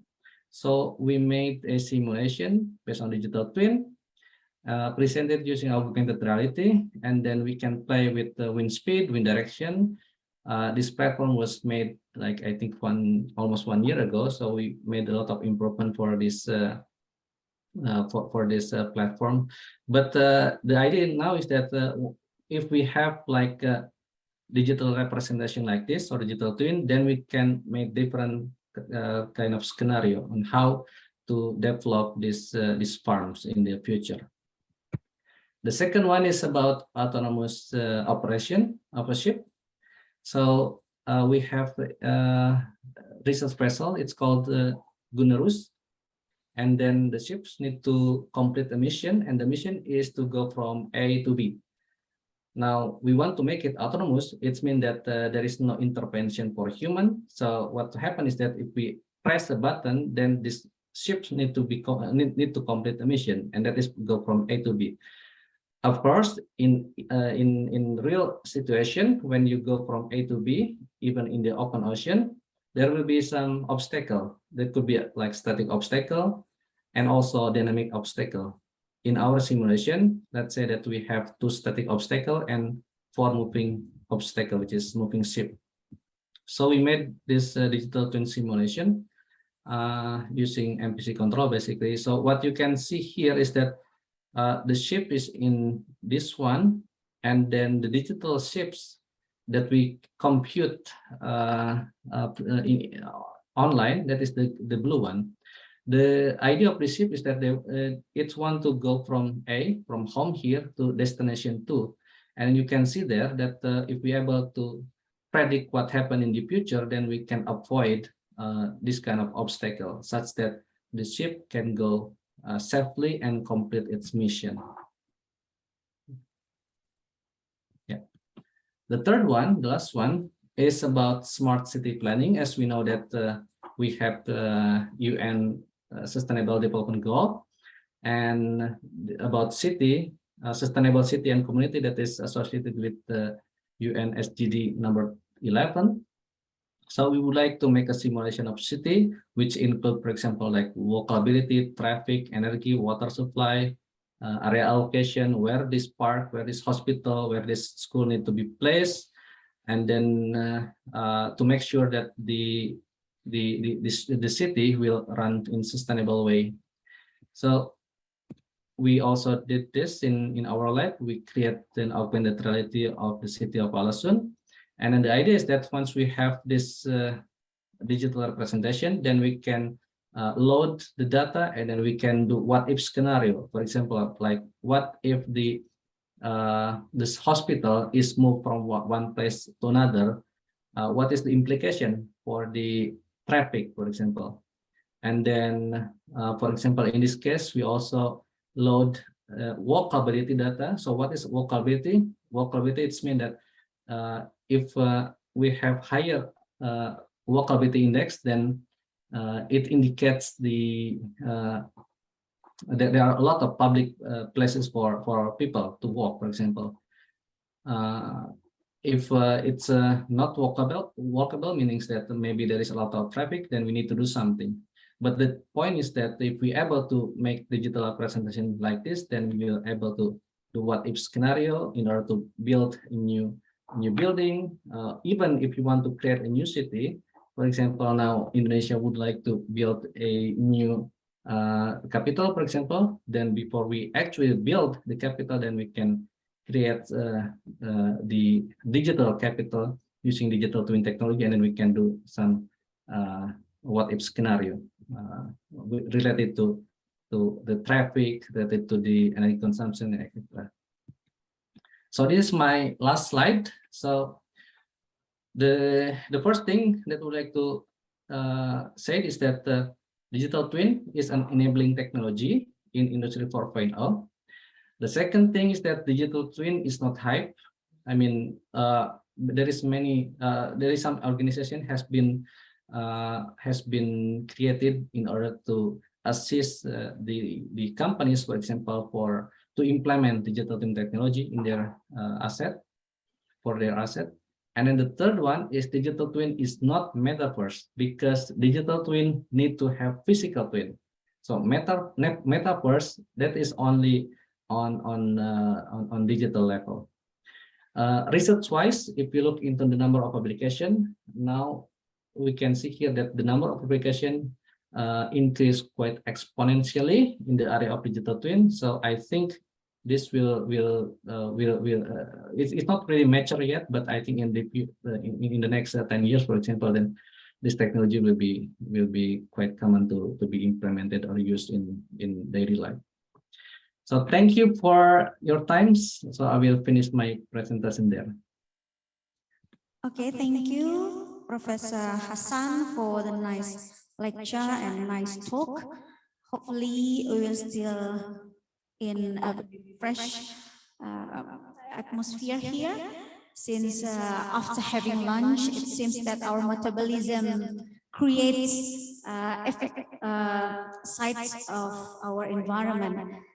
So for the participants, even for the offline participant and online participant, please, you may have questions or comment to Prof. Hasan. Online participant, we have. You may raise your hands by clicking the raise hand platform. Or maybe if you have difficulties or problems, so you may write comments on the chat platform as well.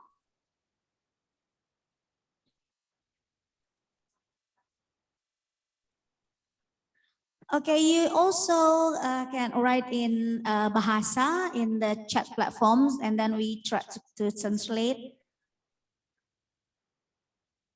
For the participant in this room also, you may have a Bahasa for your questions, and I will try to translate in English. Okay, while waiting, the participant. May I have a question? Actually, not question, yes, but your future outlook about the utilization of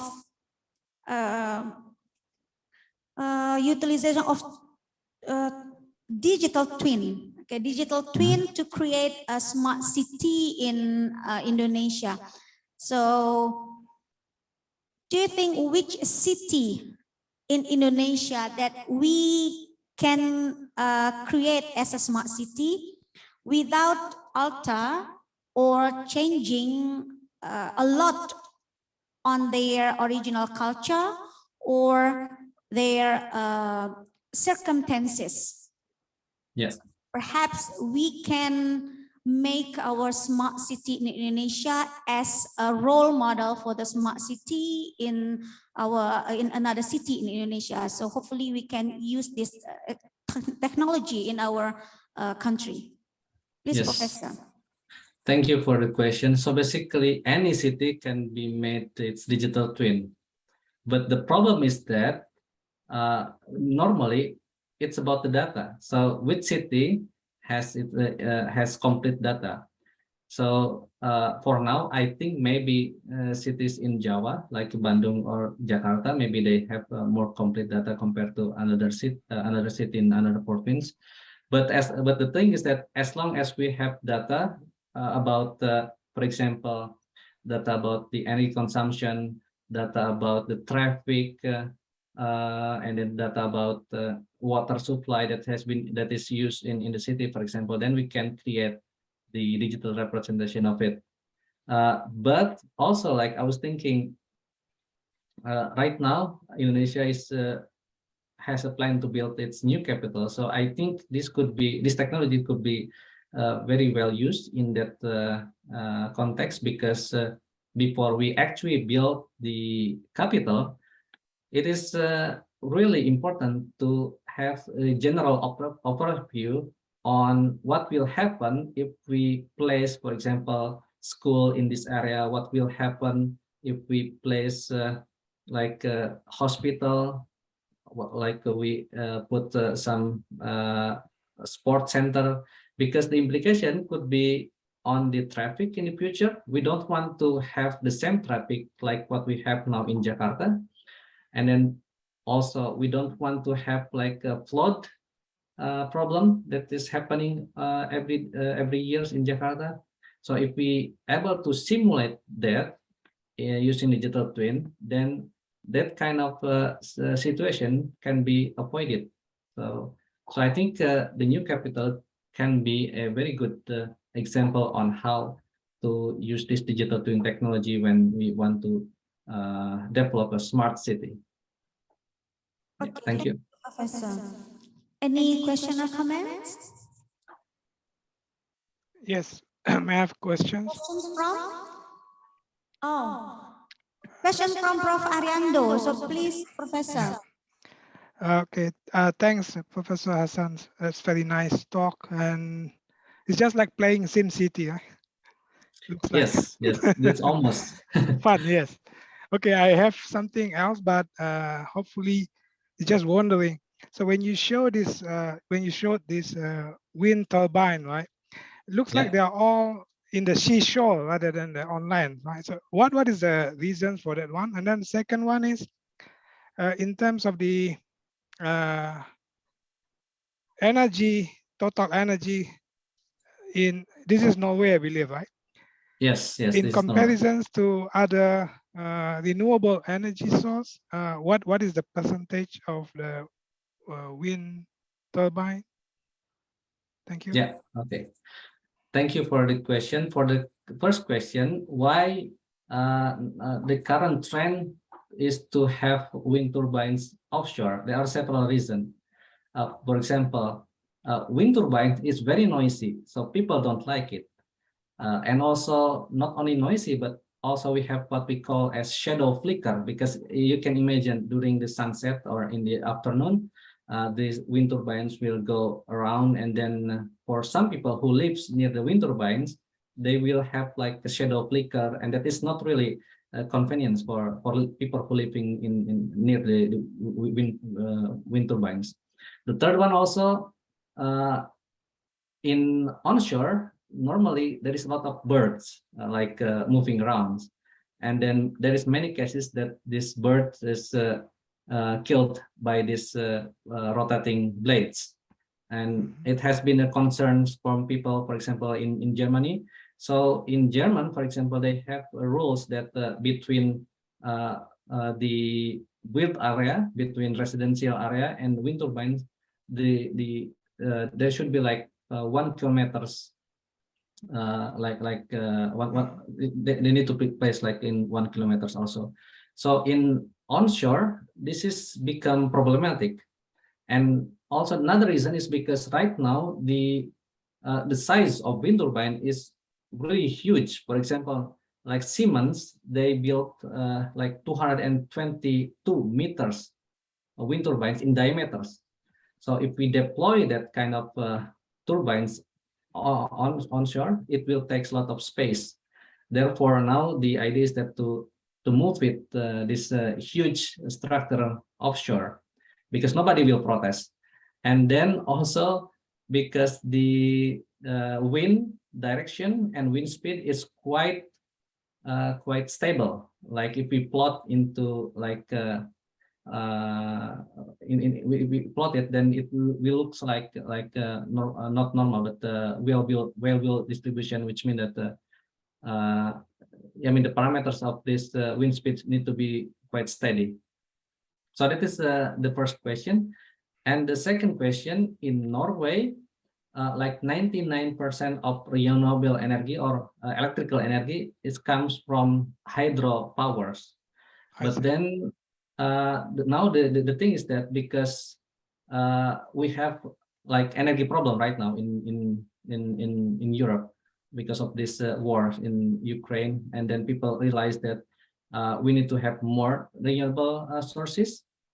So Norway, they built wind turbines not for their own consumption, but to import this to another countries like Germany and also UK, because they actually have this transmission directly from the Norwegian continental shelf to Germany and also UK. So they sell it.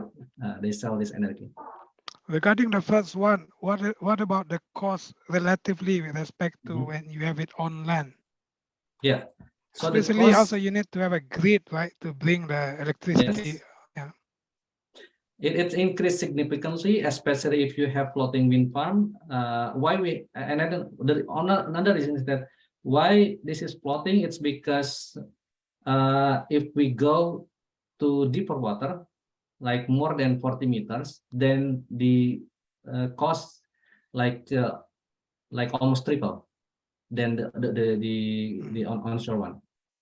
So in order to reduce the cost, then we need to have like a mooring line system to attach these turbines on the to the seabed. But the cost is more than double than the onshore. Yeah. I see. Okay, thank you. Okay, thank you, Professor Ariando and also Professor Hasan. Any question or comments from the participant? Okay, also, I think we also have run out of time for our second plenary sessions. Thank you for the participant, whether it's offline or online, and also thank you for having me as moderator. Wabillahi taufiq wal hidayah. Assalamualaikum warahmatullahi wabarakatuh. And please enjoy your break time. Waalaikumsalam warahmatullahi wabarakatuh. Please remain on the stage, Ibu Dr. Yulia Eka Putri, and yeah, we would like to invite the keynote speaker for join in the Zoom meeting for us. So please make it into highlight it, and we invite the Vice Dean as junior faculty. Ibu dimohon untuk berdiri di atas panggung. Iya, pada Bapak Eka Satria dipersilakan untuk naik ke atas panggung dan juga didampingi oleh Ibu Jati untuk menyerahkan sertifikat kepada moderator kita, dan juga kami mengundang keynote speaker. We have Professor Ariando and Professor Agus Ismail Hasan to join and please spotlight the video. Ya, dua-dua.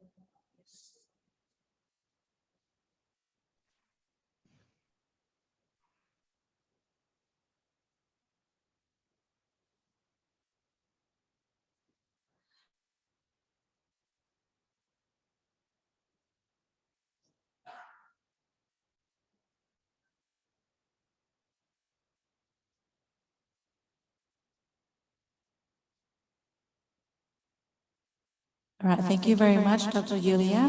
And we would like to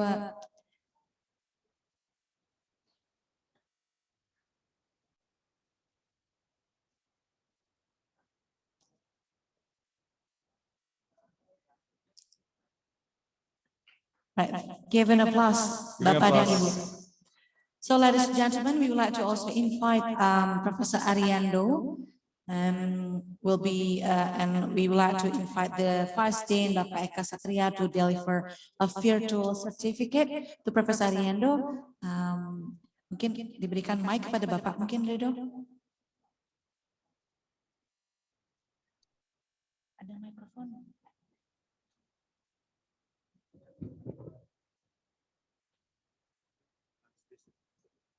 Silakan Bapak. Di Zoom.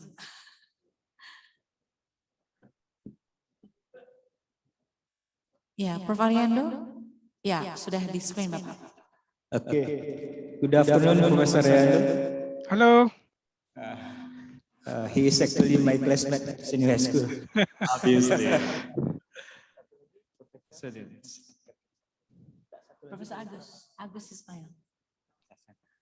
And also good afternoon for Professor Agus Hasan. So we want to say thank you very much for participating in our conference, CITES 2022. Okay, sorry. For certificate for our presenter will be given later. We will send that certificate to our presenter address later. Okay. Again, thank you very much for your participating in our conference. Okay, give a round of applause for Vice Dean 2, Mr. Eka Satria, for delivering his speech, and I mean, a closing remark actually. And for Professor Agus. Yeah. For, Kembali ke tempat. yeah, Mr. Eka, please. And we would like also thank you very much for the keynote speaker, Prof. Ariando, and also Professor Agus Ismail Hasan, for delivering such a wonderful speech Presentations, in this actually. afternoon. Ladies and gentlemen, those are the plenary sessions too that was already delivered by our amazing keynote speakers.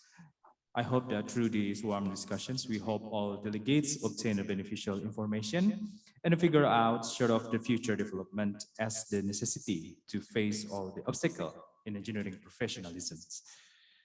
So distinguished guests, we would proceed at this conference to coffee break. But before that, we would inform you about the upcoming parallel sessions 1 and 2 that are already shown on the schedule and held in the 5 rooms, also in the given Zoom link. So room 1 will be held in the Mulia 4 room and the third floor. Room 2 will be held in the Mulia 6, Mulia 6, in the third floor also. Room 3 will be held in at the Mulia 8, Mulia 8, and the room 4 will be held in the Mulia 9 or Mulia 9. And for room 5 will be held in the Mulia 10. And those rooms are located in third floor. So for all the participants and all presenters who will be presenting their papers today, please ensure and note that you are in the order listed on the schedule parallel sessions 1 and 2. These sessions will be led by the moderators of each room or topic, and it will be started with the presentation from the invited speaker and continue to the presenters. And to all presenters who are not presenting papers today, and also participants, please enter the room that you might be interested in as the topic shown on the schedule.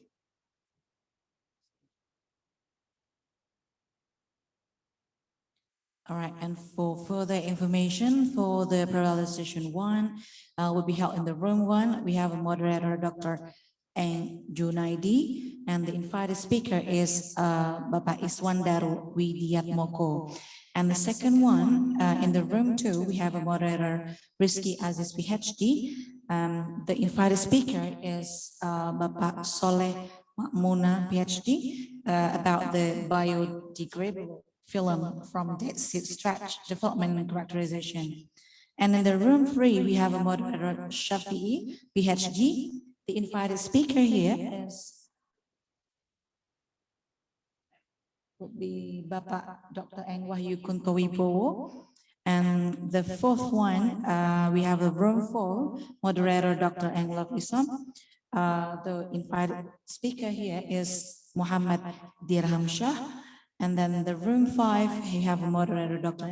Lucy Susanti, to deliver, to lead the discussion in the room 5. And the speaker will be Ibu Dina Rahmayanti. So Bapak dan Ibu, now it's time for the coffee break. After that, we can please all of the participants and also presenter to proceed to the room that has been mentioned before. Thank you very much. Oke, baik Bapak Ibu yang sudah ada di ballroom, silahkan menuju ke ruang parallel session seperti yang sudah disampaikan tadi, ya. Bahwasan di room 1 itu di Mulia 4, untuk room 2 di Mulia 6, room 3 itu di Mulia 8, room 4 di Mulia 9, dan room 5 itu di Mulia 10. Oke, terima kasih.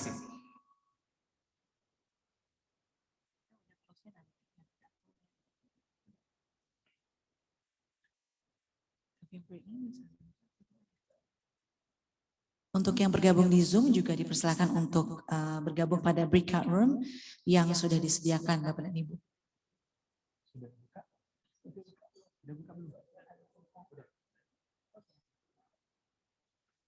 So for all participants who already joined in the Zoom meetings, we hope that you can see on the schedule where the parallel sessions will be held and where is your name maybe and your presentations.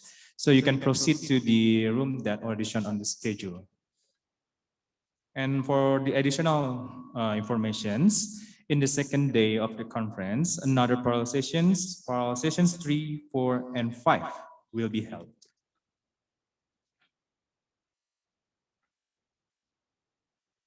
Okay, so please enjoy the coffee break, Bapak dan Ibu, and after that, please proceed to the room that have been provided. Thank you very much. Assalamualaikum warahmatullahi wabarakatuh.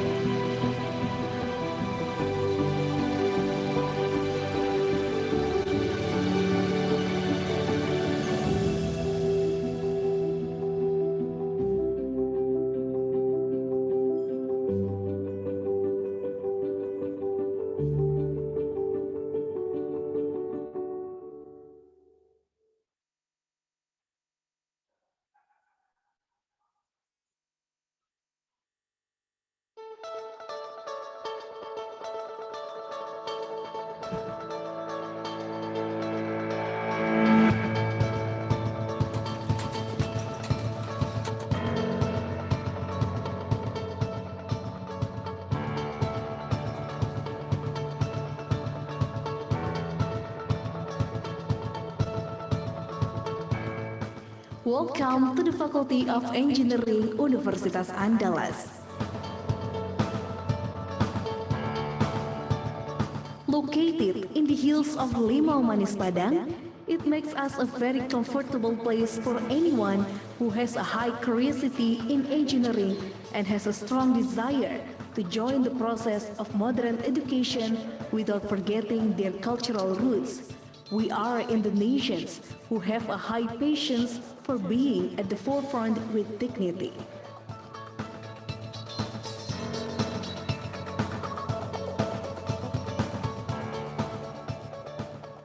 After more than 35 years of existence, the Faculty of Engineering has transformed into one of the faculties that always make Universitas Andalas proud in producing scientists and technocrats who participate at the national and international levels.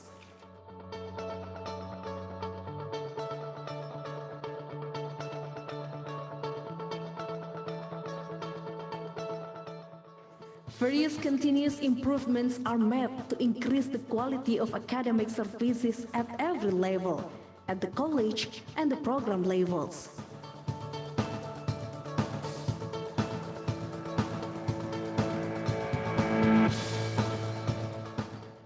Mechanical Engineering Department. Currently, the Mechanical Engineering Department has managed 3 study programs, namely Bachelor Program in Mechanical Engineering, Master Program in Mechanical Engineering, and Doctoral Program in Mechanical Engineering.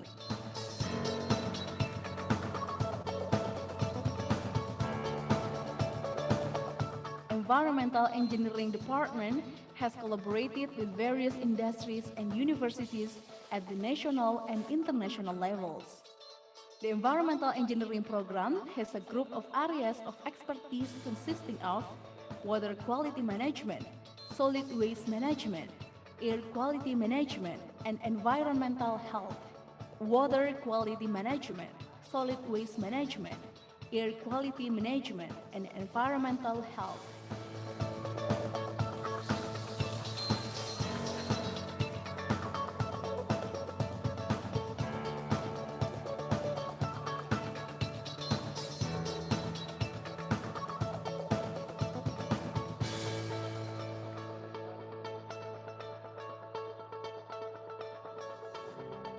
The Department of Industrial Engineering offers two educational programs, namely Bachelor and Master's programs. Industrial engineering graduates work in various fields, including transportation equipment manufacturing, computer and electronic product manufacturing, machinery manufacturing, oil and gas industry, and professional, scientific, and technical services.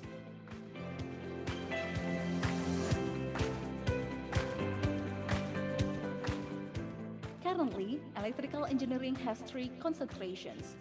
This department has 5 expertise groups. The 5 expertise groups are supported by 3 professors, 15 doctors, and 14 masters. Electrical engineering graduates are prepared to become electrical engineers, managers, programmers, product specialists, research and academics, as well as entrepreneurs.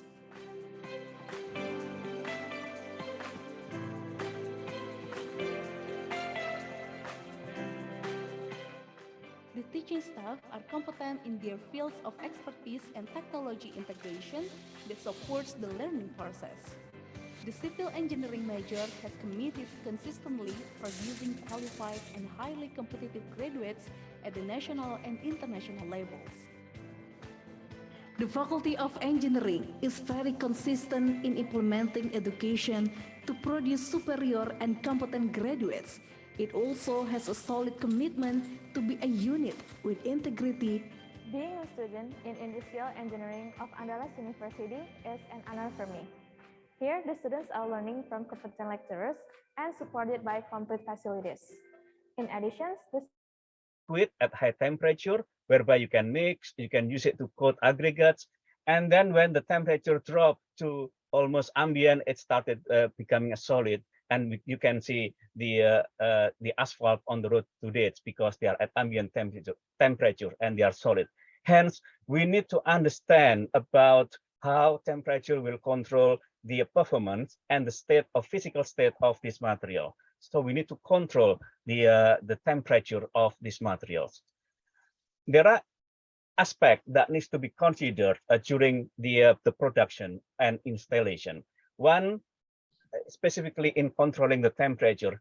Why? Because if the temperature is lower than what we should have for the materials, then we may have difficulties in achieving the compaction, which means the density would be low, which means the air voids would be high. If the air void is high, then we have problem with water penetrating into the materials. And also we have problem with oxidation. If the air void is high, the oxidation is high and the materials becoming hard. To make the materials, to make the material, so we need raw material here like the acid and also acetic acid and glycerol, and also VVAC, skitosan, and of course deionized water. And yeah, it's like the other. So first we have to dry the seed. Yeah, in here some dry for a few days here, 7 days, and then roast it for a few minutes, 30 minutes here, and then the dry assemble weight ground using a certain size here. So 60 until 70 mass size here. As we can see from the figure, so these are the seed here, and it were ground to be a powder here. Next, please. Okay, and then how to make the film is standard regulation for this system. I got some reference from America and Europe. First is the American regulation. It's called FMVSS 11A from America, and Directive 2004 EC is from the Europe. The most important part in this two regulation is the squeezing force result from the pitch, from the contact force between the glass and the human body. It's so below 100 Newton. And then the reversal distance here, the main point is the position. So when the windows touch the human body and then automatically go down, it should be around 1 to 125 millimeter more open than the original position. And the objective is we need to design the anti-pin system. And then this more level that we can form this is 50%, and this one is 100%. Well, 100% is like solid because the density is 10% only, like line. And here, the density of 50%, line by is more narrow. And this is very solid. Then this data, the data of upper, middle, and lower, we can look at the characteristic of the user. Sometimes the problem is hogging here. Sometimes hogging.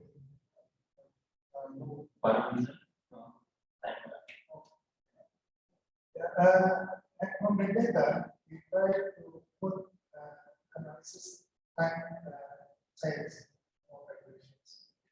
Can look at 60 seconds and seconds and what like this. But from the data, we cannot find out the characteristics. We try to put the signal processing process and like this. This is a process that can look condition of the density 10%, 6 like this, go to lower like this, and taken from this like this. This is only the speech analytics of data of pensions. Thank you so much for this time. This is very hard because so many analysis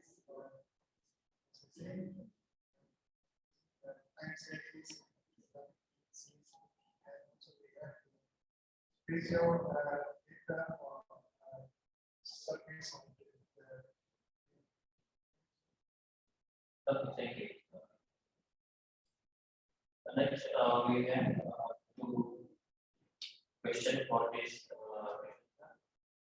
Is there any question?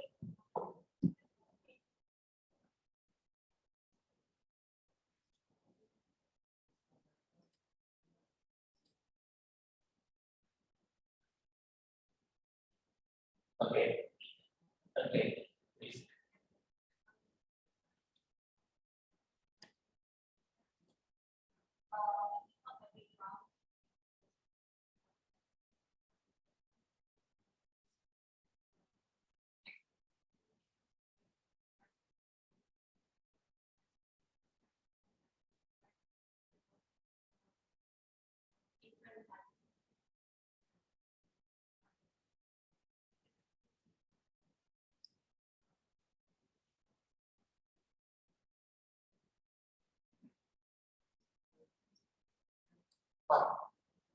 because we are using for the 10%. Yes, longer. Even 100% small. So we want one is more stronger. Put the 100%. Using for the 10% so high because the part is for the tensile strength. How to test the data or strength. Sometimes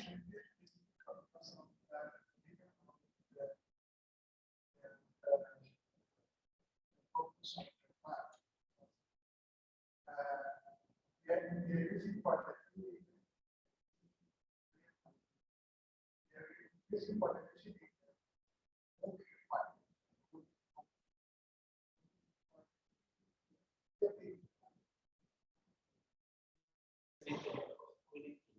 Maybe the promotion, maybe everything. This is important because this is practical. This is simply this for us or not for the industry or person to have. And the second is what the trees are. How to find what the recommendations are. Because the test is only it's part of the principle. Stop here. As long as you can replace it, you can find out what the solution from the spatial problem. Going to get the spatial solution, right? But the spatial solution you identify, this is the information to us, this recommendation, right? But you to find what the solution. Yeah, because it's related with the effective principle, yes, right? The problem is the interest something like that. Of course, we have to develop what the recommendation based on the method. So it's only two questions. Many questions I will give to you, but I will give share to the others. Observation. Okay, thank you very much. Thank you so much. Okay, presenter can respond directly to the questions. Okay, I will try. Okay. Okay. May I know your name?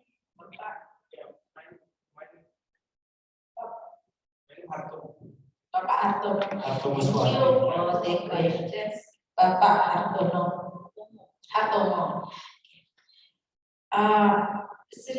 Actually, what the problem in particularly oil agro industry, not only the quality, not only the quality, because in this paper I proposed about the quality, so I only said about the quality, but there are many problems behind of them. Like we have a lot of supply chain is too long, and also there are many actors involved. It can make the price is low in the farmer, but high in the like in collector in other actors. And number two, about the here actually we here in the farmers we don't have connect to the abroad the to user. We depend to the exporter. This is the problem. So the exporter as a control of the price. So if the exporter said that quality is not good, the price is low. But if you doing like test, the quality actually is suitable on it's enough for export commodity. Have you done it? Yes, I have done it. But you can show you don't show what result of the experiments, but that you conclude that the causes of the quality. I want to know how to get something. You don't explain this to the table, just simple exclusion. It is important about the research. This is about part of the research, right? Okay. So you have to think about the experiment. Especially oil, alcohol. It's for West Pasaman Regency. It's quite good. It's around 30% of actually oil alcohol. It's enough for export commodity. But in export here, they cannot accept it. And doing purification process and other process,